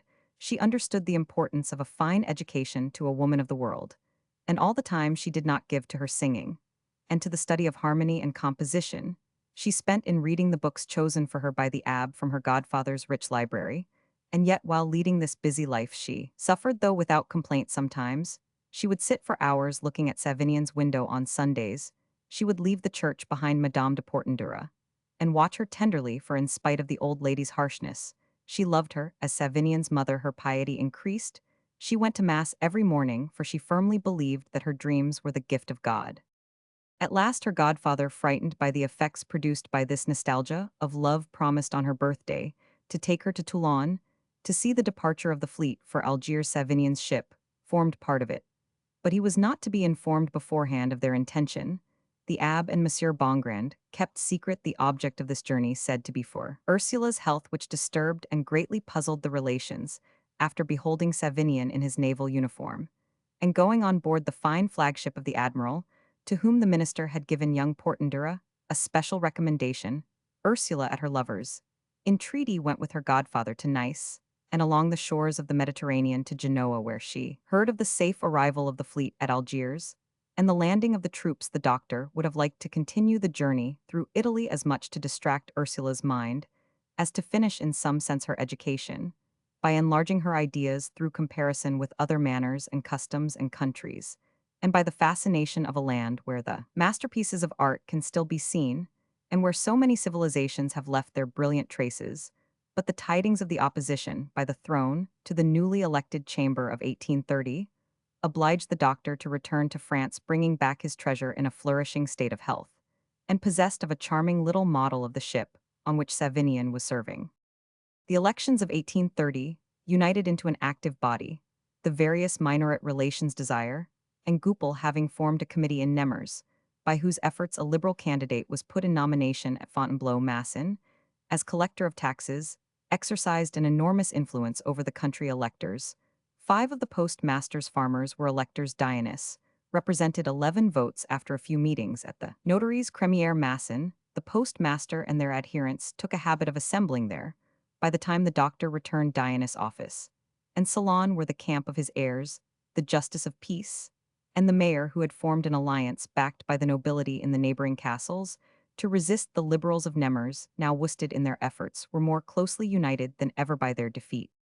By the time Bongrand and the Abbe Chaperon were able to tell the doctor by word of mouth the result of the antagonism, which was defined for the first time between the two classes in Nemers, giving incidentally such importance to his heirs, Charles Roman 10 had left Rambouillet for Cherbourg Desire Minoret, whose opinions were those of the Paris bar, sent for 15 of his friends, commanded by Goupil, and mounted on horses from his father's stable, who arrived in Paris on the night of the 28th with this troop. Goupil and Desire took part in the capture of the Hôtel de Ville. Desire was decorated with the Legion of Honor and appointed deputy procureur du roi at Fontainebleau.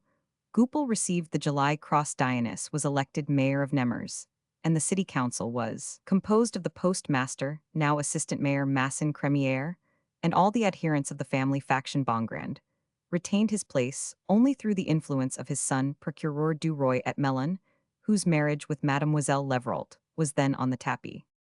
Seeing the 3% quoted at 4 to 5, the doctor started by post for Paris, and invested 540,000 francs in shares to bear the rest of his fortune, which amounted to about 270,000 francs, standing in his own name in the same funds, gave him ostensibly an income of 15,000 francs a year.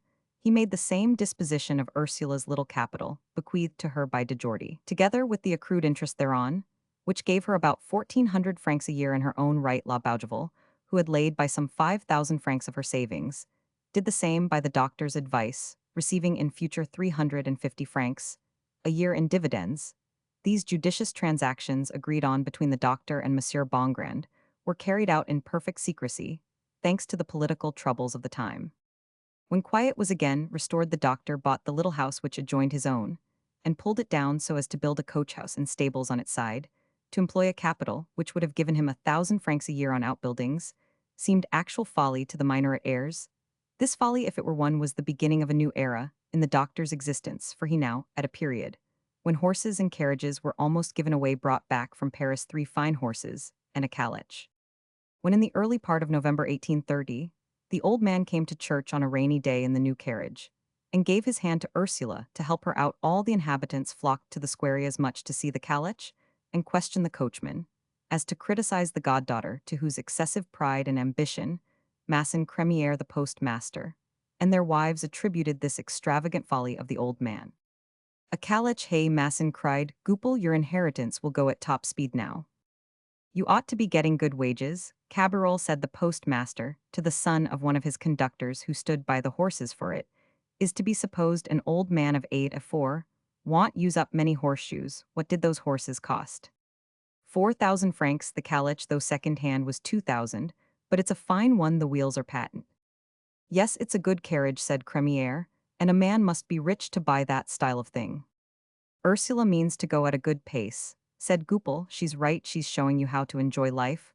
Why don't you have fine carriages and horses, Papa Minoret? I wouldn't let myself be humiliated. If I were you'd buy a carriage fit for a prince. Come, Cabarol, tell us, said Masson. Is it the girl who drives our uncle into such luxury? I don't know, said Cabarol, but she is almost mistress of the house. There are masters upon masters down from Paris, they say now. She is going to study painting. Then I shall seize the occasion to have my portrait drawn, said Madame Crémière. In the provinces they always say a picture is drawn, not painted. The old German is not dismissed, is he, said Madame Masson. He was there yesterday, replied Cabarol. Now, said Goupil, you may as well give up counting on your inheritance. Ursula is 17 years old, and she is prettier than ever travel forms young people. And the little minx has got your uncle in the toils. 5 or 6 parcels come down for her by the diligence every week, and the dressmakers and milliners come too to try on her gowns, and all the rest of it. Madame Dionys is furious. Watch for Ursula as she comes out of church, and look at the little scarf she is wearing round her neck, real cashmere, and it costs 600 francs. If a thunderbolt had fallen in the midst of the airs, the effect would have been less than that of Goupil's last words. The mischief maker stood by, rubbing his hands.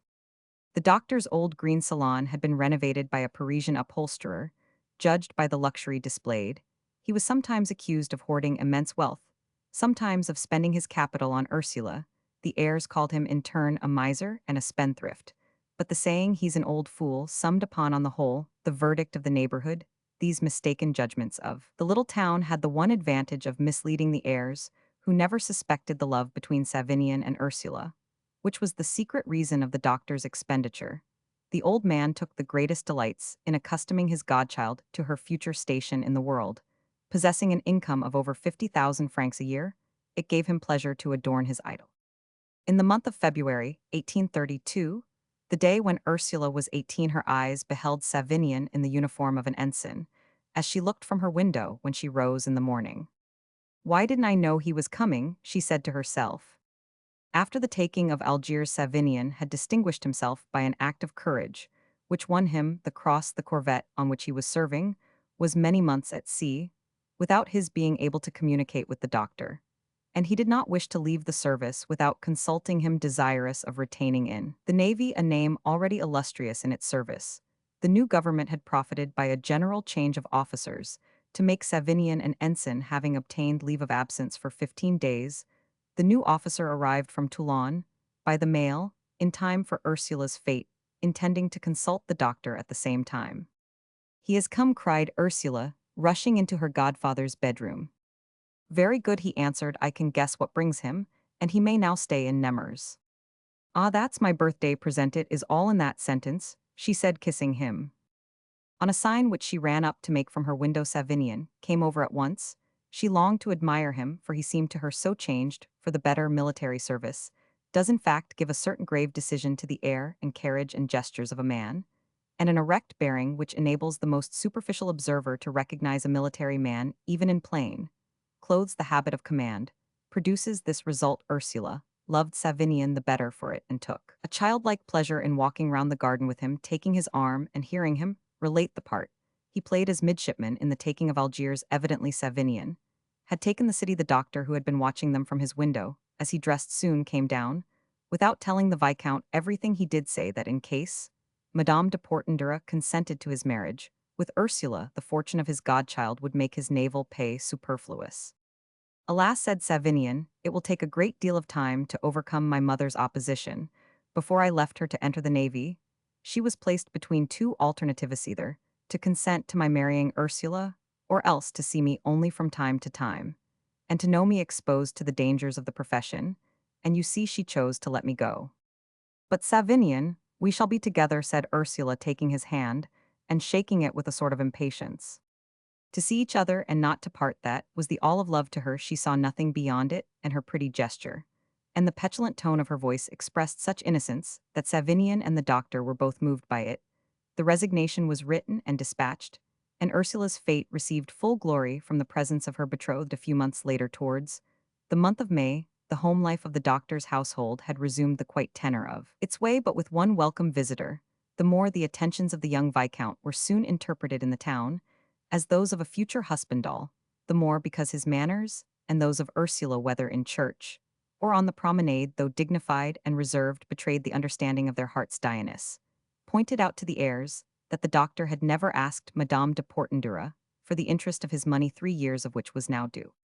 Shall be forced to yield and consent to this derogatory marriage of her son, said the notary. If such a misfortune happens, it is probable that the greater part of your uncle's fortune will serve for what Basil calls an irresistible argument.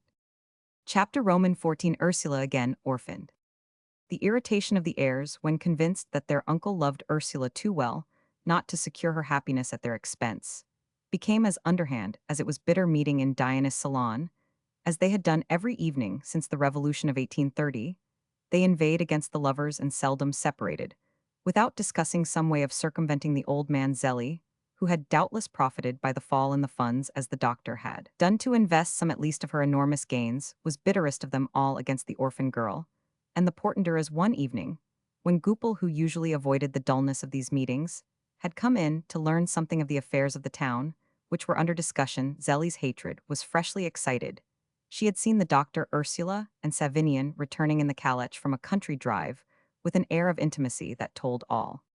I'd give 30,000 francs if God would call uncle to himself before the marriage of young Portendura with that affected minx can take place, she said. Goupil accompanied Monsieur and Madame Minoret to the middle of their great courtyard, and there said, looking round to see if they were quite alone, will you give me the means of buying Dionys' practice? If you will, I will break off the marriage between Portendura and Ursula. How? Asked the Colossus. Do you think I am such a fool as to tell you my plan? Said the notary's head clerk. Well, my lad, separate them, and we'll see what we can do, said Zélie. I don't embark in any such business on a well see. The young man is a fiery who might kill me. I ought to be roughshod, and as good a hand with a sword or a pistol as he has set me up in business, and ill keep my word. Prevent the marriage, and I will set you up, said the postmaster. It is 9 months since you have been thinking of lending me a paltry 15,000 francs to buy Lecour's practice, and you expect me to trust you now? Nonsense, Yowl, lose your uncle's property, and serve you right. If were only a matter of 15,000 francs and Lecour's practice, that might be managed, said Zélie, but to give security for you in 150,000 is another thing.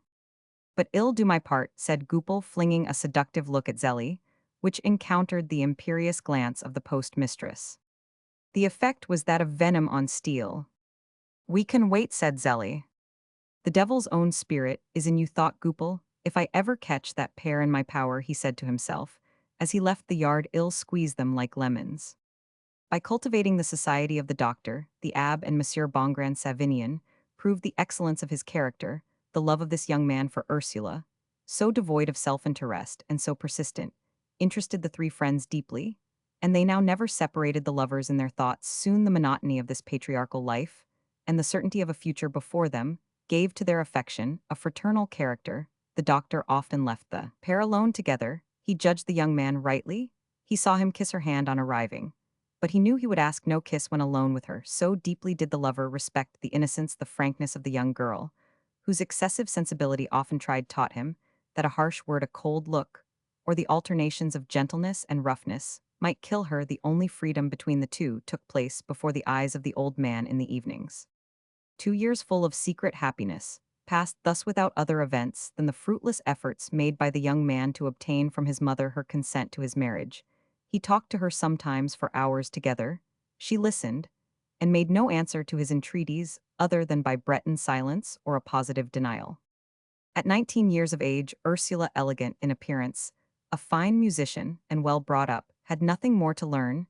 She was perfected. The fame of her beauty and grace and education spread far. The doctor was called upon to decline the overtures of Madame d'Aiglemont, who was thinking of Ursula for her eldest son 6 months later. In spite of the secrecy the doctor and Ursula maintained on this subject, Savinien heard of it. Touched by so much delicacy, he made use of the incident in another attempt to vanquish his mother's obstinacy. But she merely replied, "If the d'Aiglemonts choose to ally themselves ill, is that any reason why we should do so?" In December 1834, the kind and now truly pious old doctor, then 88 years old, declined visibly. When seen out of doors, his face pinched and wan, and his eyes pale, all the town talked of his approaching death. Yawl soon. No results, said the community to the heirs. In truth, the old man's death had all the attraction of a problem. But the doctor himself did not know he was ill. He had his illusions. And neither poor Ursula, nor Savinien, nor Bongrand, nor the abbe were willing to enlighten him as to his condition. The Nemours doctor, who came to see him every day, did not venture to prescribe old Minoret. Felt no pain. His lamp of life was gently going out. His mind continued firm and clear and powerful in old men. Thus constituted, the soul governs the body, and gives it strength to die erect. The abbe, anxious not to hasten the fatal end, released his parishioner from the duty of hearing Mass in church, and allowed him to read the services at home, for the doctor faithfully attended to all his religious duties. The nearer he came to the grave, the more he loved God. The lights eternal shone upon all difficulties, and explained them more and more clearly to his mind. Early in the year, Ursula persuaded him to sell the carriage and horses and dismiss Cabarol. Monsieur Bongrand, whose uneasiness about Ursula's future was far from quieted by the doctor's half-confidence, boldly opened the subject one evening, and showed his old friend the importance of making Ursula legally of age. Still the old man, though he had often consulted the justice of peace, would not reveal to him the secret of his provision for Ursula. Though he agreed to the necessity of securing her independence by majority, the more Monsieur Bongrand persisted in his efforts to discover the means selected by his old friend to provide for his darling. The more wary the doctor became. "Why not secure the thing?" said Bongrand. "Why run any risks?" "When you are between two risks," replied the doctor, "avoid the most risky."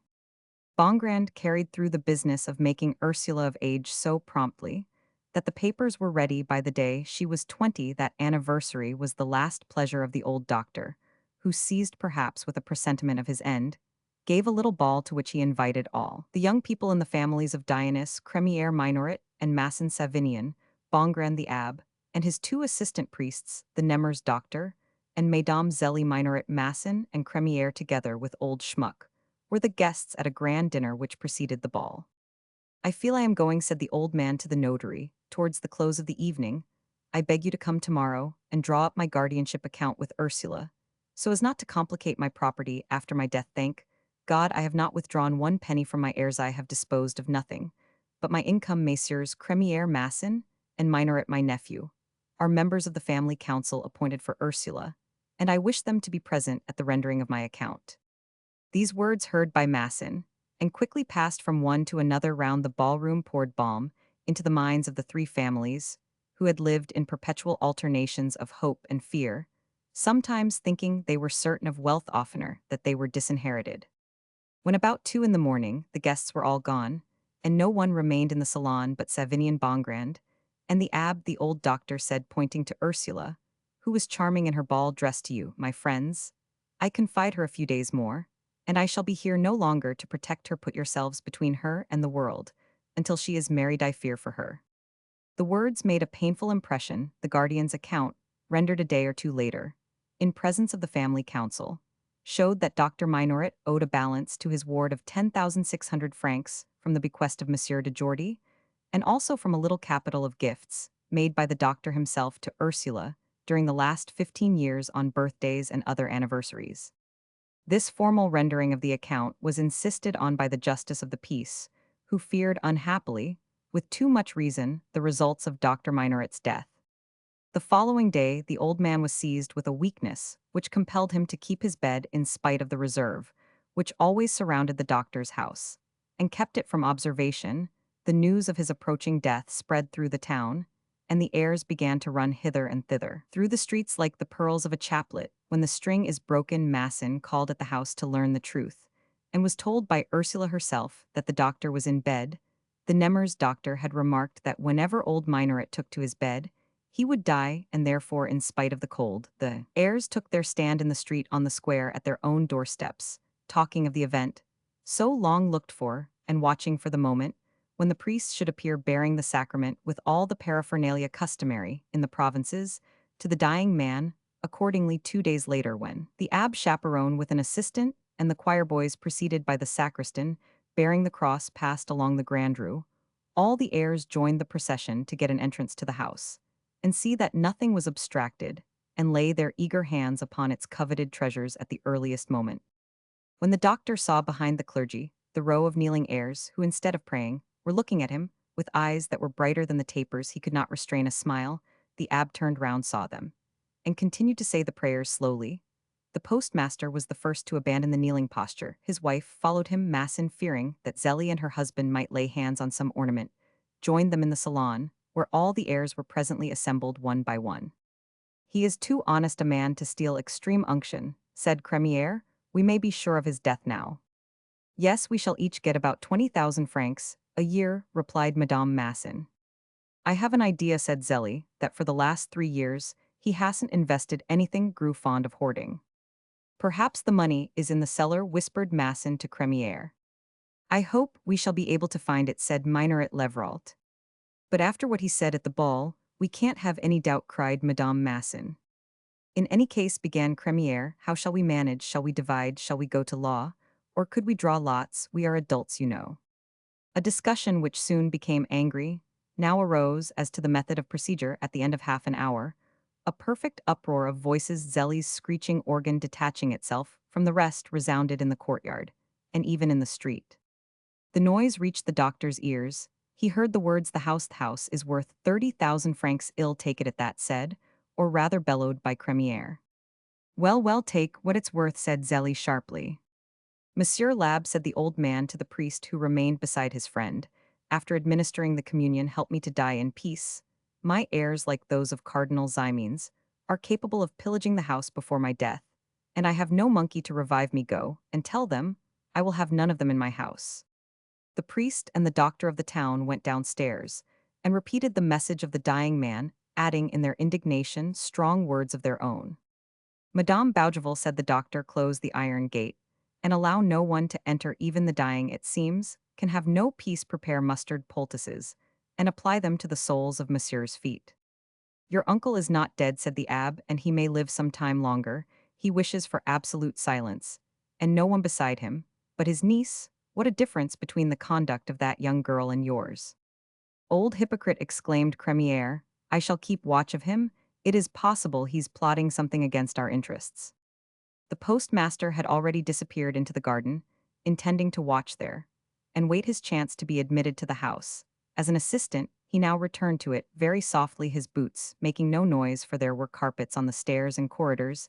He was able to reach the door of his uncle's room, without being heard. The abbe and the doctor had left the house. La Bougival was making the poultices.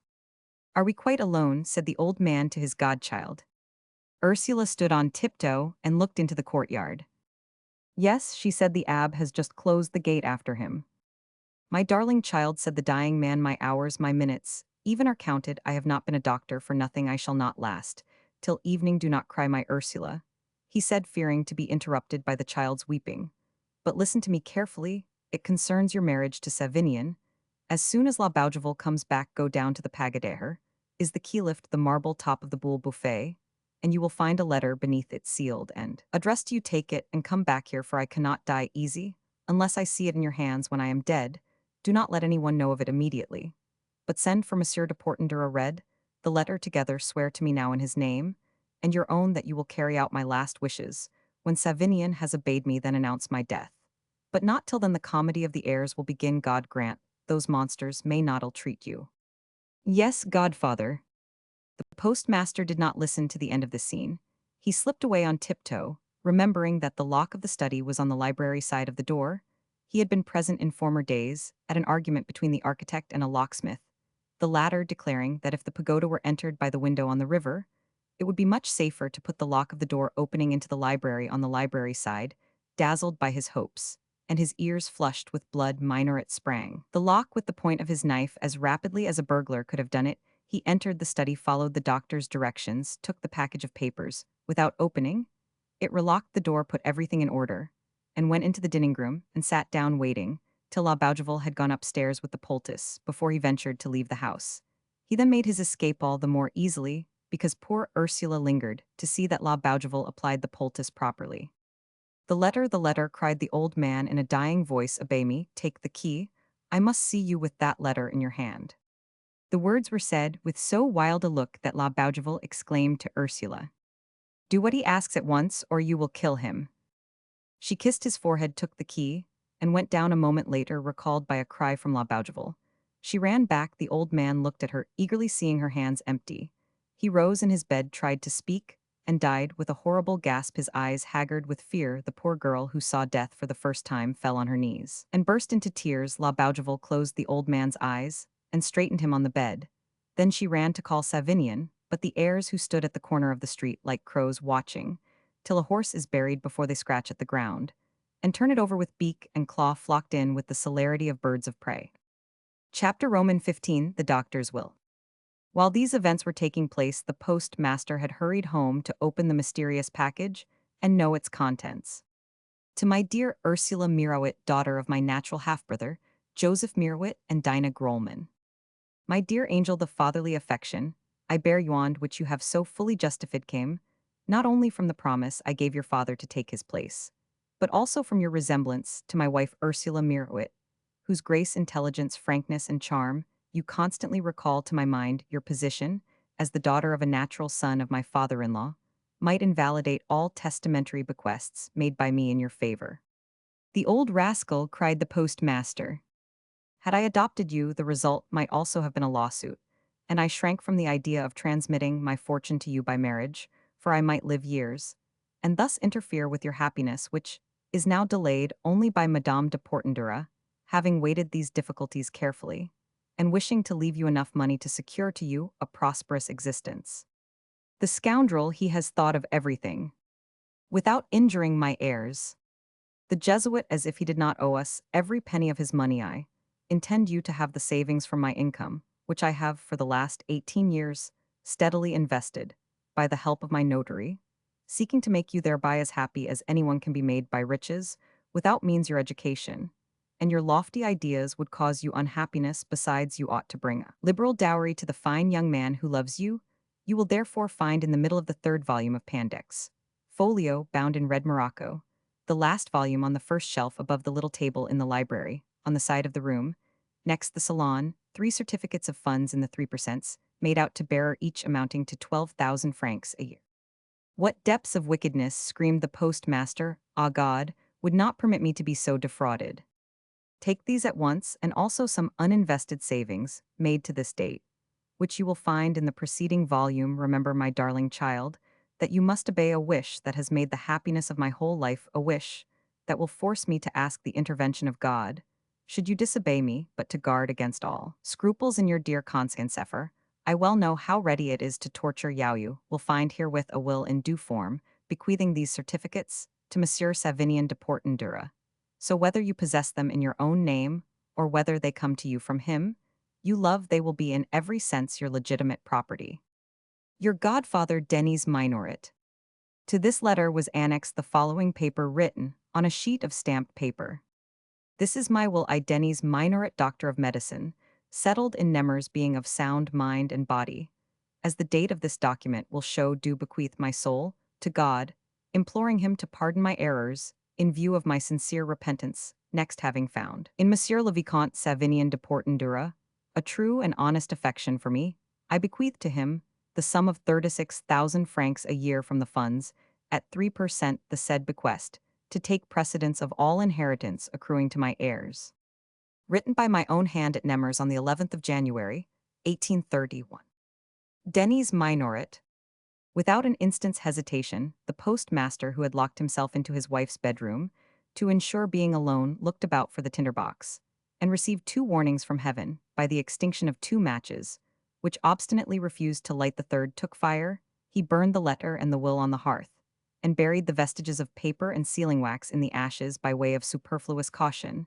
Then, allured by the thought of possessing 36,000 francs, a year of which his wife knew nothing, he returned at full speed to his uncle's house, spurred by the only idea, a clear-cut simple idea, which was able to piece and penetrate his dull brain.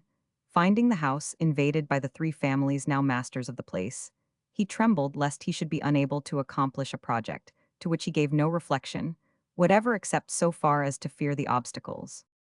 "What are you doing here?" he said to Masson and Crémière. "We can't leave the house and the property to be pillaged. We are the heirs, but we can't camp here. You, Crémière, go to Dionys at once, and tell him to come and certify to the death. I can't draw up the mortuary certificate for an uncle, though I am assistant mayor. You, Masson, go and ask old Bongrand to attach the seals. As for you ladies," he added, turning to his wife and Mesdames Crémière, "and Masson, go and look after Ursula. Then nothing can be stolen. Above all, close the iron gate, and don't let anyone leave the house." The women, who felt the justice of this remark, ran to Ursula's bedroom, where they found the noble girl so cruelly suspected on her knees, before God, her face covered with tears. Minoret, suspecting that the women would not long remain with Ursula, went at once to the library, found the volume opened. It took the 3 certificates and found in the other volume about 30 banknotes. In spite of his brutal nature, the Colossus felt as though a peal of bells were ringing in each ear. The blood whistled in his temples, as he committed the theft. Cold as the weather was, his shirt was wet on his back. His legs gave way under him, and he fell into a chair in the salon, as if an axe had fallen on his head. "How the inheritance of money loosens a man's tongue. Did you hear, Minoret?" said Masson to Crémière, as they hurried through the town. "Go here, go there," just as if he knew everything. Yes, for a dull beast like him, he had a certain air of. "Stop," said Masson, alarmed at a sudden thought. "His wife is there. They've got some plan. Do you do both errands? Ill go back." Just as the postmaster fell into the chair, he saw at the gate the heated face of the clerk of the court, who returned to the house of death with the celerity of a weasel. "Well, what is it now?" asked the postmaster, unlocking the gate for his co-heir. "Nothing, I have come back to be present at the sealing," answered Masson, giving him a savage look. "I wish those seals were already on so that we could go home," said Minoret. "We shall have to put a watcher over them," said Masson. "La Bougival is capable of anything in the interests of that minx." "Well, put Goupil there." "Goupil," said the postmaster, "put a rat in the meal." "Well, let's consider," returned Masson. "Tonight they'll watch the body. The seals can be affixed in an hour. Our wives could look after them. Tomorrow we'll have the funeral at 12 o'clock. But the inventory can't be made under a week." "Let's get rid of that girl at once," said the Colossus. "Then we can safely leave the watchman of the town hall to look after the house and the seals." "Good," cried Masson. "You are the head of the Minoret family." "Ladies," said Minoret, "be good enough to stay in the salon. We can't think of our dinner today. The seals must be put on at once for the security of all interests." He took his wife apart and told her Masson's proposition about Ursula. The women, whose hearts were full of vengeance against the minx, as they called her, hailed the idea of turning her out. Bongrand arrived with his assistants to apply the seals, and was indignant when the request was made to him by Zélie and Madame Masson, as a near friend of the deceased, to tell Ursula to leave the house. "Go and turn her out of her father's house. Her benefactors, house yourselves," he cried. "Go, you, who owe your inheritance to the generosity of her soul, take her by the shoulders, and fling her into the street before the eyes of the whole town. You think her capable of robbing you? Well, appoint a watcher of the seals. You have a right to do that, but I tell you at once, I shall put no seals on Ursula's room. She has a right to that room, and everything in it is her own property. I shall tell her what her rights are. And tell her, too, to put everything that belongs to her in this house, in that room. Oh, in your presence, he said, hearing a growl of dissatisfaction among the heirs. What do you think of that? Said the collector to the postmaster, and the women who seemed stupefied by the angry address of Bongrand. Call him a magistrate, cried the postmaster. Ursula, meanwhile, was sitting on her little sofa, in a half-fainting condition, her head thrown back, her braids unfastened, while every now and then her sobs broke forth. Her eyes were dim, and their lids swollen. She was in fact in a state of moral and physical prostration, which might have softened the hardest hearts except those of the heirs. Ah, Monsieur Bongrand, after my happy birthday comes death, and mourning, she said with the poetry natural to her. You know you what he was in 20 years, he never said an impatient word to me. I believed he would live 100 years, he has been my mother, she cried, my good kind mother. These simple thoughts brought torrents of tears from her eyes interrupted by sobs, then she fell back exhausted. My child, said the justice of peace, hearing the heirs on the staircase, you have a lifetime before you in which to weep.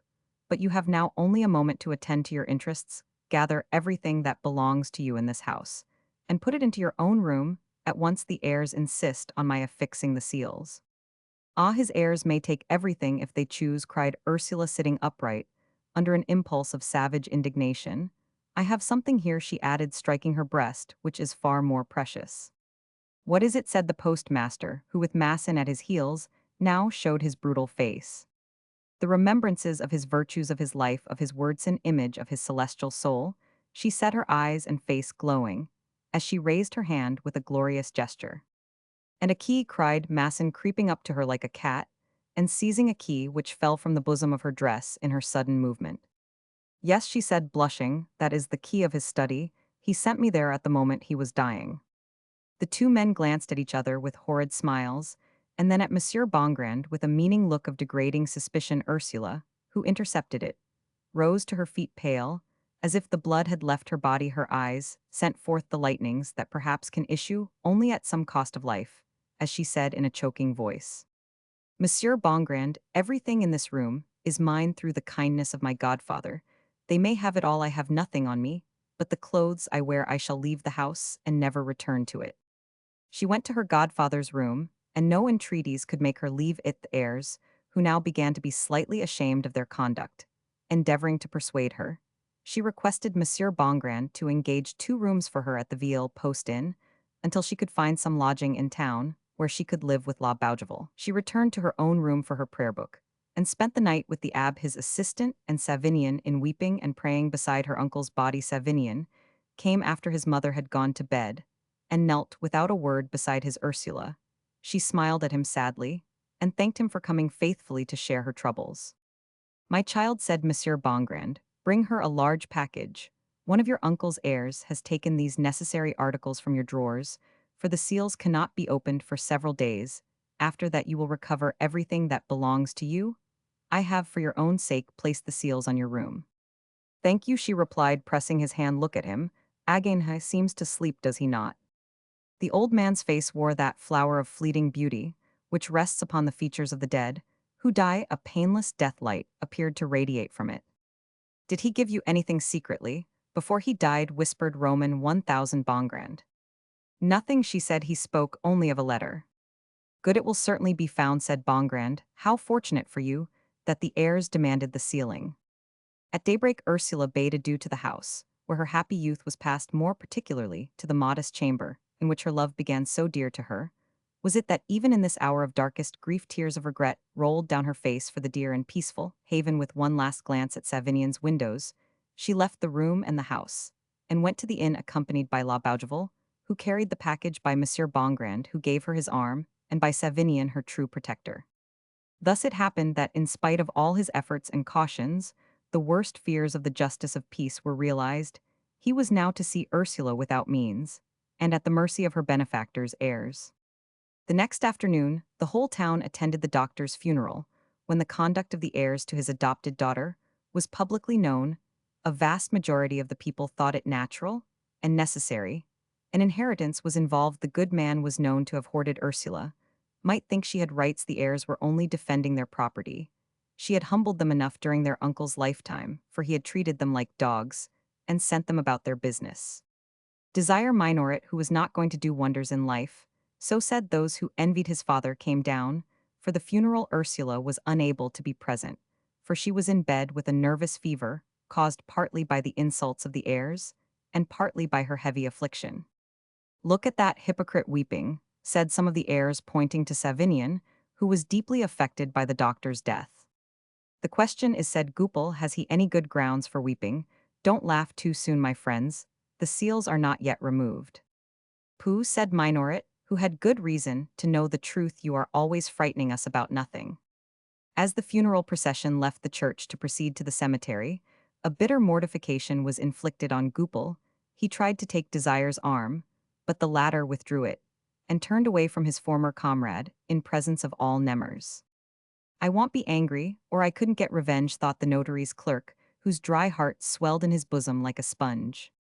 Before breaking the seals and making the inventory, it took some time for the Procureur du Roi, who is the legal guardian of orphans, to commission Monsieur Bongrand to act in his place. After that was done the settlement of the Minoret inheritance, nothing else being talked of in the town for 10 days. Began with all the legal formalities. Dionys had his pickings. Goupil enjoyed some mischief-making.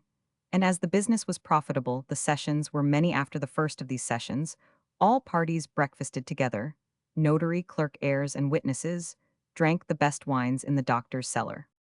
In the provinces, and especially in little towns, where everyone lives in his own house, it is sometimes very difficult to find a lodging.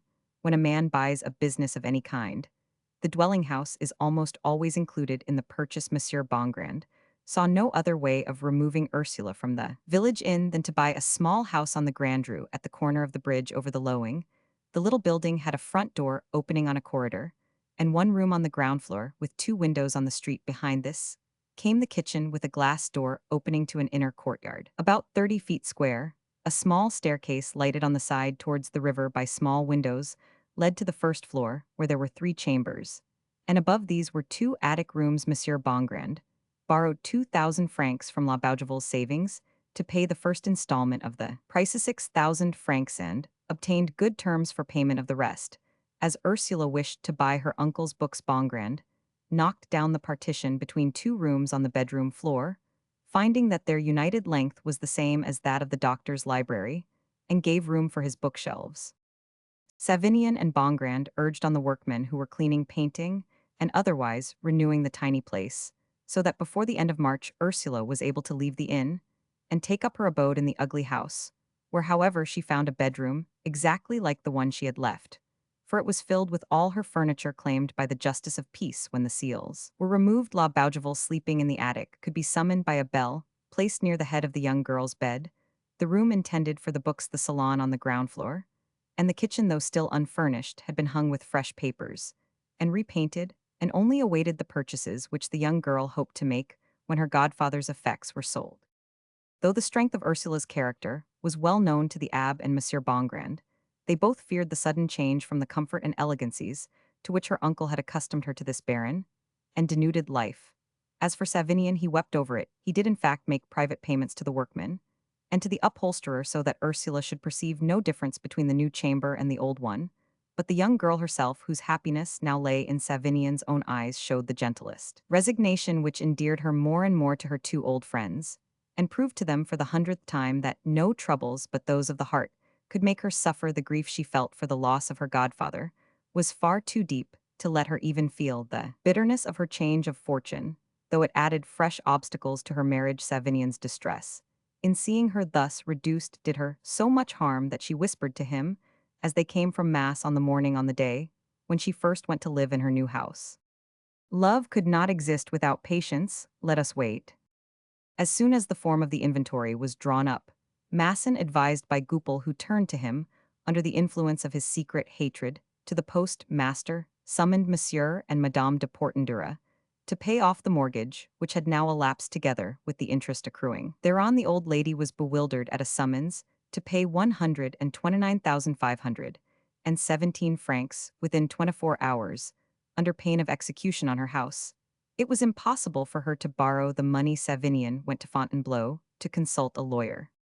"You are dealing with a bad set of people who will not compromise," was the lawyer's opinion. "They intend to sue in the matter, and get your farm at Bordiers. The best way for you would be to make a voluntary sale of it, and so escape costs." This dreadful news broke down the old lady. Her son very gently pointed out to her that had she consented to his marriage in Minoret's lifetime, the doctor would have left his property to Ursula's husband, and they would today have been opulent instead of being, as they now were, in the depths of poverty. Though said without reproach, this argument annihilated the poor woman even more than the thought of her coming ejectment. When Ursula heard of this catastrophe, she was stupefied with grief, having scarcely recovered from her fever, and the blow which the heirs had already dealt her to love, and be unable to succor the man she loves, that is one of the most dreadful of all sufferings to the soul of a noble and sensitive woman. I wish to buy my uncle's house, she said. Now I will buy your mother's. Can you, said Savinian, you are a minor, and you cannot sell out your funds without formalities, to which the procureur du roi, now your legal guardian, would not agree? We shall not resist. The whole town will be glad to see the discomfiture of a noble family. These bourgeois are like hounds after a quarry. Fortunately, I still have 10,000 francs left on which I can support my mother. Till this deplorable matter is settled, besides the inventory of your godfather's property is not yet finished, Monsieur Bongrand still thinks he shall find something for you. He is as much astonished as I am that you seem to be left without fortune. The doctor so often spoke both to him and to me of the future he had prepared for you that neither of us can understand this conclusion. Pooh, she said, so long as I can buy my godfather's books and furniture, and prevent their being dispersed, I am content. But who knows the price these infamous creatures will set on anything you want? Nothing was talked of from Montargis to Fontainebleau, but the million for which the Minoret heirs were searching. But the most minute search made in every corner of the house, after the seals were removed, brought no discovery. The 129,000 francs of the Portendura debt, the capital of the 15,000 a year in the 3%, then quoted at 76, the house valued at 40,000 francs, and its handsome furniture produced a total of about 600,000 francs, which to most persons seemed a comforting sum. But what had become of the money the doctor must have saved? Minoret began to have gnawing anxieties. La Bougival and Savinian, who persisted in believing, as did the justice of peace, in the existence of a will, came every day at the close of each session to find out from Bongrand the results of the day's search. The latter would sometimes exclaim before the agents and the heirs were fairly out of hearing, I can't understand the thing. Bongrand, Savinian, and the abbe often declared to each other that the doctor, who received no interest from the Portendura loan, could not have kept his house, as he did, on 15,000 francs a year. This opinion, openly expressed, made the postmaster turn livid more than once. Yet they and I have rummaged everywhere, said Bongranthe, to find money, and I, to find a will in favor of Monsieur de Portendura. They have sifted the ashes, lifted the marbles, felt of the slippers, bored into the woodwork of the beds, emptied the mattresses, ripped up the quilts, turned his eiderdown inside out, examined every inch of paper piece by piece, searched the drawers, dug up the cellar floor, and I have urged on their devastations. What do you think about it? Said the abbe. The will has been suppressed by one of the heirs. But where's the property? We may whistle for it. Perhaps the will is hidden in the library, said Savinian. Yes, and for that reason, I don't dissuade Ursula from buying it. If it were not for that, it would be absurd to let her put every penny of her ready money into books she will never open. At first the whole town believed the doctor's niece had got possession of the unfound capital, but when it was known positively that 1,400 francs a year, and her gifts constituted her whole fortune, the search of the doctor's house and furniture excited a more widespread curiosity than before. Some said the money would be found in bank bills hidden away in the furniture, others that the old man had slipped them into his books. The sale of the effects exhibited spectacle of the most extraordinary precautions on the part of the heirs. Dionys, who was doing duty as auctioneer, declared, as each lot was cried out, that the heirs only sold the article, whatever it was, and not what it might contain. Then, before allowing it to be taken away, it was subjected to a final investigation, being thumped and sounded. And when at last it left the house, the sellers followed with the looks a father might cast upon a son who was starting for India. Ah, mademoiselle, cried La Bougival, returning from the first session in despair, I shall not go again. Monsieur Bongrand is right, you could never bear the sight. Everything is ticketed, all the town is coming and going, just as in the street the handsome furniture is being ruined. They even stand upon it. The whole place is such a muddle that a hen couldn't find her chicks. You'd think there had been a fire. Lots of things are in the courtyard. The closets are all open, and nothing in them. Oh, the poor dear man. It's well he died, the sight would have killed him. Bongrand, who bought for Ursula certain articles which her uncle cherished, and which were suitable for her little house, did not appear at the sale of the library shrewder than the heirs, whose cupidity might have run up the price of the books, had they known he was buying them for Ursula. He commissioned a dealer in old books living in Melun to buy them for him as a result of the heir's anxiety. The whole library was sold book by book. 3,000 volumes were examined one by one, held by the two sides of the binding and shaken, so that loose papers would infallibly fall out. The whole amount of the purchases on Ursula's account amounted to 6,500 francs or thereabouts. The bookcases were not allowed to leave the premises until carefully examined by a cabinet maker brought down from Paris to search for secret drawers, when at last Monsieur Bongrand gave orders to take the books and the bookcases to Mademoiselle Mirouet's house. The heirs were tortured with vague fears not dissipated, until in course of time, they saw how poorly she lived. Minoret bought up his uncle's house, the value of which his co-heirs ran up to 50,000 francs, imagining that the postmaster expected to find a treasure in the walls. In fact, the house was sold with a reservation on this subject. 2 weeks later, Minoret disposed of his post-establishment with all the coaches and horses to the son of a rich farmer, and went to live in his uncle's house, where he spent considerable sums in repairing and refurnishing the rooms. By making this move, he thoughtlessly condemned himself to live within sight of Ursula. I hope, he said to Dionys the day when Madame de Portendura was summoned to pay her debt, that we shall soon be rid of those nobles. After they are gone, well, drive out the rest. That old woman with 14 quarterings, said Goupil, want to witness her own disaster, shall go and die in Brittany, where she can manage to find a wife for her son. No, said the notary, who had that morning drawn out a deed of sale at Bongrand's request. Ursula has just bought the house she is living in. That cursed fool does everything she can to annoy me, cried the postmaster imprudently. What does it signify to you whether she lives in Nemers or not? Asked Goupil, surprised at the annoyance which the colossus betrayed. Don't you know, answered Minoret, turning as red as a poppy, that my son is fool enough to be in love with her? Id give 500 francs if I could get Ursula out of this town. Chapter Roman 16, the two adversaries. Perhaps the foregoing conduct on the part of the postmaster will have shown already that Ursula, poor and resigned, was destined to be a thorn in the side of the rich Minoret. The bustle attending the settlement of an estate, the sale of the property, the going and coming necessitated by such unusual business, his discussions with his wife about the most trifling details, the purchase of the doctor's house, where Zélie wished to live in bourgeois style to advance her son's interests, all this hurlyburly contrasting with his usually tranquil life, hindered the huge Minoret from thinking of his victim.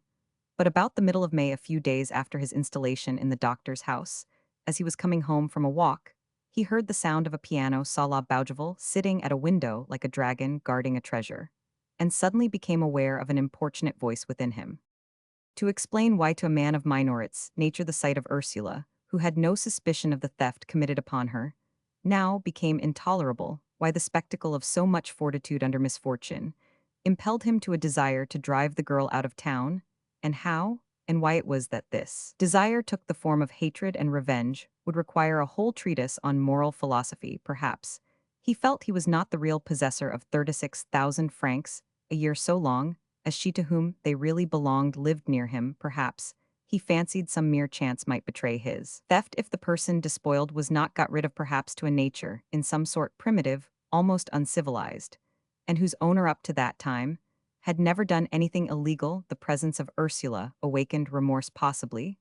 This remorse goaded him the more because he had received his share of the property legitimately acquired in his own mind. He no doubt attributed these stirrings of his conscience to the fact of Ursula's presence, imagining that if she were removed, all his uncomfortable feelings would disappear with her. But still, after all, perhaps crime has its own doctrine of perfection. A beginning of evil demands its end. A first stab must be followed by the blow that kills. Perhaps robbery is doomed to lead to murder. Minoret had committed the crime without the slightest reflection, so rapidly had the events taken place. Reflection came later. Now, if you have thoroughly possessed yourself of this man's nature and bodily presence, you will understand the mighty effect produced on him by a thought. Remorse is more than a thought, it comes from a feeling, which can no more be hidden than love. Like love, it has its own tyranny, but just as Minoret had committed the crime against Ursula without the slightest reflection, so he now blindly longed to drive her from Nemers, when he felt himself disturbed by the sight of that wronged innocence being in a sense imbecile. He never thought of the consequences. He went from danger to danger driven by a selfish instinct like a wild animal, which does not foresee the huntsman's skill, and relies on its own rapidity or strength. Before long the rich bourgeois who still met in Diana's salon noticed a great change in the manners and behavior of the man who had hitherto been so free of care. "I don't know what has come to Minor. He is all know how," said his wife, from whom he was resolved to hide his daring deed. Everybody explained his condition as being neither more nor less ennui. In fact, the thought now expressed on his face did resemble ennui, caused, they said, by the sudden cessation of business, and the change from an active life to one of well-todo leisure. While Minoret was thinking only of destroying Ursula's life, in Nemers, La Bougival never let a day go by without torturing her foster child, with some allusion to the fortune she ought to have had, or without comparing her miserable lot with the prospects the doctor had promised, and of which he had often spoken to her. La Bougival. "It is not for myself I speak," she said, "but is it likely that Monsieur good and kind, as he was, would have died, without leaving me the merest trifle?" "Am I not here," replied Ursula, forbidding La Bougival to say another word on the subject. She could not endure to soil the dear and tender memories that surrounded that noble head, a sketch of which in black and white hung in her little salon with thoughts of selfish interest to her fresh and beautiful imagination.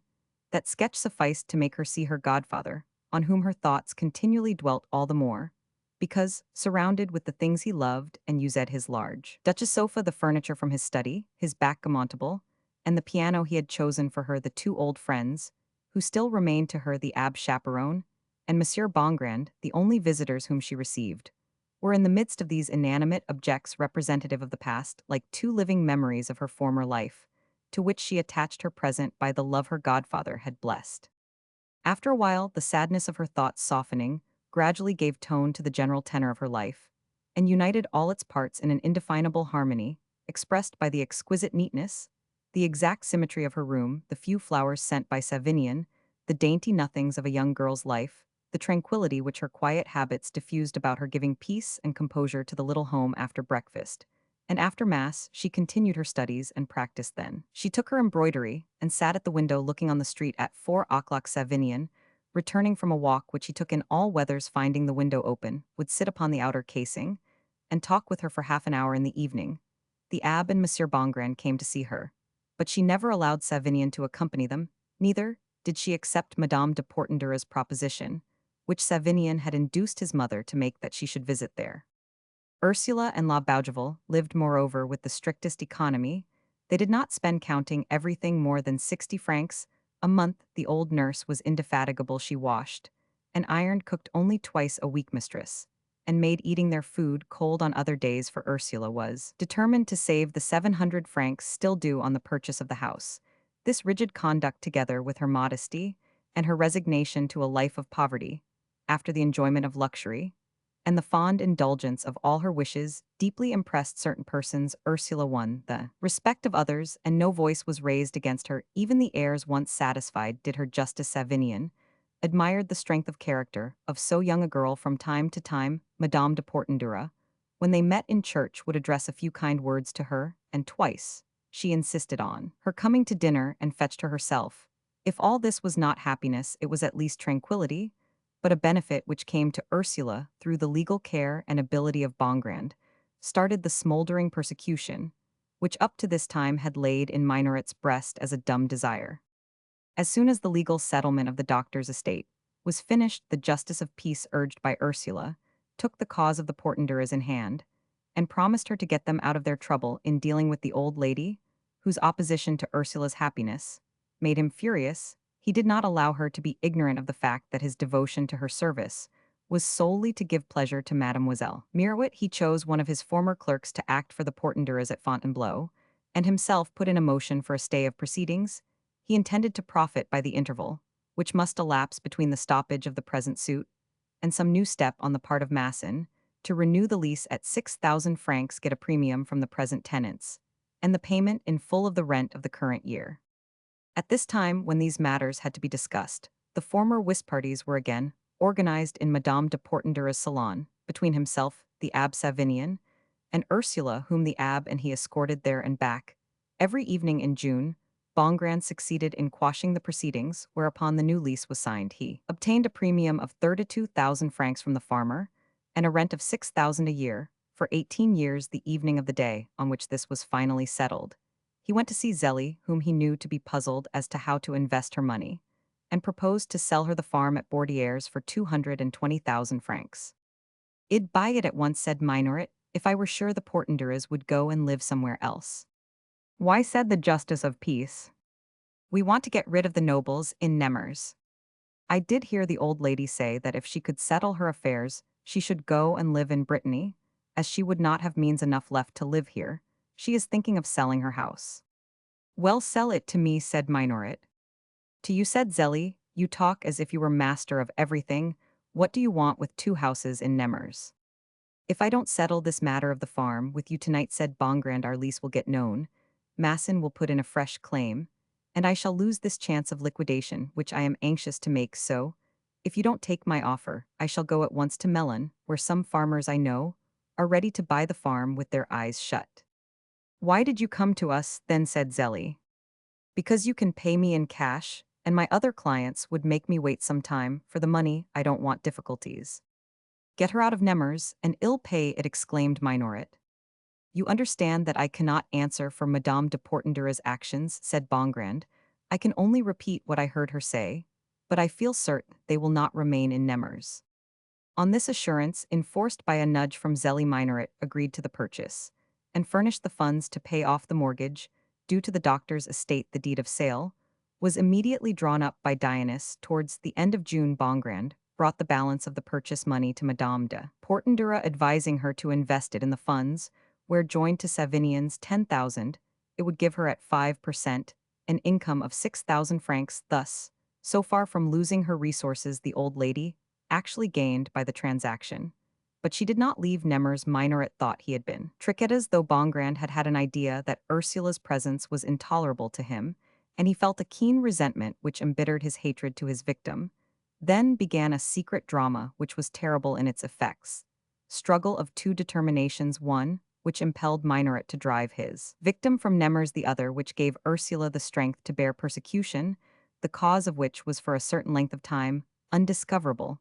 The situation was a strange and even unnatural one, and yet it was led up to by all the preceding events, which served as a preface to what was now to occur. Madame Minoret, to whom her husband had given a handsome silver service, costing 20,000 francs, gave a magnificent dinner every Sunday the day, on which her son, the deputy procureur, came from Fontainebleau, bringing with him certain of his friends. On these occasions, Zélie sent to Paris for delicacies, obliging Dionys the notary to emulate her display. Goupil, whom the Minorets endeavored to ignore as a questionable person who might tarnish their splendor, was not invited until the end of July. The clerk, who was fully aware of this intended neglect, was forced to be respectful to Desire, who, since his entrance into office, had assumed a haughty and dignified air even in his own family. "You must have forgotten Esther," Goupil said to him, "as you are so much in love with Mademoiselle Mirouet. In the first place, Esther is dead, monsieur, and in the next, I have never even thought of Ursula," said the new magistrate. "Why, what did you tell me, Papa Minoret?" cried Goupil insolently. Minoret, caught in a lie by a man whom he feared, would have lost countenance if it had not been for a project in his head, which was in fact the reason why Goupil was invited to dinner. Minoret, having remembered the proposition the clerk had once made to prevent the marriage between Savinian and Ursula, for all answer, he led Goupil hurriedly to the end of the garden. "Y'all soon be 28 years old, my good fellow," said he, "and I don't see that you are on the road to fortune. I wish you well, for after all you were once my son's companion. Listen to me.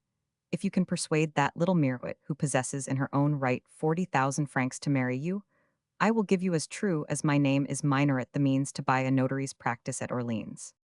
"No," said Goupil, "that's too far out of the way, but Montargis is." "No," said Minoret, "Sens." "Very good, Sens," replied the hideous clerk. "There's an archbishop at Sens, and I don't object to devotion, a little hypocrisy. And there you are on the way to fortune. Besides, the girl is pious and shall succeed at Sens. It is to be fully understood," continued Minoret, "that I shall not pay the money till you marry my cousin, for whom I wish to provide out of consideration for my deceased uncle." "Why not for me too?" said Goupil. maliciously, instantly suspecting a secret motive in Minoret's conduct.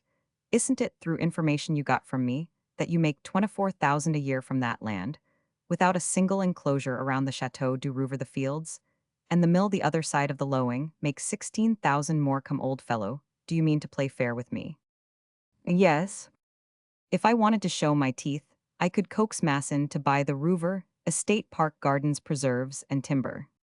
You'd better think twice before you do, that said Zélie, suddenly intervening. If I choose, said Goupil, giving her a viperish look, Masson would buy the whole for 200,000 francs. Leave us, wife, said the Colossus, taking Zélie by the arm and shoving her away. I understand him. We have been so very busy, he continued, returning to Goupil, that we have had no time to think of you, but I rely on your friendship to buy the Rouvre estate for me. It is a very ancient marquisate, said Goupil, maliciously, which will soon be worth in your hands 50,000 francs a year. That means a capital of more than 2 millions, as money is now. My son could then marry the daughter of a marshal of France, or the daughter of some old family, whose influence would get him a fine place under the government in Paris, said Minoret, opening his huge snuff-box and offering a pinch to Goupil. Very good, but will you play fair? Cried Goupil, shaking his fingers. Minoret pressed the clerk's hands, replying, On my word of honor. Chapter Roman 17, The Malignity of Provincial Minds. Like all crafty persons, Goupil, fortunately for Minoret, believed that the proposed marriage with Ursula was only a pretext on the part of the Colossus, and Zélie for making up with him now that he was opposing them with Masson. It isn't, he thought, Goupil who has invented this scheme. I know my Zélish taught him his part. Bah, ill, let Masson go in 3 years' time, ill be deputy from Sens. Just then, he saw Bongrand on his way to the opposite house for his whist, and he rushed hastily after him. You take a great interest in Mademoiselle Mirouet, my dear Monsieur Bongrand. He said, I know, you will not be indifferent to her future, her relations are considering it. And there is the program, she ought to marry a notary, whose practice should be in the chief town of an arrondissement. This notary, who would of course be elected deputy in 3 years, should settle on a dower of 100,000 francs on her. She can do better than that, said Bongrand, coldly. Madame de Portenduère is greatly changed, since her misfortune's trouble is killing her. Savinian will have 6,000 francs a year, and Ursula has a capital of 40,000. I shall show them how to increase it a la Masson, but honestly, and in 10 years they will have a little fortune. Savinian will do a foolish thing, said Goupil. He can marry Mademoiselle du Rouvre whenever he likes, an only daughter to whom the uncle and aunt intend to leave a fine property. Where love enters, farewell prudence, as La Fontaine says. By the by, who is your notary? Added Bongrand from curiosity. Suppose it were I, answered Goupil. You, exclaimed Bongrand, without hiding his disgust. Well, well, adieu, monsieur, replied Goupil with a parting glance of gall and hatred and defiance. Do you wish to be the wife of a notary, who will settle 100,000 francs on you? Cried Bongrand, entering Madame de Portenduère's little salon, where Ursula was seated beside the old lady. Ursula and Savinian trembled, and looked at each other, smiling, he not daring to show his uneasiness. I am not mistress of myself, said Ursula, holding out her hand to Savinian, in such a way that the old lady did not perceive the gesture. Well, I have refused the offer without consulting you. Why did you do that? Said Madame de Portenduère.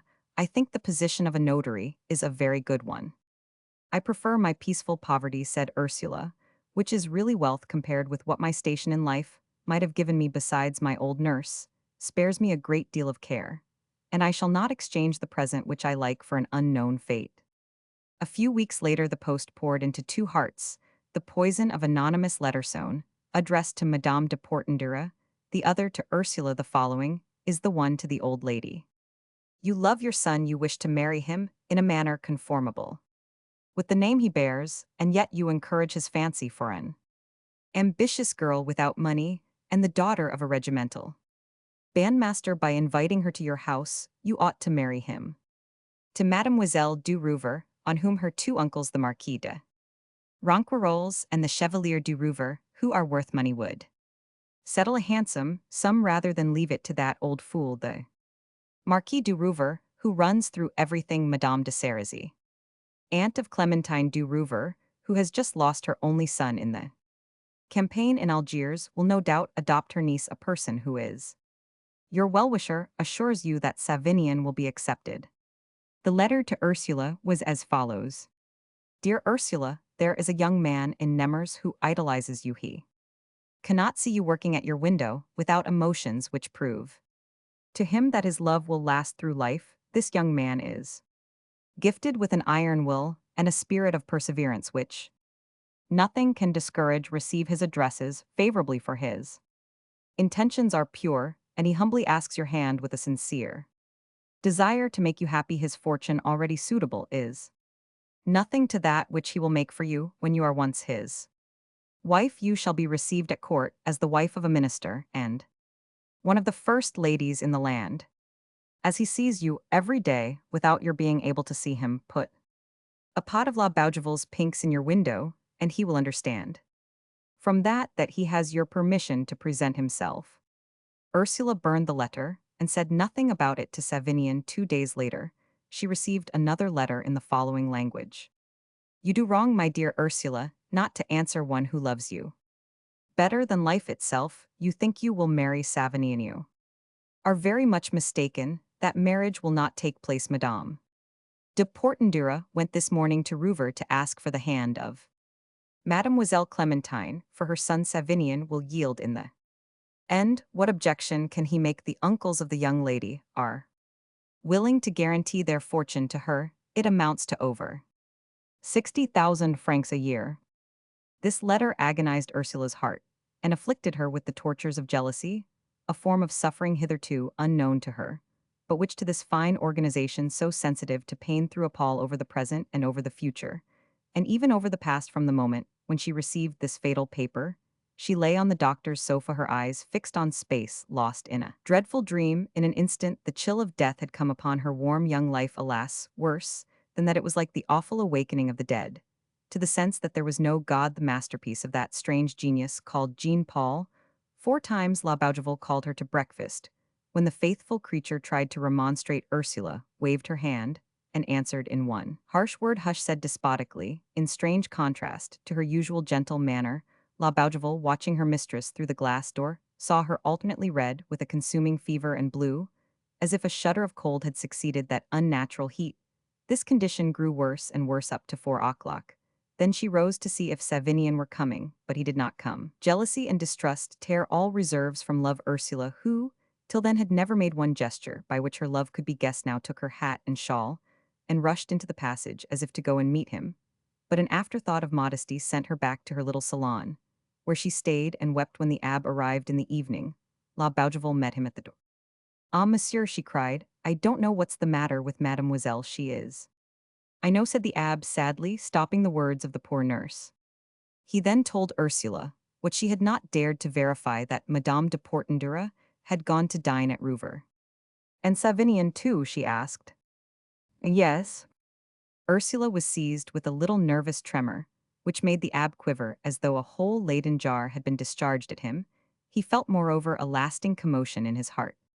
So we shall not go there tonight, he said, as gently as he could. And my child, it would be better if you did not go there again. The old lady will receive you in a way to wound your pride, Monsieur Bongrand. And I, who had succeeded in bringing her to consider your marriage, have no idea from what quarter this new influence has come to change her, as it were, in a moment. I expect the worst. Nothing can surprise me now, said Ursula, in a pained voice. In such extremities, it is a comfort to feel that we have done nothing to displease God. Submit, dear daughter, and do not seek to fathom the ways of Providence, said the abbe. I shall not unjustly distrust the character of Monsieur de Portendura. Why do you no longer call him Savinian? Asked the priest, who detected a slight bitterness in Ursula's tone. Of my dear Savinian, cried the girl, bursting into tears. Yes, my good friend, she said, sobbing. A voice tells me he is as noble in heart as he is in race. He has not only told me that he loves me alone, but he has proved it in 100 delicate ways, and by restraining heroically his ardent feelings lately when he took the hand I held out to him that evening. When Monsieur Bongrand proposed to me a husband, it was the first time, I swear to you, that I had ever given it. He began with a jest when he blew me a kiss across the street.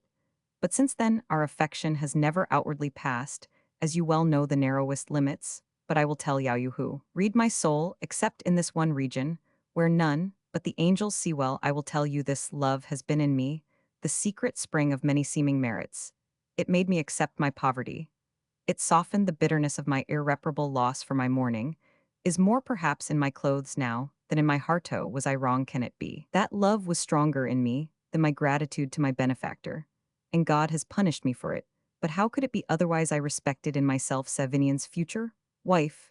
Yes, perhaps I was too proud, perhaps it is that pride which God has humbled. God alone, as you have often told me, should be the end and object of all our actions. The abb was deeply touched as he watched the tears roll down her pallid face. The higher her sense of security had been, the lower she was now to fall.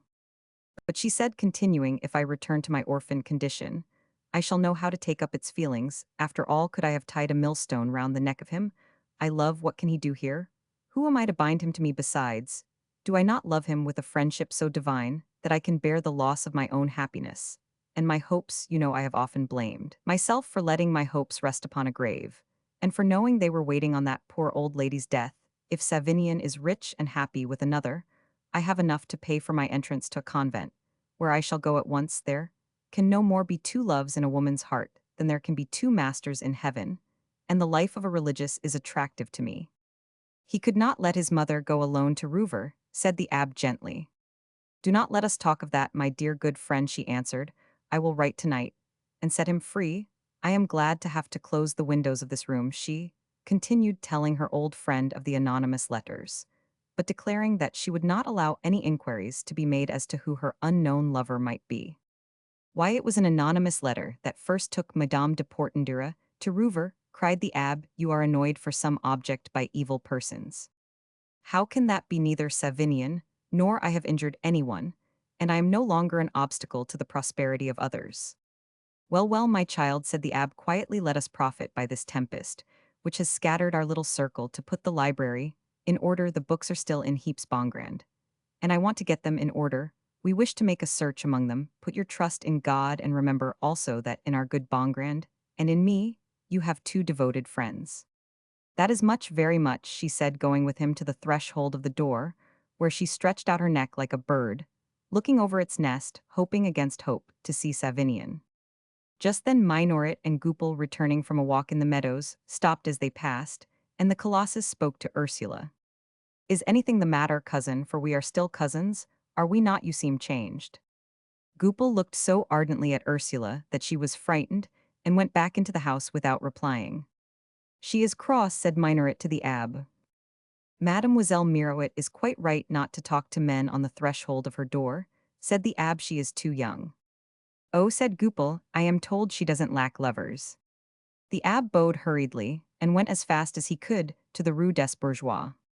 Well, said Goupil to Minoret, the thing is working. Did you notice how pale she was within a fortnight? Shall have left the town, y'all see. Better have you for a friend than an enemy, cried Minoret, frightened at the atrocious grin, which gave to Goupil's face the diabolical expression of the Mephistopheles of Joseph Bride. I should think so, returned Goupil. If she doesn't marry me, ill make her die of grief. Do it, my boy, and ill give you the money to buy a practice in Paris. You can then marry a rich woman. Poor Ursula, what makes you so bitter against her? What has she done to you? Asked the clerk in surprise. She annoys me, said Minoret gruffly. Well, wait till Monday, and you shall see how ill rasp her, said Goupil, studying the expression of the late postmaster's face. The next day La Bougeville carried the following letter to Savinian. I don't know what the dear child has written to you, she said, but she is almost dead this morning. Who, reading this letter to her lover, could fail to understand the sufferings the poor girl had gone through during the night? My dear Savinian, your mother wishes you to marry Mademoiselle Du Rouvre, and perhaps she is right. You are placed between a life that is almost poverty-stricken and a life of opulence, between the betrothed of your heart and a wife in conformity with the demands of the world, between obedience to your mother and the fulfillment of your own choice. For I still believe that you have chosen me, Savinian. If you have now to make your decision, I wish you to do so in absolute freedom. I give you back the promise you made to yourself, not to main a moment which can never fade from my memory, for it was like other days that have succeeded it of Angelic purity and sweetness that memory will suffice me for my life if you should persist in your pledge to me a dark and terrible idea would henceforth trouble my happiness in the midst of our privations which we have hitherto accepted so gaily you might reflect too late that life would have been to you a better thing had you now conformed to the laws of the world if you were a man to express that thought it would be to me the sentence of an agonizing death if you did not express it I should watch suspiciously every cloud upon your brow. Dear Savinian, I have preferred you to all else on earth I was right to do so for my godfather, though jealous of you used to say to me love him, my child you will certainly belong to each other one of these days when I went to Paris I loved you hopelessly and the feeling contented me, I do not know if I can now return to it but I shall try what are we after all at this moment brother and sister, let us stay so merry that happy girl who can have the joy of giving to your name the luster it ought to have, and which your mother thinks I should diminish, you will not hear of me again, the world will approve of you, I shall never blame you, but I shall love you ever adieu then. Wait, cried the young man, signing to La Bougival to sit down, he scratched off hastily the following reply. My dear Ursula, your letter cuts me to the heart, inasmuch as you have needlessly felt such pain, and also because our hearts for the first time have failed to understand each other if you are not my wife now, it is solely because I cannot marry without my mother's consent, dear, 8,000 francs a year and a pretty cottage on the Lowing, why that's a fortune, is it not, you know? We calculated that, if we kept La Bougival, we could lay by half our income every year you allowed me that evening in your uncle's garden to consider you mine, you cannot now of yourself break those ties which are common to both of us, Ursula, need I tell you that I yesterday informed Monsieur du Rouvre that even if I were free, I could not receive a fortune from a young person whom I did not know. My mother refuses to see you again, I must therefore lose the happiness of our evenings, but surely you will not deprive me of the brief moments I can spend at your window this evening, then nothing can separate us. Take this to her, my old woman, she must not be unhappy one moment longer. That afternoon at 4 o'clock, returning from the walk which he always took expressly to pass before Ursula's house, Savinian found his mistress waiting for him, her face a little pallid from these sudden changes and excitements. It seems to me that, until now, I have never known what the pleasure of seeing you is, she said to him. You once said to me, replied Savinian Smillingfur, I remember all your words, love lives, by patience, we will wait, dear, you have separated love from faith. Ah, this shall be the end of our quarrels. We will never have another. You have claimed to love me better than I love you, but did I ever doubt you, he said, offering her a bouquet of wildflowers arranged to express his thoughts. You have never had any reason to doubt me, she replied, and besides you don't know all, she added in a troubled voice. Ursula had refused to receive letters by the post, but that afternoon, without being able even to guess at the nature of the trick, she had found a few moments before Savinian's arrival a letter tossed on her sofa, which contained the words, Tremble, a rejected lover can become a tiger. Withstanding Savinian's entreaties, she refused to tell him out of prudence the secret of her fears. The delight of seeing him again, after she had thought him lost to her, could alone have made her recover from the mortal chill of terror. The expectation of indefinite evil is torture to every one suffering, assumes the proportions of the unknown, and the unknown is the infinite of the soul. To Ursula, the pain was exquisite, something without her bounded at the slightest noise, yet she was afraid of silence, and suspected even the walls of collusion. Even her sleep was restless. Goupil, who knew nothing of her nature delicate as that of a flower, had found with the instinct of evil the poison that could wither and destroy her.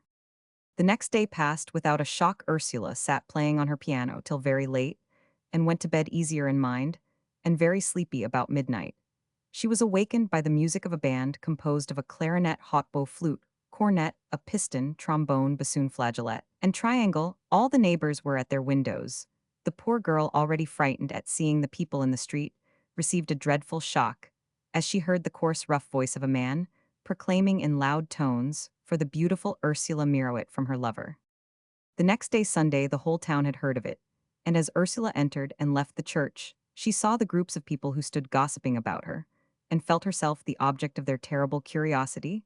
The serenade set all tongues wagging, and conjectures were rife on all sides. Ursula reached home more dead than alive. Determined not to leave the house against Ab having advised her to say vespers in her own room, as she entered the house she saw lying in the passage, which was floored with brick, a letter, which had evidently been slipped under the door. She picked it up, and read it under the idea that it would obtain an explanation. It was as follows. Resign yourself to becoming my wife rich, and idolized I am resolved, if you are not mine living you shall be mine dead. To your refusal, you may attribute not only your own misfortunes, but those which will fall on others. He who loves you, and whose wife you will be. Curiously enough, at the very moment that the gentle victim of this plot was drooping like a cut flower, Mademoiselle, Masson, Dionys, and Cremiere were envying her lot. She is a lucky girl, they were saying. People talk of her, and court her and quarrel about her. The serenade was charming. There was a cornetapiston. What's a piston? A new musical instrument, as big as this sea, replied Angelique Cremiere to Pamela Masson. Early that morning, Savinian had gone to Fontainebleau to endeavor to find out who had engaged the musicians of the regiment, then in garrison. But as there were 2 men to each instrument, it was impossible to find out which of them had gone to Nemers. The colonel forbade them to play for any private person in future without his permission. Savinian had an interview with the Procureur du Roi, Ursula's legal guardian, and explained to him the injury these scenes would do to a young girl, naturally so delicate and sensitive, begging him to take some action to discover the author of such wrong.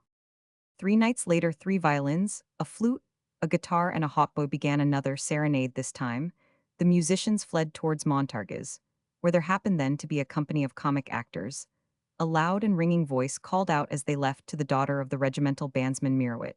By this means, all Nemers came to know the profession of Ursula's father, a secret the old doctor had sedulously kept. Savinian did not go to Montargis. He received, in the course of the day, an anonymous letter containing a prophecy. You will never marry Ursula. If you wish her to live, give her up at once to a man who loves her more than you love her. He has made himself a musician and an artist to please her, and he would rather see her dead than let her be your wife. The doctor came to Ursula 3 times in the course of that day, for she was really in danger of death from the horror of this mysterious persecution. Feeling that some infernal hand had plunged her into the mire, the poor girl lay like a martyr. She said nothing, but lifted her eyes to heaven, and wept no more. She seemed awaiting other blows, and prayed fervently. I am glad I cannot go down into the salon, she said to Monsieur Bongrand, and the abbe, who left her as little as possible. He would come, and I am now unworthy of the looks with which he blessed me. Do you think he will suspect me? If Savinian does not discover the author of these infamies, he means to get the assistance of the Paris police, said Bongrand. Whoever it is will know I am dying, said Ursula, and will cease to trouble me. The Abbe Bongrand and Savinian were lost in conjectures and suspicions together with Tinette la Bougival, and 2 persons on whom the Abbe could rely. They kept the closest watch, and were on their guard night and day for a week. But no indiscretion could betray Goupil, whose machinations were known to himself only. There were no more serenades and no more letters, and little by little the watch relaxed. Bongrand thought the author of the wrong was frightened. Savinian believed that the Procureur du Roi, to whom he had sent the letters received by Ursula and himself, and his mother, had taken steps to put an end to the persecution. The armistice was not of long duration, however, when the doctor had checked the nervous fever from which poor Ursula was suffering, and just as she was recovering her courage, a rope ladder was found early one morning in July, attached to her window. The postilion of the mailpost declared that, as he drove past the house in the middle of the night, a small man was in the act of coming down the ladder, and though he tried to pull up his horses, being startled, carried him down the hill so fast that he was out of Nemers. Before he stopped them, some of the persons who frequented Dionys' salon attributed these maneuvers to the Marquis du Rouvre.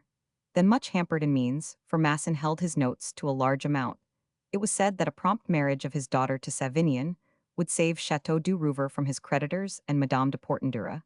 The gossips added would approve of anything that would discredit and degrade Ursula, and lead to this marriage of her son. So far from this being true, the old lady was well-nigh vanquished by the sufferings of the innocent girl. The abbe was so painfully overcome by this act of infernal wickedness that he fell ill himself, and was kept to the house for several days. Poor Ursula, to whom this last insult had caused a relapse, received by post a letter from the abbe, which was taken in by La Bougival. On recognizing the handwriting, it was as follows. My child, leave Nemours, and thus evade the malice of your enemies. Perhaps they are seeking to endanger Savinian's life. I will tell you more when I am able to go to you. Your devoted friend, Chaperone. When Savinian, who was almost maddened by these proceedings, carried this letter to the abbe, the poor priest read it, and reread it. So amazed and horror-stricken was he to see the perfection with which his own handwriting and signature were imitated, the dangerous condition into which this last atrocity threw poor Ursula, sent Savinian once more to the Procureur du Roi with the forged letter. A murder is being committed by means that the law cannot touch, he said, upon an orphan, whom the code places in your care, as legal guardian. What is to be done? If you can find any means of repression, said the official, I will adopt them. But I know of none. That infamous wretch gives the best advice. Mademoiselle Mirouet must be sent to the Sisters of the Adoration of the Sacred Heart. Meanwhile, the commissary of police at Fontainebleau shall, at my request, authorize you to carry arms in your own defense. I have been myself to Rouvre, and I found Monsieur du Rouvre justly indignant at the suspicions some of the Nemours people have put upon him. Minoret, the father of my assistant, is in treaty for the purchase of the estate. Mademoiselle is to marry a rich Polish count, and Monsieur du Rouvre himself left the neighborhood the day I saw him to avoid arrest for debt. Desire Minoret, when questioned by his chief, dared not tell his thought. He recognized Goupil, he fully believed, was the only man capable of carrying a persecution to the very verge of the penal code, without infringing a hair's breadth upon it. Chapter Roman 18. A twofold vengeance.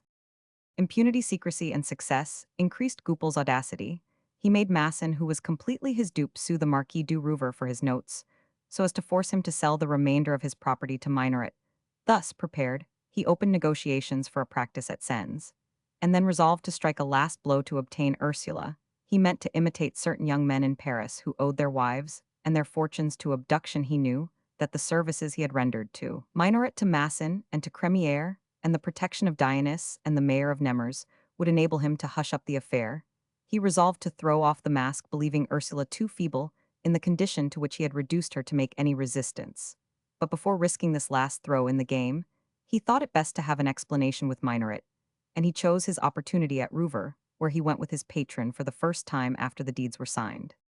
Minoret had that morning received a confidential letter from his son, asking him for information as to what was happening in connection with Ursula, information that he desired to obtain before going to Nemours with the Procureur du Roi to place her under shelter from these atrocities in the convent of the Adoration. Desire exhorted his father, in case this persecution should be the work of any of their friends, to give to whoever it might be warning and good advice, for even if the law could not punish this crime, it would certainly discover the truth and hold it over the delinquent's head. Minoret had now attained a great object, owner of the Château du Rouvre, one of the finest estates in the Gâtinais. He had also a rent roll of some 40,000 francs a year from the rich domains which surrounded the park. He could well afford to snap his fingers at Goupil. Besides, he intended to live on the estate where the sight of Ursula would no longer trouble him. My boy, he said to Goupil, as they walked along the terrace, let my young cousin alone now. Pooh, said the clerk, unable to imagine what capricious conduct meant. Oh, I am not ungrateful. You have enabled me to get this fine brick chateau with the stone copings, which couldn't be built now for 200,000 francs, and those farms and preserves, and the park and gardens and woods all for 280,000 francs. No, I'm not ungrateful. Ill give you 10%, 20,000 francs for your services, and you can buy a sheriff's practice in Nemours. I'll guarantee you a marriage with one of Crémière's daughters, the eldest. The one who talks piston, cried Goupil. Shall have 30,000 francs, replied Minoret. Don't you see, my dear boy, that you are cut out for a sheriff, just as I was to be a post master? People should keep to their vocation. Very well then, said Goupil, falling from the pinnacle of his hopes. Here's a stamped check. Write me an order for 20,000 francs. I want the money in hand at once. Minoret had 18,000 francs by him. At that moment, of which his wife knew nothing, he thought the best way to get rid of Goupil was to sign the draft. The clerk, seeing the flush of seigneurial fever on the face of the imbecile and colossal Machiavelli, threw him an au revoir by way of farewell, accompanied with a glance which would have made anyone but an idiotic parvenu lost in contemplation of the magnificent chateau built in the style in vogue, under Louis Roman 13 tremble in his shoes. Are you not going to wait for me? He cried, observing that Goupil was going away on foot.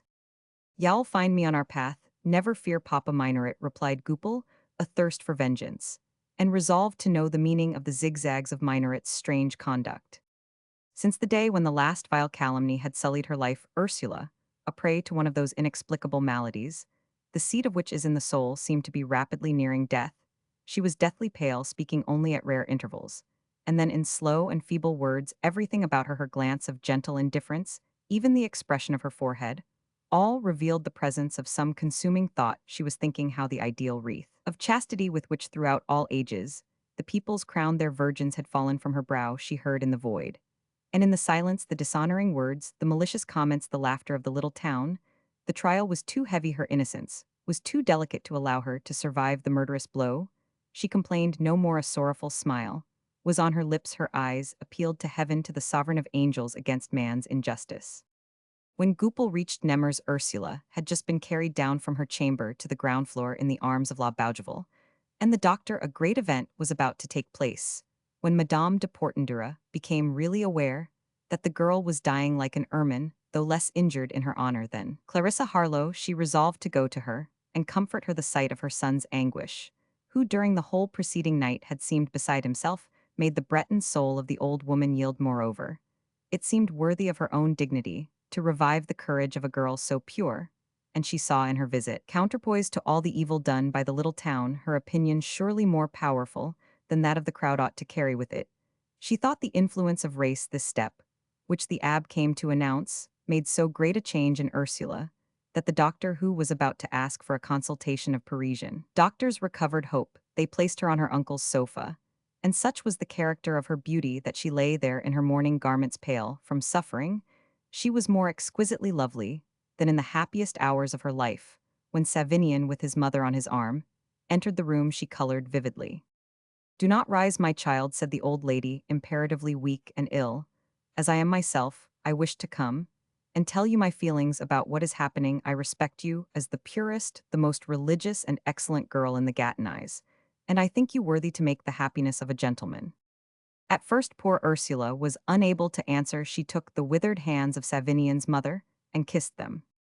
"Ah, madame," she said in a faltering voice, "I should never have had the boldness to think of rising above my condition, if I had not been encouraged by promises. My only claim was that of an affection without bounds, but now they have found the means to separate me from him I love. Thee have made me unworthy of him. Never," she cried with a ring in her voice, which painfully affected those about her, "never will I consent to give to any man a degraded hand, a stained reputation. I love two wellies.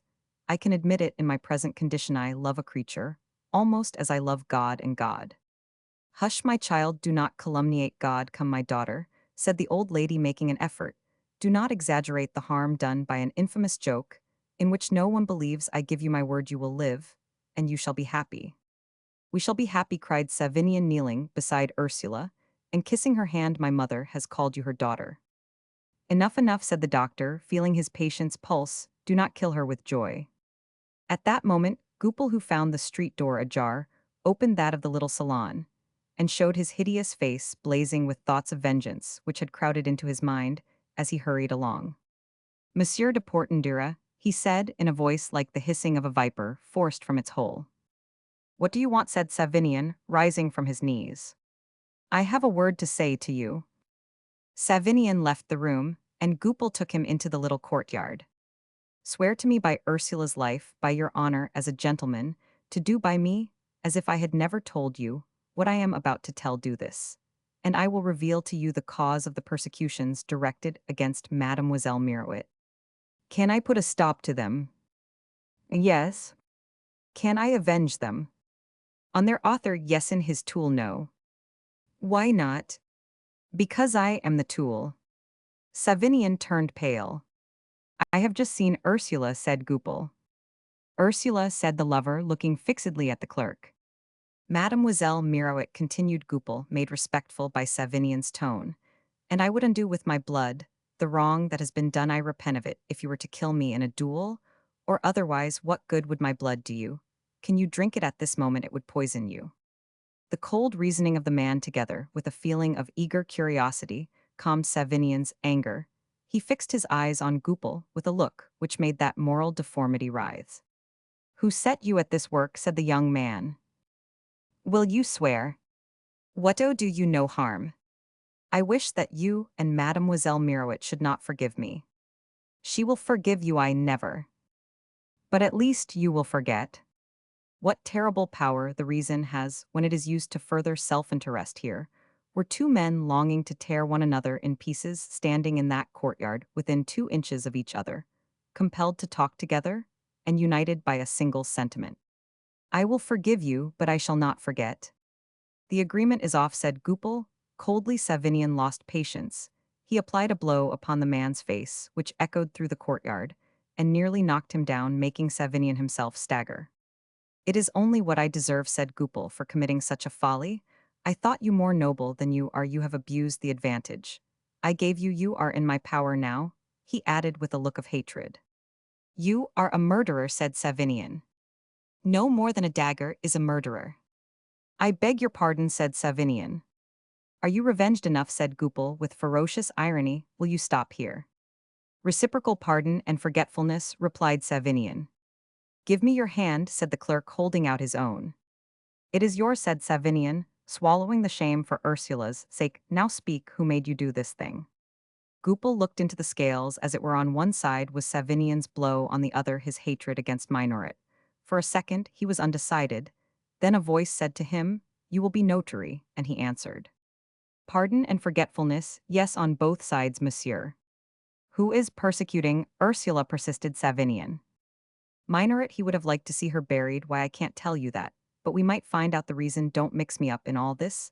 I could do nothing to help you if the others distrusted me. Instead of annoying Ursula, I will defend her instead of serving Minoret.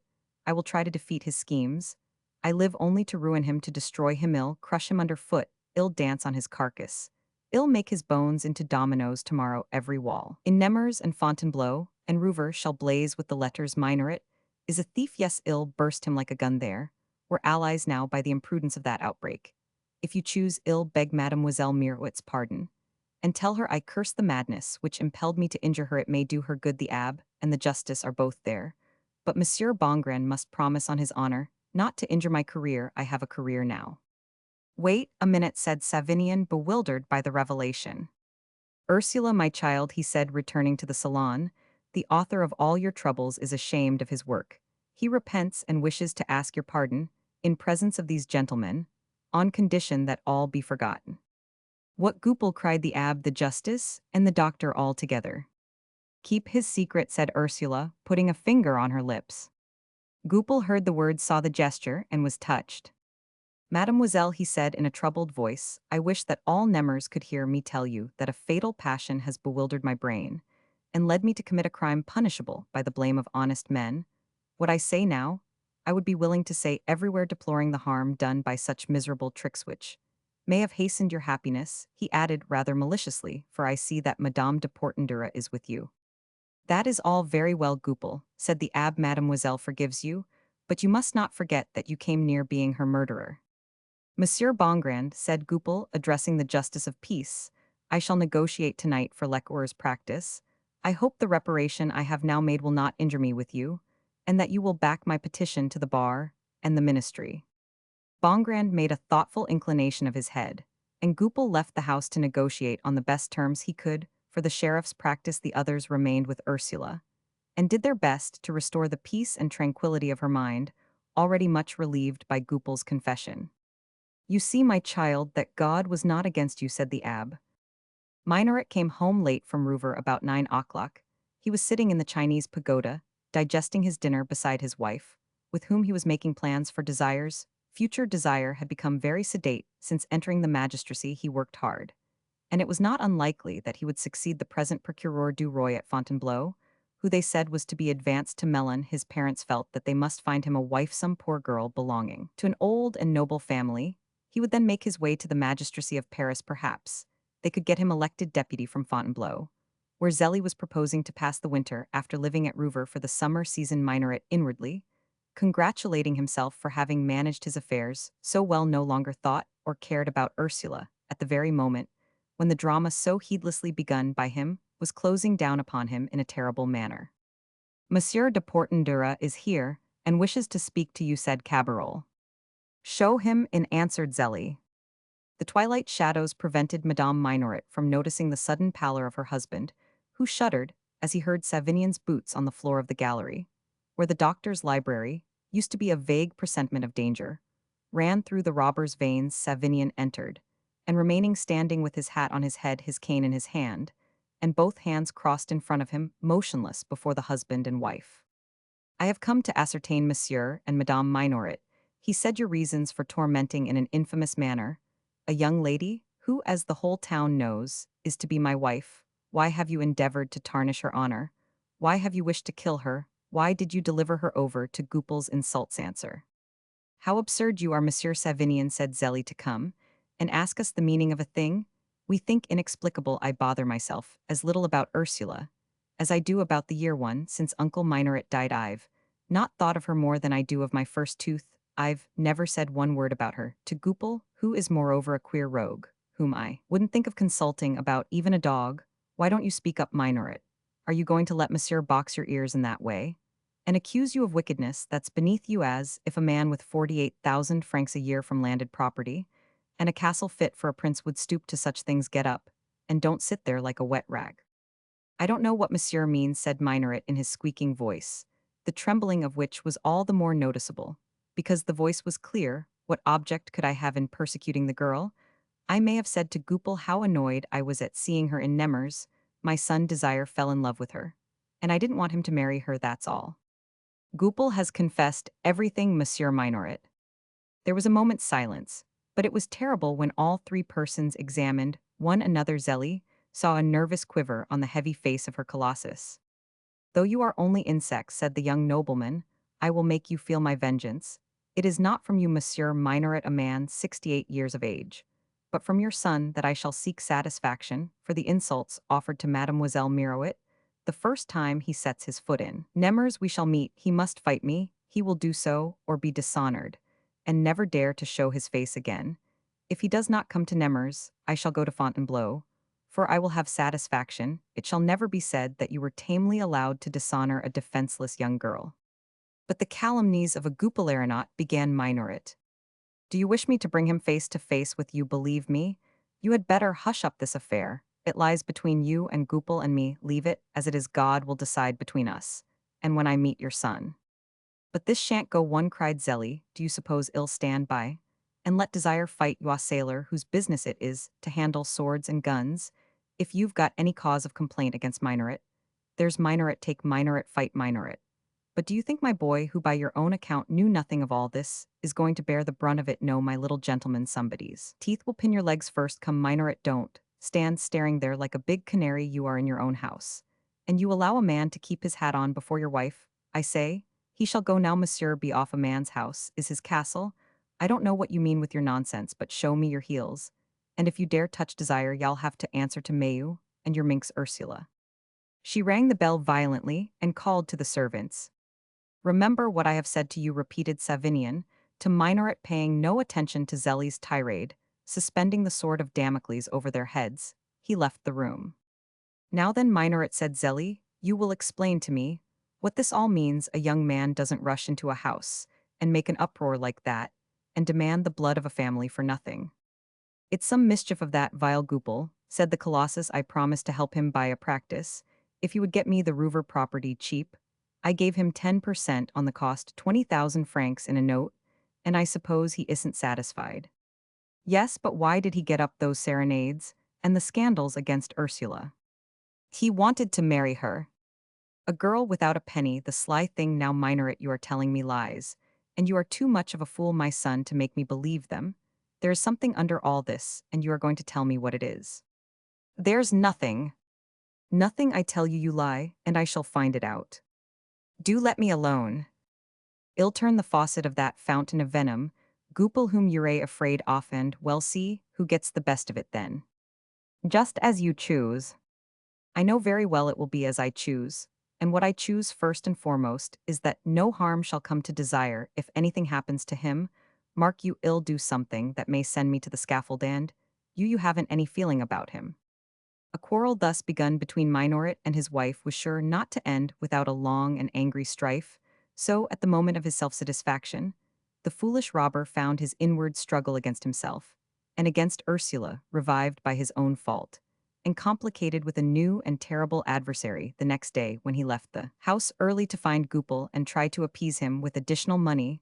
The walls were already placarded with the words Minoret is a thief. All those whom he met commiserated him, and asked him who was the author of the anonymous placard. Fortunately for him, everybody made allowance for his equivocal replies by reflecting on his utter stupidity. Fools get more advantage from their weakness than able men from their strength.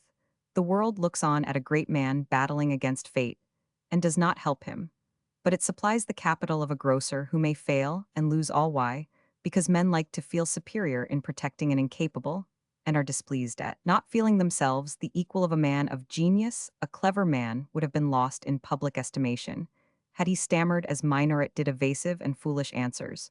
With a frightened air, Zélie sent her servants to efface the vindictive words wherever they were found, but the effect of them on Minoret's conscience still remained. The result of his interview with his assailant was soon apparent, though Goupil had concluded his bargain with the sheriff the night before. He now impudently refused to fulfill it. "My dear Lecouer," he said, "I am unexpectedly enabled to buy up Monsieur Dionys' practice. I am therefore in a position to help you to sell to others. Tear up the agreement. It's only the loss of 2 stampture, are 70 centimes." Lecouer was too much afraid of Goupil to complain. All Nemers knew before night that Minoret had given Dionys security to enable Goupil to buy his practice. The latter wrote to Savinian, denying his charges against Minoret, and telling the young nobleman that in his new position he was forbidden by the rules of the Supreme Court, and also by his respect for law, to fight a duel. But he warned Savinian to treat him well in future, assuring him he was a capital boxer, and would break his leg at the first offense. The walls of Nemers were cleared of the inscription, but the quarrel between Minoret and his wife went on, and Savinian maintained a threatening silence. 10 days after these events, the marriage of Mademoiselle Masson the elder to the future notary was bruited about the town. Mademoiselle Masson had a dowry of 80,000 francs, and her own peculiar ugliness. Goupil had his deformities and his practice. The union therefore seemed suitable and probable. One evening towards midnight, 2 unknown men seized Goupil in the street as he was leaving Masson's house, gave him a sound beating, and disappeared. The notary kept the matter a profound secret, and even contradicted an old woman who saw the scene from her window and thought that she recognized him. These great little events were carefully studied by Bongrand, who became convinced that Goupil held some mysterious power over Minoret, and he determined to find out its cause. Chapter Roman 19 Apparitions. Though the public opinion of the little town recognized Ursula's perfect innocence, she recovered slowly while in a state of bodily exhaustion, which left her mind and spirit free. She became the medium of phenomena, the effects of which were astounding, and of a nature to challenge science, if science had been brought into contact with them. 10 days after Madame de Portendure's visit, Ursula had a dream with all the characteristics of a supernatural vision, as much in its moral aspects as in the, so to speak, physical circumstances. Her godfather appeared to her, and made a sign that she should come with him. She dressed herself, and followed him through the darkness to their former house in the Rue des Bourgeois, where she found everything precisely as it was on the day of her godfather's death. The old man wore the clothes that were on him the evening before his death. His face was pale, his movements caused no sound. Nevertheless, Ursula heard his voice distinctly, though it was feeble, and as if repeated by a distant echo. The doctor conducted his child as far as the Chinese pagoda, where he made her lift the marble top of the little buhl cabinet, just as she had raised it on the day of his death. But instead of finding nothing there, she saw the letter her godfather had told her to fetch. She opened it, and read both the letter addressed to herself, and the will in favor of Savinian. The writing, as she afterwards told the abbe, shone, as if traced by sunbeams. "It burned my eyes," she said when she looked at her uncle to thank him. She saw the old benevolent smile upon his discolored lips. Then, in a feeble voice, but still clearly, he told her to look at Minoret, who was listening in the corridor to what he said to her, and next slipping the lock of the library door with his knife, and taking the papers from the study with his right hand, the old man seized his goddaughter, and obliged her to walk at the pace of death, and follow Minoret to his own house. Ursula crossed the town, entered the post-house, and went into Zélie's old room, where the spectre showed her minaret unfolding the letters, reading them, and burning them. He could not, said Ursula, telling her dream to the abbe, light the first two matches, but the third took fire. He burned the papers, and buried their remains in the ashes. Then my godfather brought me back to our house, and I saw Minaret Levrault slipping into the library, where he took from the third volume of Pandects 3 certificates of 12,000 francs each, also from the preceding volume, a number of banknotes. He is, said my godfather, the cause of all the trouble which has brought you to the verge of the tomb. But God wills that you shall yet be happy. You will not die now. You will marry Savinian if you love me. And if you love Savinian, I charge you to demand your fortune from my nephew. Swear it. Resplendent as though transfigured, the spectre had so powerful an influence on Ursula's soul that she promised all her uncle asked, hoping to put an end to the nightmare. She woke suddenly and found herself standing in the middle of her bedroom, facing her godfather's portrait, which had been placed there during her illness. She went back to bed and fell asleep after much agitation, and on waking again, she remembered all the particulars of this singular vision. But she dared not speak of it. Her judgment and her delicacy both shrank from revealing a dream, the end and object of which was her pecuniary benefit. She attributed the vision, not unnaturally, to remarks made by La Bougival the preceding evening, when the old woman talked of the doctor's intended liberality, and of her own convictions on that subject. But the dream returned with aggravated circumstances which made it fearful to the poor girl. On the second occasion, the icy hand of her godfather was laid upon her shoulder, causing her the most horrible distress and indefinable sensation. You must obey the dead, he said, in a sepulchral voice. Tears, said Ursula, relating her dreams, fell from his white, witty open eyes. The third time the vision came, the dead man took her by the braids of her long hair, and showed her the postmaster talking with Goupil and promising money if he would remove Ursula to Sens. Ursula then decided to relate the 3 dreams to the abbe chaperon. Monsieur l'Abbe, she said, do you believe that the dead reappear? My child, sacred history, profane history, and modern history have much testimony to that effect, but the Church has never made it an article of faith, and as for science in France, science laughs at the idea. What do you believe? That the power of God is infinite? Did my godfather ever speak to you of such matters? Yes, often. He had entirely changed his views of them. His conversion, as he told me at least 20 times, dated from the day when a woman in Paris heard you praying for him in Nemours, and saw the red dot you made against Saint Savinian's day in your almanac.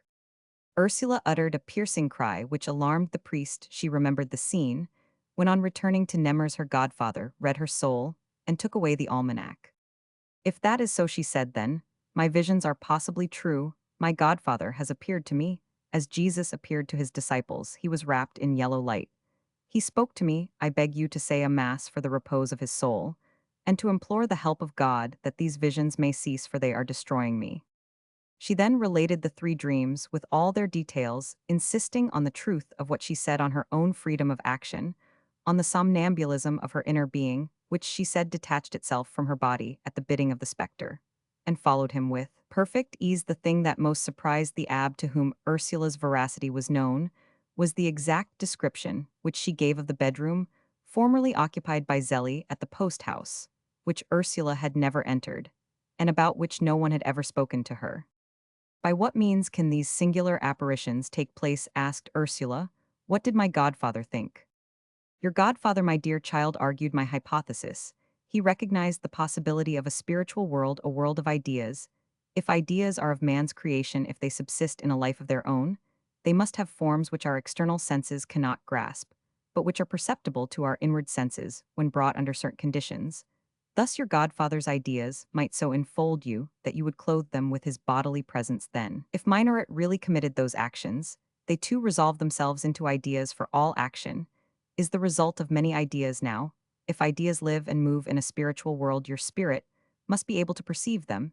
If it penetrates that world, these phenomena are not more extraordinary than those of memory, and those of memory are quite as amazing and inexplicable as those of the perfume of plants, which are perhaps the ideas of the plants. How you enlarge and magnify the world, exclaimed Ursula, but to hear the dead speak, to see them walk acto, you think it possible. In Sweden, replied the Abbe, Swedenborg has proved by evidence that he communicated with the dead. But come with me into the library, and you shall read in the life of the famous Duc de Montmorency, beheaded at Toulouse, and who certainly was not a man to invent foolish tales, an adventure very like yours, which happened 100 years earlier at Carden. Ursula and the abbe went upstairs, and the good man hunted up a little edition, in 12 mo printed in Paris in 1666, of the history of Henry de Montmorency, written by a priest of that period, who had known the prince. Read it, said the abbe, giving Ursula the volume, which he had opened, at the 175th page. Your godfather often reread that passage, and see, here's a little of his snuff in it. And he not here, said Ursula, taking the volume to read the passage. The siege of Private was remarkable for the loss of a great number of officers. 2 brigadier generals died there, namely the Marquis d'Axelles of a wound received at the outposts, and the Marquis de Ports from a musket shot through the head the day the latter was killed. He was to have been made a marshal of France about the moment when the Marquis expired. The Duc de Montmorency, who was sleeping in his tent, was awakened by a voice like that of the Marquis bidding him farewell. The affection he felt for a friend so near made him attribute the illusion of this dream to the force of his own imagination, and owing to the fatigues of the night which he had spent according to his custom in the trenches, he fell asleep once more without any sense of dread, but the same voice disturbed him again, and the phantom obliged him to wake up and listen to the same words it had said as it first passed the Duke, then recollected that he had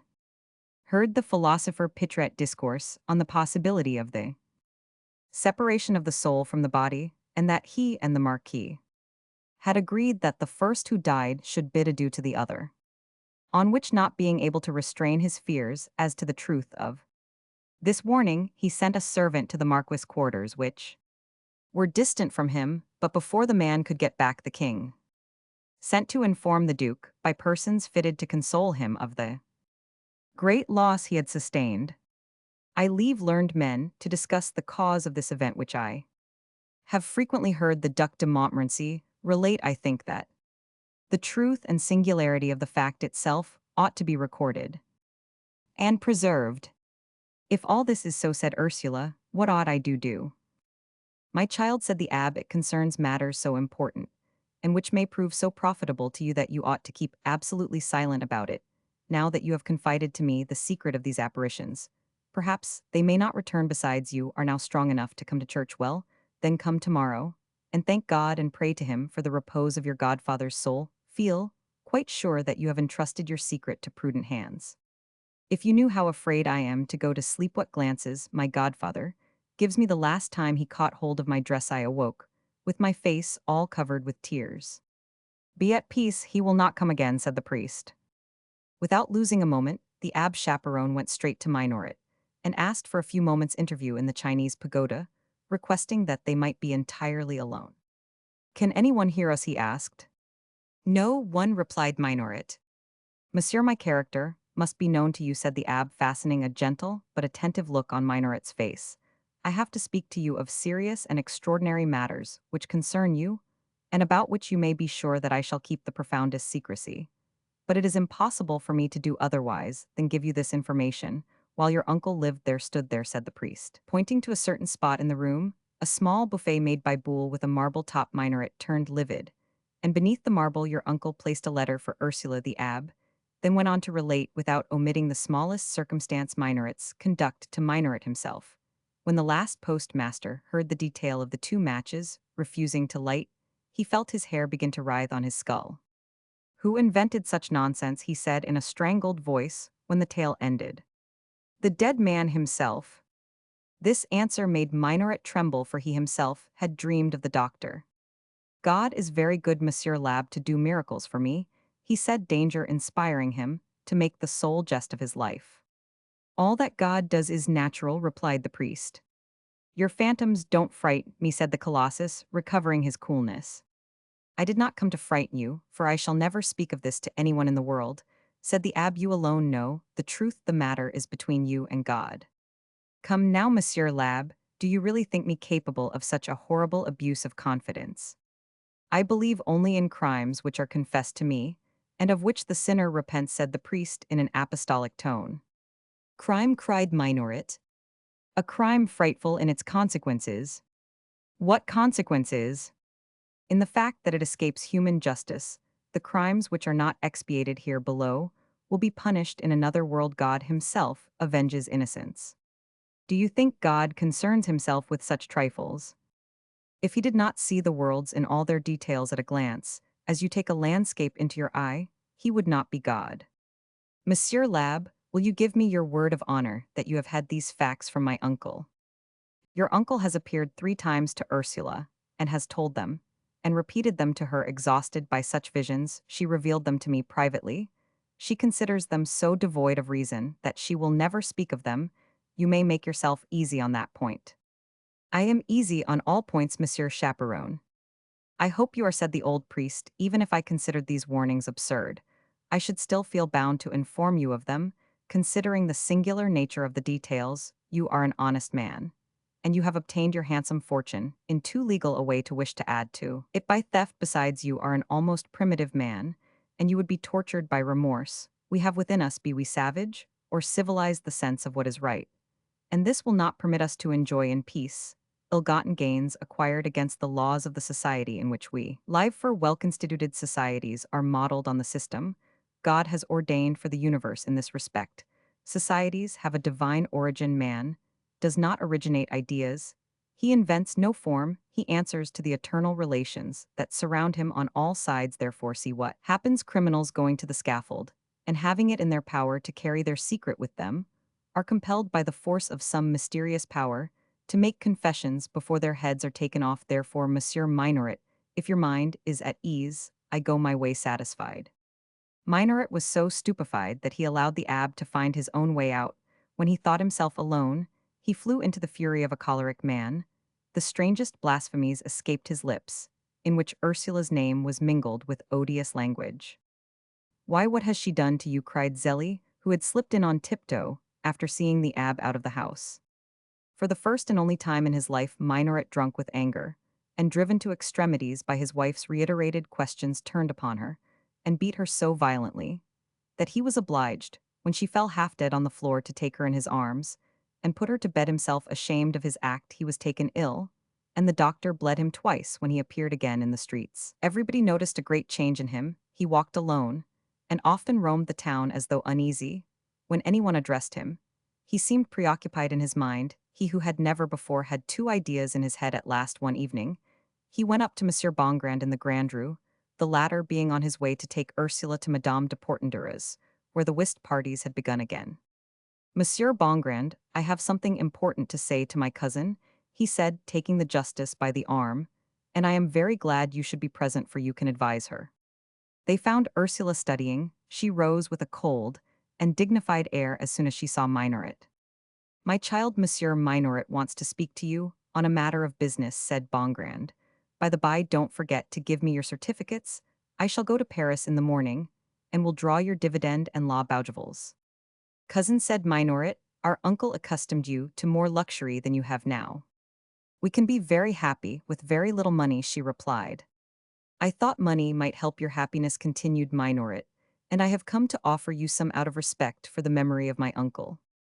You had a natural way of showing respect for him, said Ursula, sternly. You could have left his house as it was, and allowed me to buy it instead of that. You put it at a high price, hoping to find some hidden treasure in it. But, said Minoret, evidently troubled, if you had 12,000 francs a year, you would be in a position to marry well. I have not got them.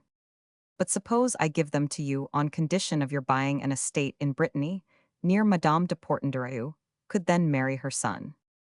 Monsieur Minoret, said Ursula, I have no claim to that money, and I cannot accept it from you. We are scarcely relations, still less are we friends. I have suffered too much from calumny to give a handle for evil speaking. What have I done to deserve that money? What reason have you to make me such a present? These questions, which I have a right to ask persons, will answer as they see fit. Some would consider your gift the reparation of a wrong, and as such I choose not to accept it. Your uncle did not bring me up to ignoble feelings.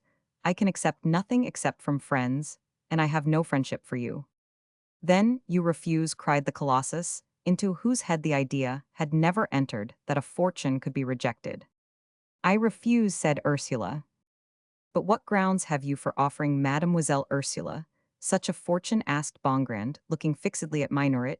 You have an idea, have you an idea? Well, yes, the idea of getting her out of Nemers, so that my son will leave me in peace. He is in love with her, and wants to marry her. Well, well, see about it, said Bongrand, settling his spectacles. Give us time to think it over. He walked home with Minoret, applauding the solicitude shown by the father for his son's interests, and slightly blaming Ursula for her hasty decision. As soon as Minoret was within his own gate, Bongrand went to the post house, borrowed a horse and cabriolet, and started for Fontainebleau, where he went to see the deputy procureur, and was told that he was spending the evening at the house of the sub-prefect. Bongrand, delighted, followed him. Their desire was playing whist with the wife of the procureur du roi, the wife of the sub-prefect, and the colonel of the regiment in garrison. I come to bring you some good news, said Bongrand, to desire you love your cousin Ursula, and the marriage can be arranged. I love Ursula Mirowick, cried Desire, laughing. Where did you get that idea? I do remember seeing her sometimes at the late Dr. Minoret's. She certainly is a beauty, but she is dreadfully pious. I certainly took notice of her charms, but I must say I never troubled my head seriously for that rather insipid little blonde, he added, smiling at the subprefect's wife, who was a piquant. Brenatito, use a term of the last century. You are dreaming, my dear Monsieur Bongrand. I thought everyone knew that my father was a lord of a manor, with a rent roll of 4 to 5,000 francs a year from lands around his chateau, at Rouvegood reasons, why I should not love the goddaughter of my late great-uncle.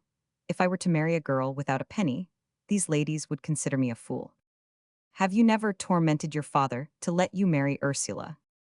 Never. You hear that, monsieur, said the justice to the procureur du roi, who had been listening to the conversation, leading him aside into the recess of a window, where they remained in conversation for a quarter of an hour.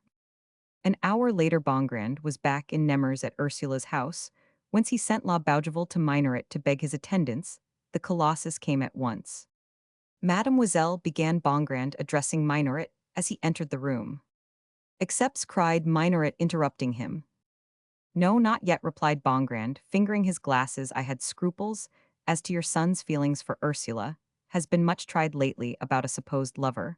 We know the importance of tranquility. Can you swear to me that your son truly loves her, and that you have no other intention than to preserve our dear Ursula from any further goupillisms? Oh, I'll swear to that, cried Minoret. Stop, Papa Minoret, said the justice, taking one hand from the pocket of his trousers to slap Minoret on the shoulder. The colossus trembled. Don't swear falsely. Swear falsely? Yes, either you or your son, who has just sworn at Fontainebleau, in presence of 4 persons, and the procureur du roi that he has never even thought of his cousin Ursula. You have other reasons for offering this fortune.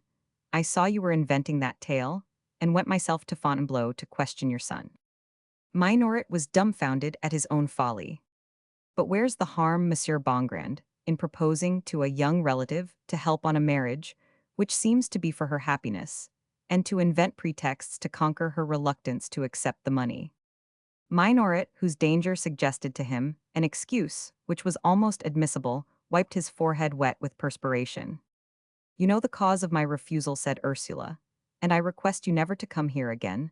Though Monsieur de Portendura has not told me his reason, I know that he feels such contempt for you, such dislike, even that I cannot receive you into my house.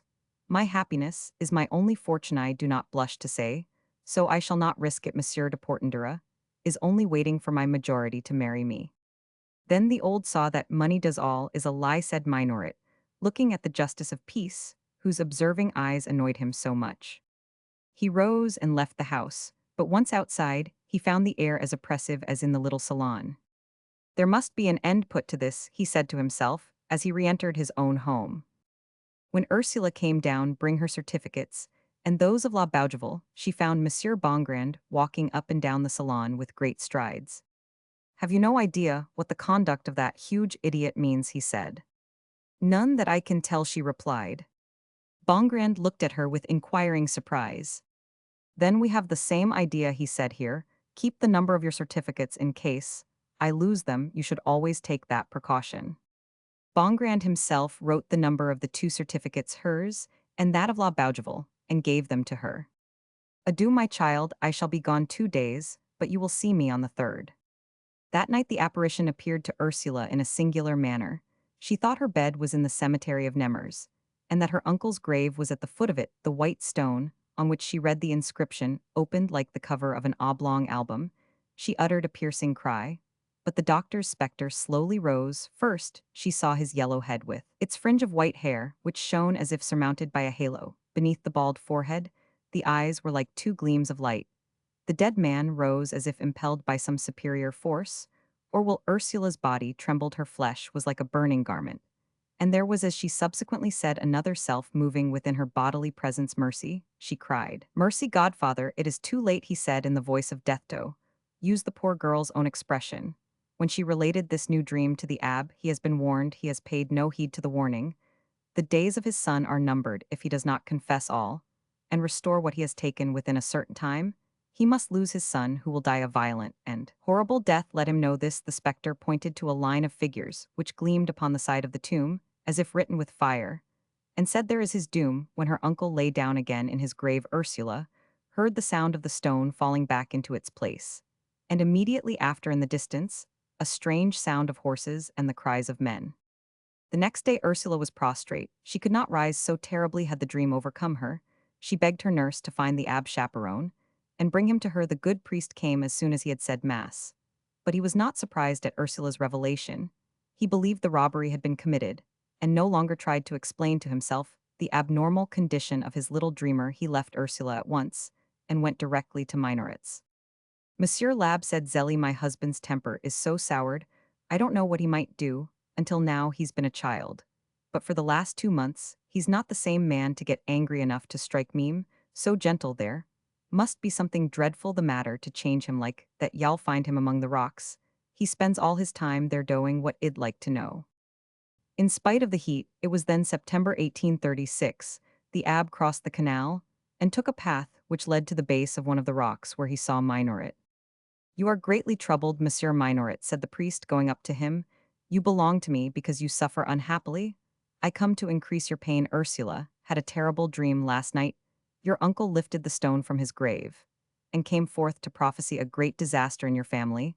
I certainly am not here to frighten you, but you ought to know what he said. I can't be easy anywhere, Monsieur Chaperon, not even among these rocks, and I am sure I don't want to know anything that is going on in another world.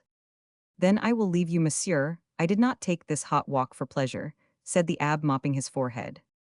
Well, what do you want to say? Demanded Minoret. You are threatened with the loss of your son. If the dead man told things that you alone know, one must needs tremble. When he tells things that no one can know till they happen, make restitution. I say, make restitution. Don't damn your soul for a little money. Restitution of what? The fortune the doctor intended for Ursula. You took those 3 certificates, I know it now. You began by persecuting that poor girl, and you end by offering her a fortune. You have stumbled into lies, you have tangled yourself up in this net. And you are taking false steps every day. You are very clumsy and unskillful. Your accomplice, Goupil, has served you ill. He simply laughs at you. Make haste and clear your mind, for you are watched by intelligent and penetrating eyes. Those of Ursula's friends. Make restitution. And if you do not save your son, who may not really be threatened, you will save your soul, and you will save your honor. Do you believe that, in a society like ours, in a little town like this, where everybody's eyes are everywhere and all things are guessed, and all things are known, you can long hide a stolen fortune? Come, my son, an innocent man wouldn't have let me talk so long. Go to the devil, cried Minoret. I don't know what you all mean by persecuting me. I prefer these stones. They leave me in peace. Farewell, then. I have warned you, neither the poor girl, nor I have said a single word about this to any living person. But take care, there is a man who has his eye upon you. May God have pity upon you. The abbe departed presently. He turned back to look at Minoret. The man was holding his head in his hands, as if it troubled him. He was in fact partly crazy. In the first place, he had kept the 3 certificates, because he did not know what to do with them. He dared not draw the money himself for fear it should be noticed. He did not wish to sell them, and was still trying to find some way of transferring the certificates in this horrible state of uncertainty. He bethought him of acknowledging all to his wife, and getting her advice. Zélie, who always managed affairs for him, so well she could get him out of his troubles. The 3% funds were now selling at 80 restitution. Why, that meant with arrearages giving up 1 million. Give up 1 million, when there was no one who could know that he had taken it. So Minoret continued through September, and a part of October irresolute, and a prey to his torturing thoughts to the great surprise of the little town, he grew thin and haggard. Chapter Roman 20 Remorse. An alarming circumstance hastened the confession, which Minoret was inclined to make to Zélie the sword of Damocles, began to move above their heads towards the middle of October, Monsieur, and Madame Minoret received from their son Desire the following letter. My dear mother, if I have not been to see you since vacation, it is partly because I have been on duty during the absence of my chief, but also because I knew that Monsieur de Portendura was waiting my arrival at Nemours to pick a quarrel with me, tired, perhaps of seeing his vengeance on our family, delayed the Viscount came to Fontainebleau, where he had appointed one of his Parisian friends to meet him, having already obtained the help of the Vicomte de Solanges, commanding the troop of cavalry here in garrison. He called upon me, very politely accompanied by the two gentlemen, and told me that my father was undoubtedly the instigator of the malignant persecutions against Ursula Mirouet. His future wife he gave me proofs and told me of Goupil's confession before witnesses. He also told me of my father's conduct, first in refusing to pay Goupil the price agreed on for his wicked invention, and next out of fear of Goupil's malignity, going security to Monsieur Dionys for the price of his practice, which Goupil is to have, the Viscount not being able to fight a man 6 to 7 years of age, and being determined to have satisfaction for the insults offered to Ursula, demanded it formally of me. His determination, having been well weighed and considered, could not be shaken. If I refused, he was resolved to meet me in society before persons whose esteem I value, and insult me openly in France. A coward is unanimously scorned. Besides, the motives for demanding reparation should be explained by honorable men. He said he was sorry to resort to such extremities. His seconds declared it would be wiser in me to arrange a meeting in the usual manner among men of honor, so that Ursula Mirouet might not be known as the cause of the quarrel. To avoid all scandal, it was better to make a journey to the nearest frontier. In short, my seconds met his yesterday, and they unanimously agreed that I owed him reparation a week from today. I leave for Geneva with my two friends, Monsieur de Portendura, Monsieur de Solanges, and Monsieur de Trailles will meet me there. The preliminaries of the duel are settled. We shall fight with pistols. Each fires 3 times, and after that, no matter what happens, the affair terminates. To keep this degrading matter from public knowledge, for I find it impossible to justify my father's conduct, I do not go to see you now, because I dread the violence of the emotion to which you would yield, and which would not be seemly. If I am to make my way in the world, I must conform to the rules of society. If the son of a viscount has a dozen reasons for fighting a duel, the son of a postmaster has 100. I shall pass the night in Nemours on my way to Geneva, and I will bid you good be then. After the reading of this letter, a scene took place between Zélie and Minoret, which ended in the latter confessing the theft and relating all the circumstances and the strange scenes connected with it. Even Ursula's dreams, the million fascinated Zélie quite as much as it did Minoret. You stay quietly here, Zélie said to her husband, without the slightest remonstrance against his folly. Ill manage the whole thing well, keep the money, and Desire shall not fight a duel. Madame Minoret put on her bonnet and shawl, and carried her son's letter to Ursula, whom she found alone, as it was about midday. In spite of her assurance, Zélie was discomfited by the cold look which the young girl gave her, but she took herself to task for her cowardice, and assumed an easy air.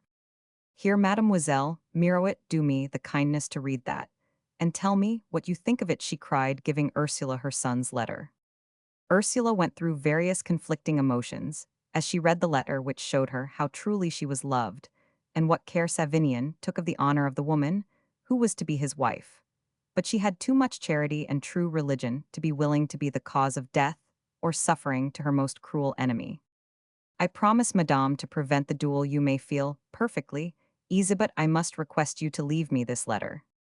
My dear little angel, can we not come to some better arrangement? Monsieur Minoret and I have acquired property about Rouva, really regal castle, which gives us 48,000 francs a year, we shall give desire 24,000 a year, which we have in the funds in all 70,000 francs a year. You will admit that there are not many better matches than he. You are an ambitious girland, quite right too, added Zélie, seeing Ursula's quick gesture of denial. I have therefore come to ask your hand for desire. You will bear your godfather's name, and that will honor it. Desire, as you must have seen, is a handsome fellow. He is very much thought of at Fontainebleau, and he will soon be Procureur du Roi himself. You are a coaxing girl, and can easily persuade him to live in Paris. We will give you a fine house, there you will shine. You will play a distinguished part, for with 70,000 francs a year, and the salary of an office, you and desire can enter the highest society. Consult your friends, y'all see what they tell you. I need only consult my heart, madame.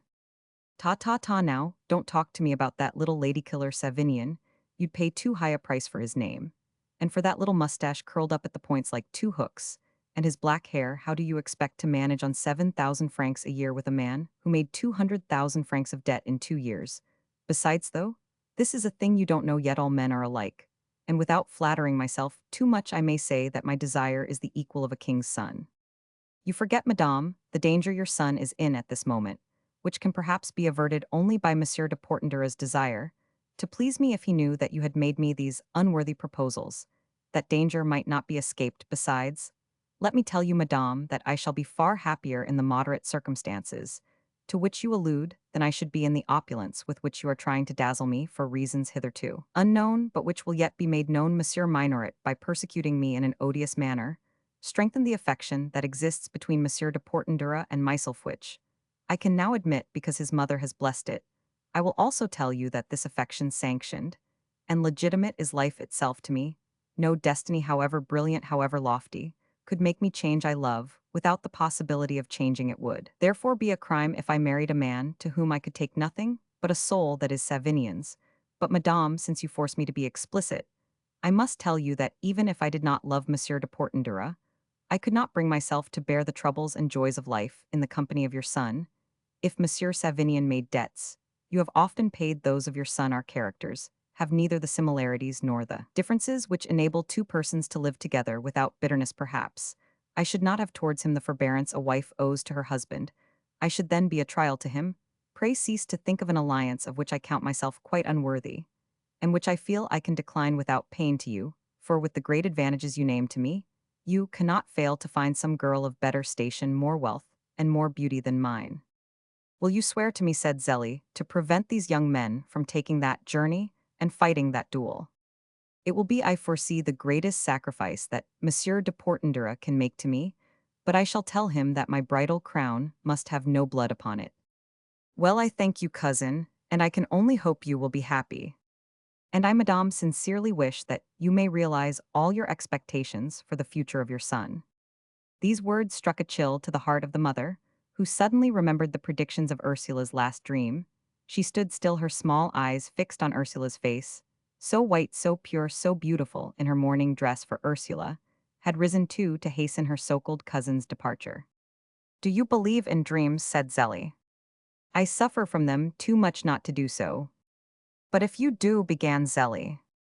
Adieu, madame, exclaimed Ursula, bowing to Madame Minoret as she heard the abbé's entering step. The priest was surprised to find Madame Minoret with Ursula. The uneasiness depicted on the thin and wrinkled face of the former postmistress induced him to take note of the two women. Do you believe in spirits? Zélie asked him. What do you believe in? He answered, smiling. They are all sly, thought Zélie, every one of them. They want to deceive us, that old priest and the old justice. And that young scamp Savinian have got some plan in their heads. Dreams, no more dreams than there are hairs on the palm of my hand. With two stiff curt bows she left the room. I know why Savinian went to Fontainebleau, said Ursula to the abbé, telling him about the duel and begging him to use his influence to prevent it. Did Madame Minoret offer you her son's hand? Asked the abbé. Yes. Minoret has no doubt confessed his crime to her, added the priest. Monsieur Bongrand, who came in at this moment, was told of the step taken by Zélie, whose hatred to Ursula was well known to him. He looked at the abbé as if to say, come out, I want to speak to you of Ursula without her hearing me. Savinian must be told that you refused 80,000 francs a year, and the dandy of Nemers, he said aloud. Is it then a sacrifice? She answered, laughing. Are there sacrifices? When one truly loves, is it any merit to refuse the son of a man we all despise? Others may make virtues of their dislikes. But that ought not to be the morality of a girl, brought up by a de Jordi. And the abbe and my dear godfather, she said, looking up at his portrait. Bongrand took Ursula's hand and kissed it. Do you know what Madame Minoret came about? Said the justice, as soon as they were in the street. What? Asked the priest, looking at Bongrand, with an air that seemed merely curious. She had some plan for restitution. Then you think, began the abbe. I don't think I know, I have the certainty, and see there. So saying, Bongrand pointed to Minoret, who was coming towards them on his way home. When I was a lawyer in the criminal courts, continued Bongrand, I naturally had many opportunities to study remorse, but I have never seen any to equal that of this man. What gives him that flaccidity, that pallor of the cheeks where the skin was once as tight as a drum and bursting with the good sound health of a man? Without a care, what has put those black circles round his eyes, and dulled their rustic vivacity? Did you ever expect to see lines of care on that forehead? Who would have supposed that the brain of that colossus could be excited? The man has felt his heart. I am a judge of remorse, just as you are a judge of repentance, my dear abbe. That which I have hitherto observed has developed in men who were awaiting punishment, or enduring it to get quits with the world. They were either resigned or breathing vengeance. But here is remorse without expiation, remorse pure and simple, fastening on its prey and rending him. The judge stopped Minoret and said, Do you know that Mademoiselle Mirouet has refused your son's hand? But interposed the abbe, do not be uneasy, she will prevent the duel. Ah, then my wife succeeded, said Minoret. I am very glad, for it nearly killed me. You are indeed so changed that you are no longer like yourself, remarked Bongrand. Minoret looked alternately at the two men to see if the priest had betrayed the dreams, but the abbe's face was unmoved, expressing only a calm sadness, which reassured the guilty man. And it is the more surprising, went on Monsieur Bongrand, because you ought to be filled with satisfaction. You are lord of Rouvre, and all those farms and mills and meadows, and with your investments in the funds, you have an income of 100,000 francs. I haven't anything in the funds, cried Minoret hastily. Pooh, said Bongrand, this is just as it was about your son's love for Ursula. First he denied it, and now he asks her in marriage, after trying to kill Ursula with sorrow. You now want her for a daughter-in-law? My good friend, you have got some secret in your pouch. Minoret tried to answer. He searched for words, and could find nothing better than, You're a very queer monsieur. Good day, gentlemen, and he turned with a slow step into the Rue des Bourgeois. He has stolen the fortune of our poor Ursula, said Bongrand, but how can we ever find the proof? God may. God has put into us the sentiment that is now appealing to that man, but all that is merely what is called presumptive, and human justice requires something more. The abbe maintained the silence of a priest, as often happens in similar circumstances. He thought much oftener than he wished to think of the robbery, now almost admitted by Minoret, and of Savinian's happiness, delayed only by Ursula's loss of fortune. Effer, the old lady had privately owned to him that she knew she had done wrong in not consenting to the marriage in the doctor's lifetime. Chapter Roman 21, showing how difficult it is to steal that which seems very easily stolen. The following day, as the abbe was leaving the altar after saying Mass, a thought struck him with such force that it seemed to him the utterance of a voice. He made a sign to Ursula to wait for him, and accompanied her home without having breakfasted. My child, he said, I want to see the 2 volumes your godfather showed you in your dreams. Where? He said that he placed those certificates and banknotes. Ursula and the abbe went up to the library and took down the 3rd volume of the Pandex. When the old man opened it, he noticed not without surprise a mark left by some enclosure upon the pages, which still kept the outline of the certificate in the other volume. He found a sort of hollow, made by the long-continued presence of a package, which had left its traces on the 2 pages next to it. Yes, go up, Monsieur Bongrand, La Bougival was heard to say, and the justice of the peace came into the library, just as the abbe was putting on his spectacles, to read 3 numbers in Dr. Minoret's handwriting on the flyleaf of colored paper, with which the binder had lined the cover of the volume. Figures, which Ursula had just discovered. What's the meaning of those figures? Said the abbe. Our dear doctor was too much of a bibliophile to spoil the flyleaf of a valuable volume. Here are 3 numbers written between a first number preceded by the letter M and a last number preceded by a U. What are you talking of? Said Bongrand, Let me see that, good God, he cried. After a moment's examination, it would open the eyes of an atheist as an actual demonstration of providence human justice. Is I believe the development of the divine thought which hovers over the worlds. He seized Ursula and kissed her forehead. Oh, my child, you will be rich and happy, and all through me. What is it? Exclaimed the abbe. Oh, monsieur, cried La Bougival, catching Bongrand's blue overcoat, let me kiss you for what you've just said. Explain, explain, don't give us false hopes, said the abbe. If I bring trouble on others by becoming rich, said Ursula, foreseeing a criminal trial, I remember, said the justice, interrupting her, the happiness you will give to Savinian. Are you mad? Said the abbe. No, my dear friend, said Bongrand. Listen, the certificates in the funds are issued in serieses, many series as there are letters in the alphabet, and each number bears the letter of its series.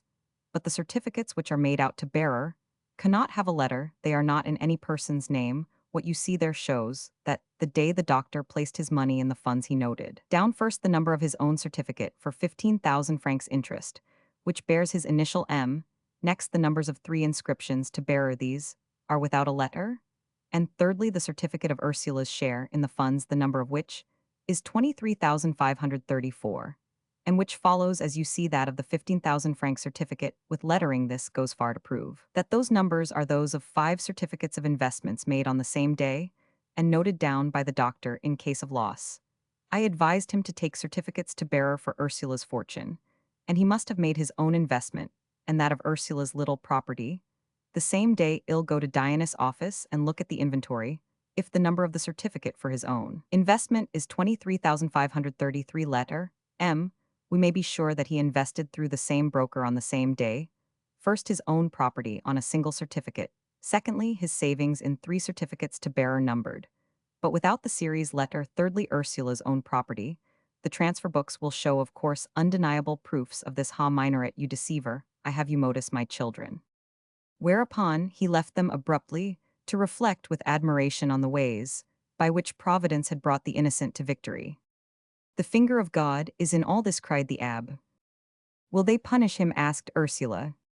Ah, mademoiselle, cried La Bougival, id, give the rope to hang him. Bongrand was already at Goupil's, now the appointed successor of Dionysus, but he entered the office with a careless air.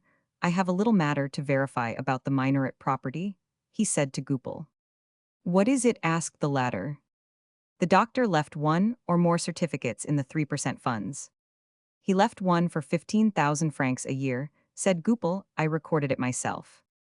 Then, just look on the inventory, said Bongrand.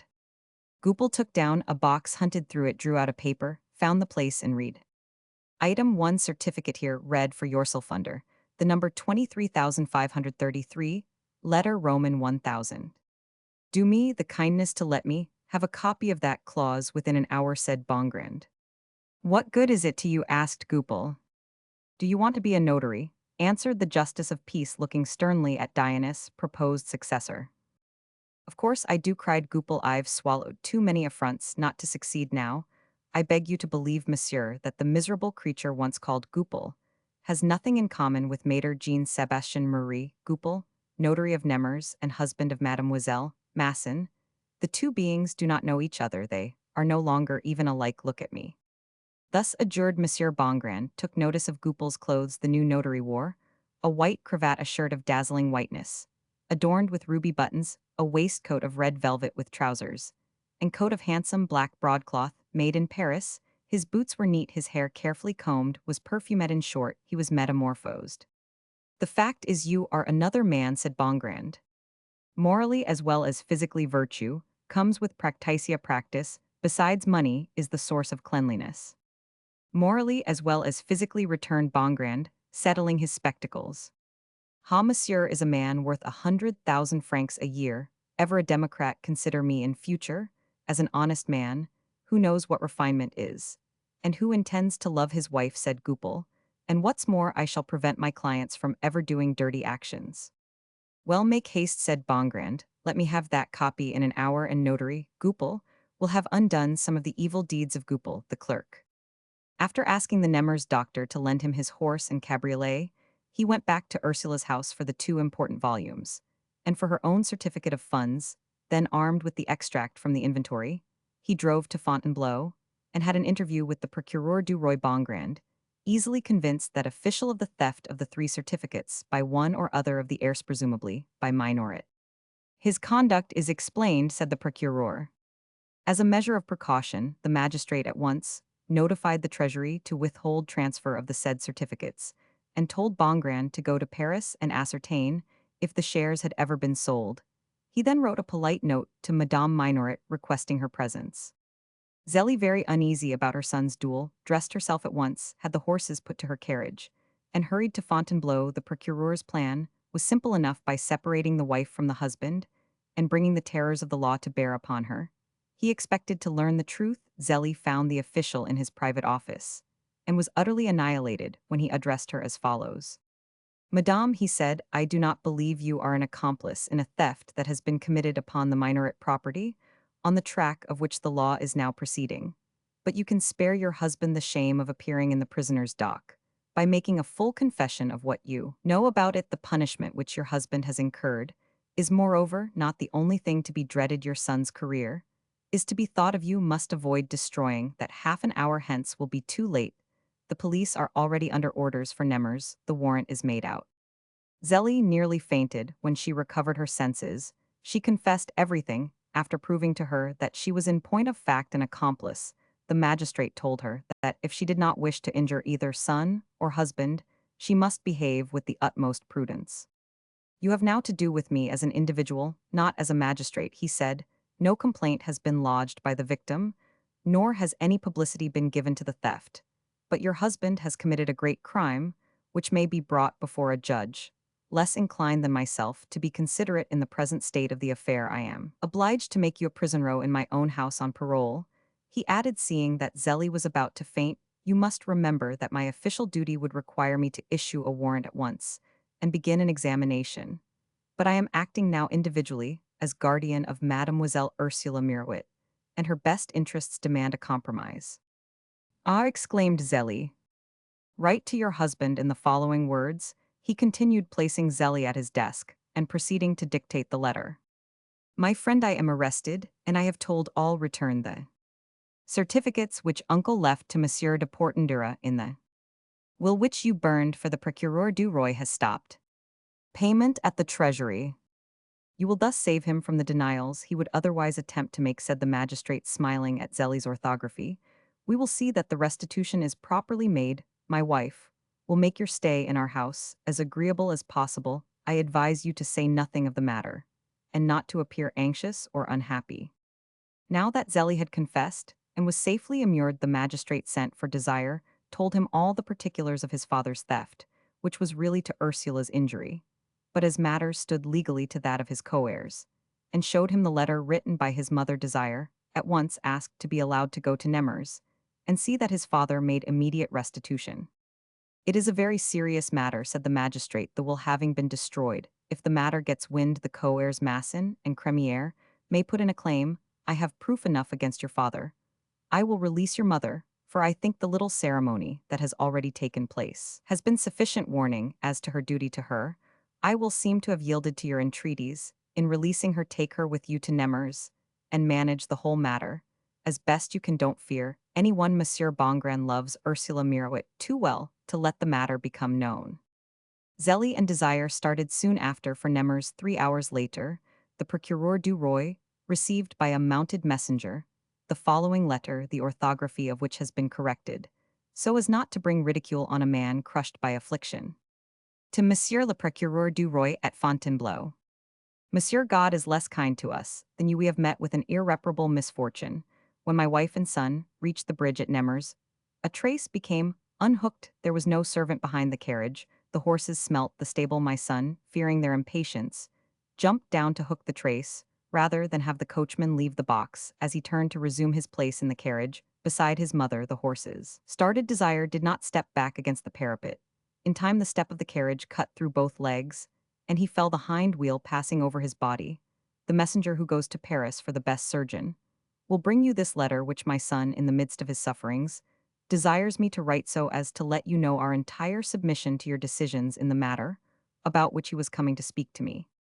I shall be grateful to you, to my dying day, for the manner in which you have acted, and I will deserve your goodness. Francois Minoret. This cruel event convulsed the whole town of Nemers. The crowds standing about the gate of the Minoret house were the first to tell Savinian that his vengeance had been taken by a hand more powerful than his own. He went at once to Ursula's house, where he found both the abbe and the young girl more distressed than surprised. The next day after the wounds were dressed, and the doctors and surgeons from Paris had given their opinion that both legs must be amputated, Minoret went pale humbled and broken down, accompanied by the abbe to Ursula's house, where he found also Monsieur Bongrand and Savinian.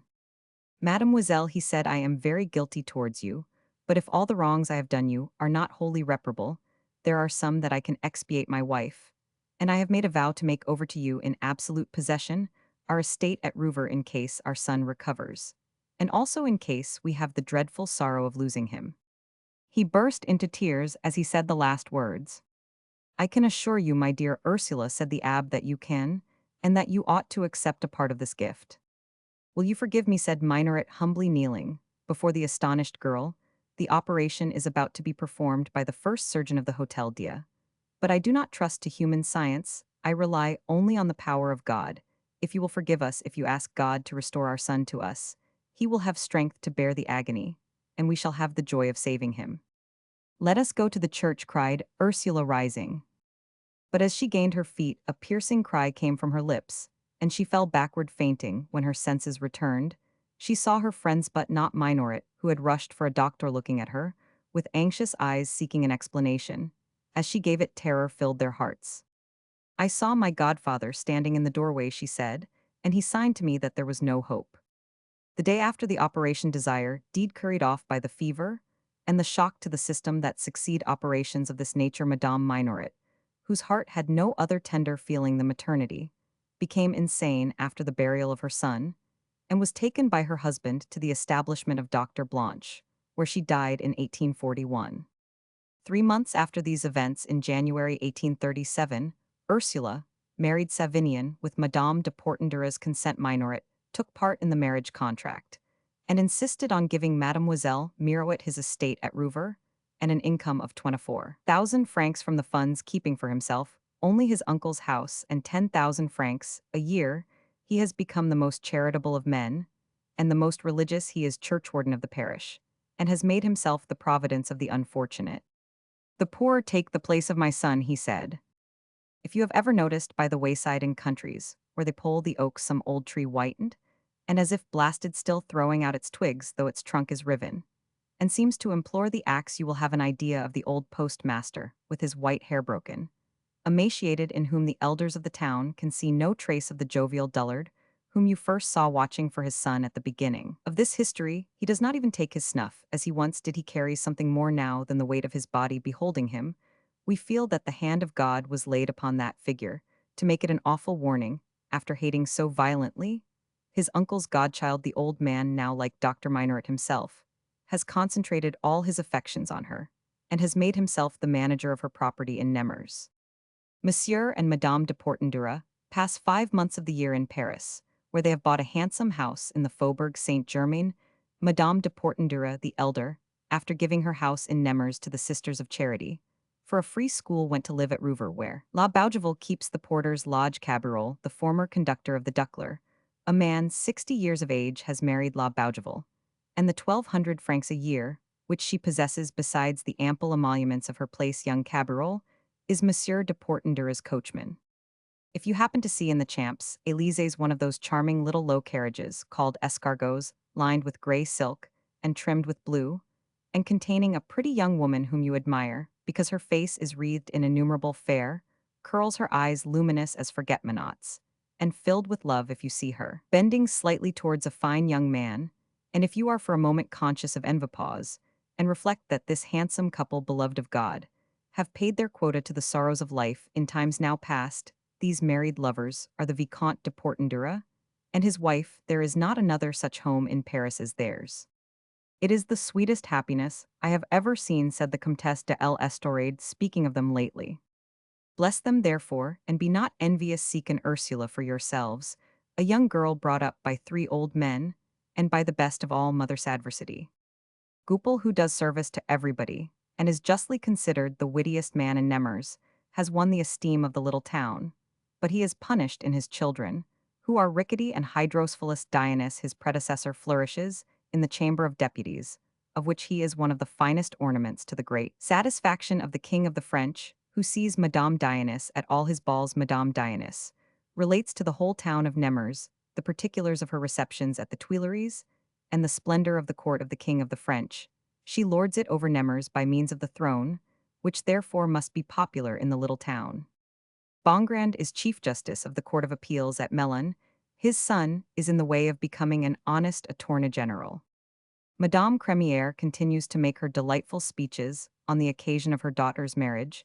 She exhorted her to be the working caterpillar of the household, and to look into everything with the eyes of a sphinx Goupil is making a collection of her slapsislingues, which he calls a cremerina. We have had the great sorrow of losing our good Abbe Chaperon, said the Vicomtesse de Portendura. This Winterhaving nursed him herself during his illness. The whole canton came to his funeral. Nemours is very fortunate, however, for the successor of that dear saint is the venerable cure of Saint Lange.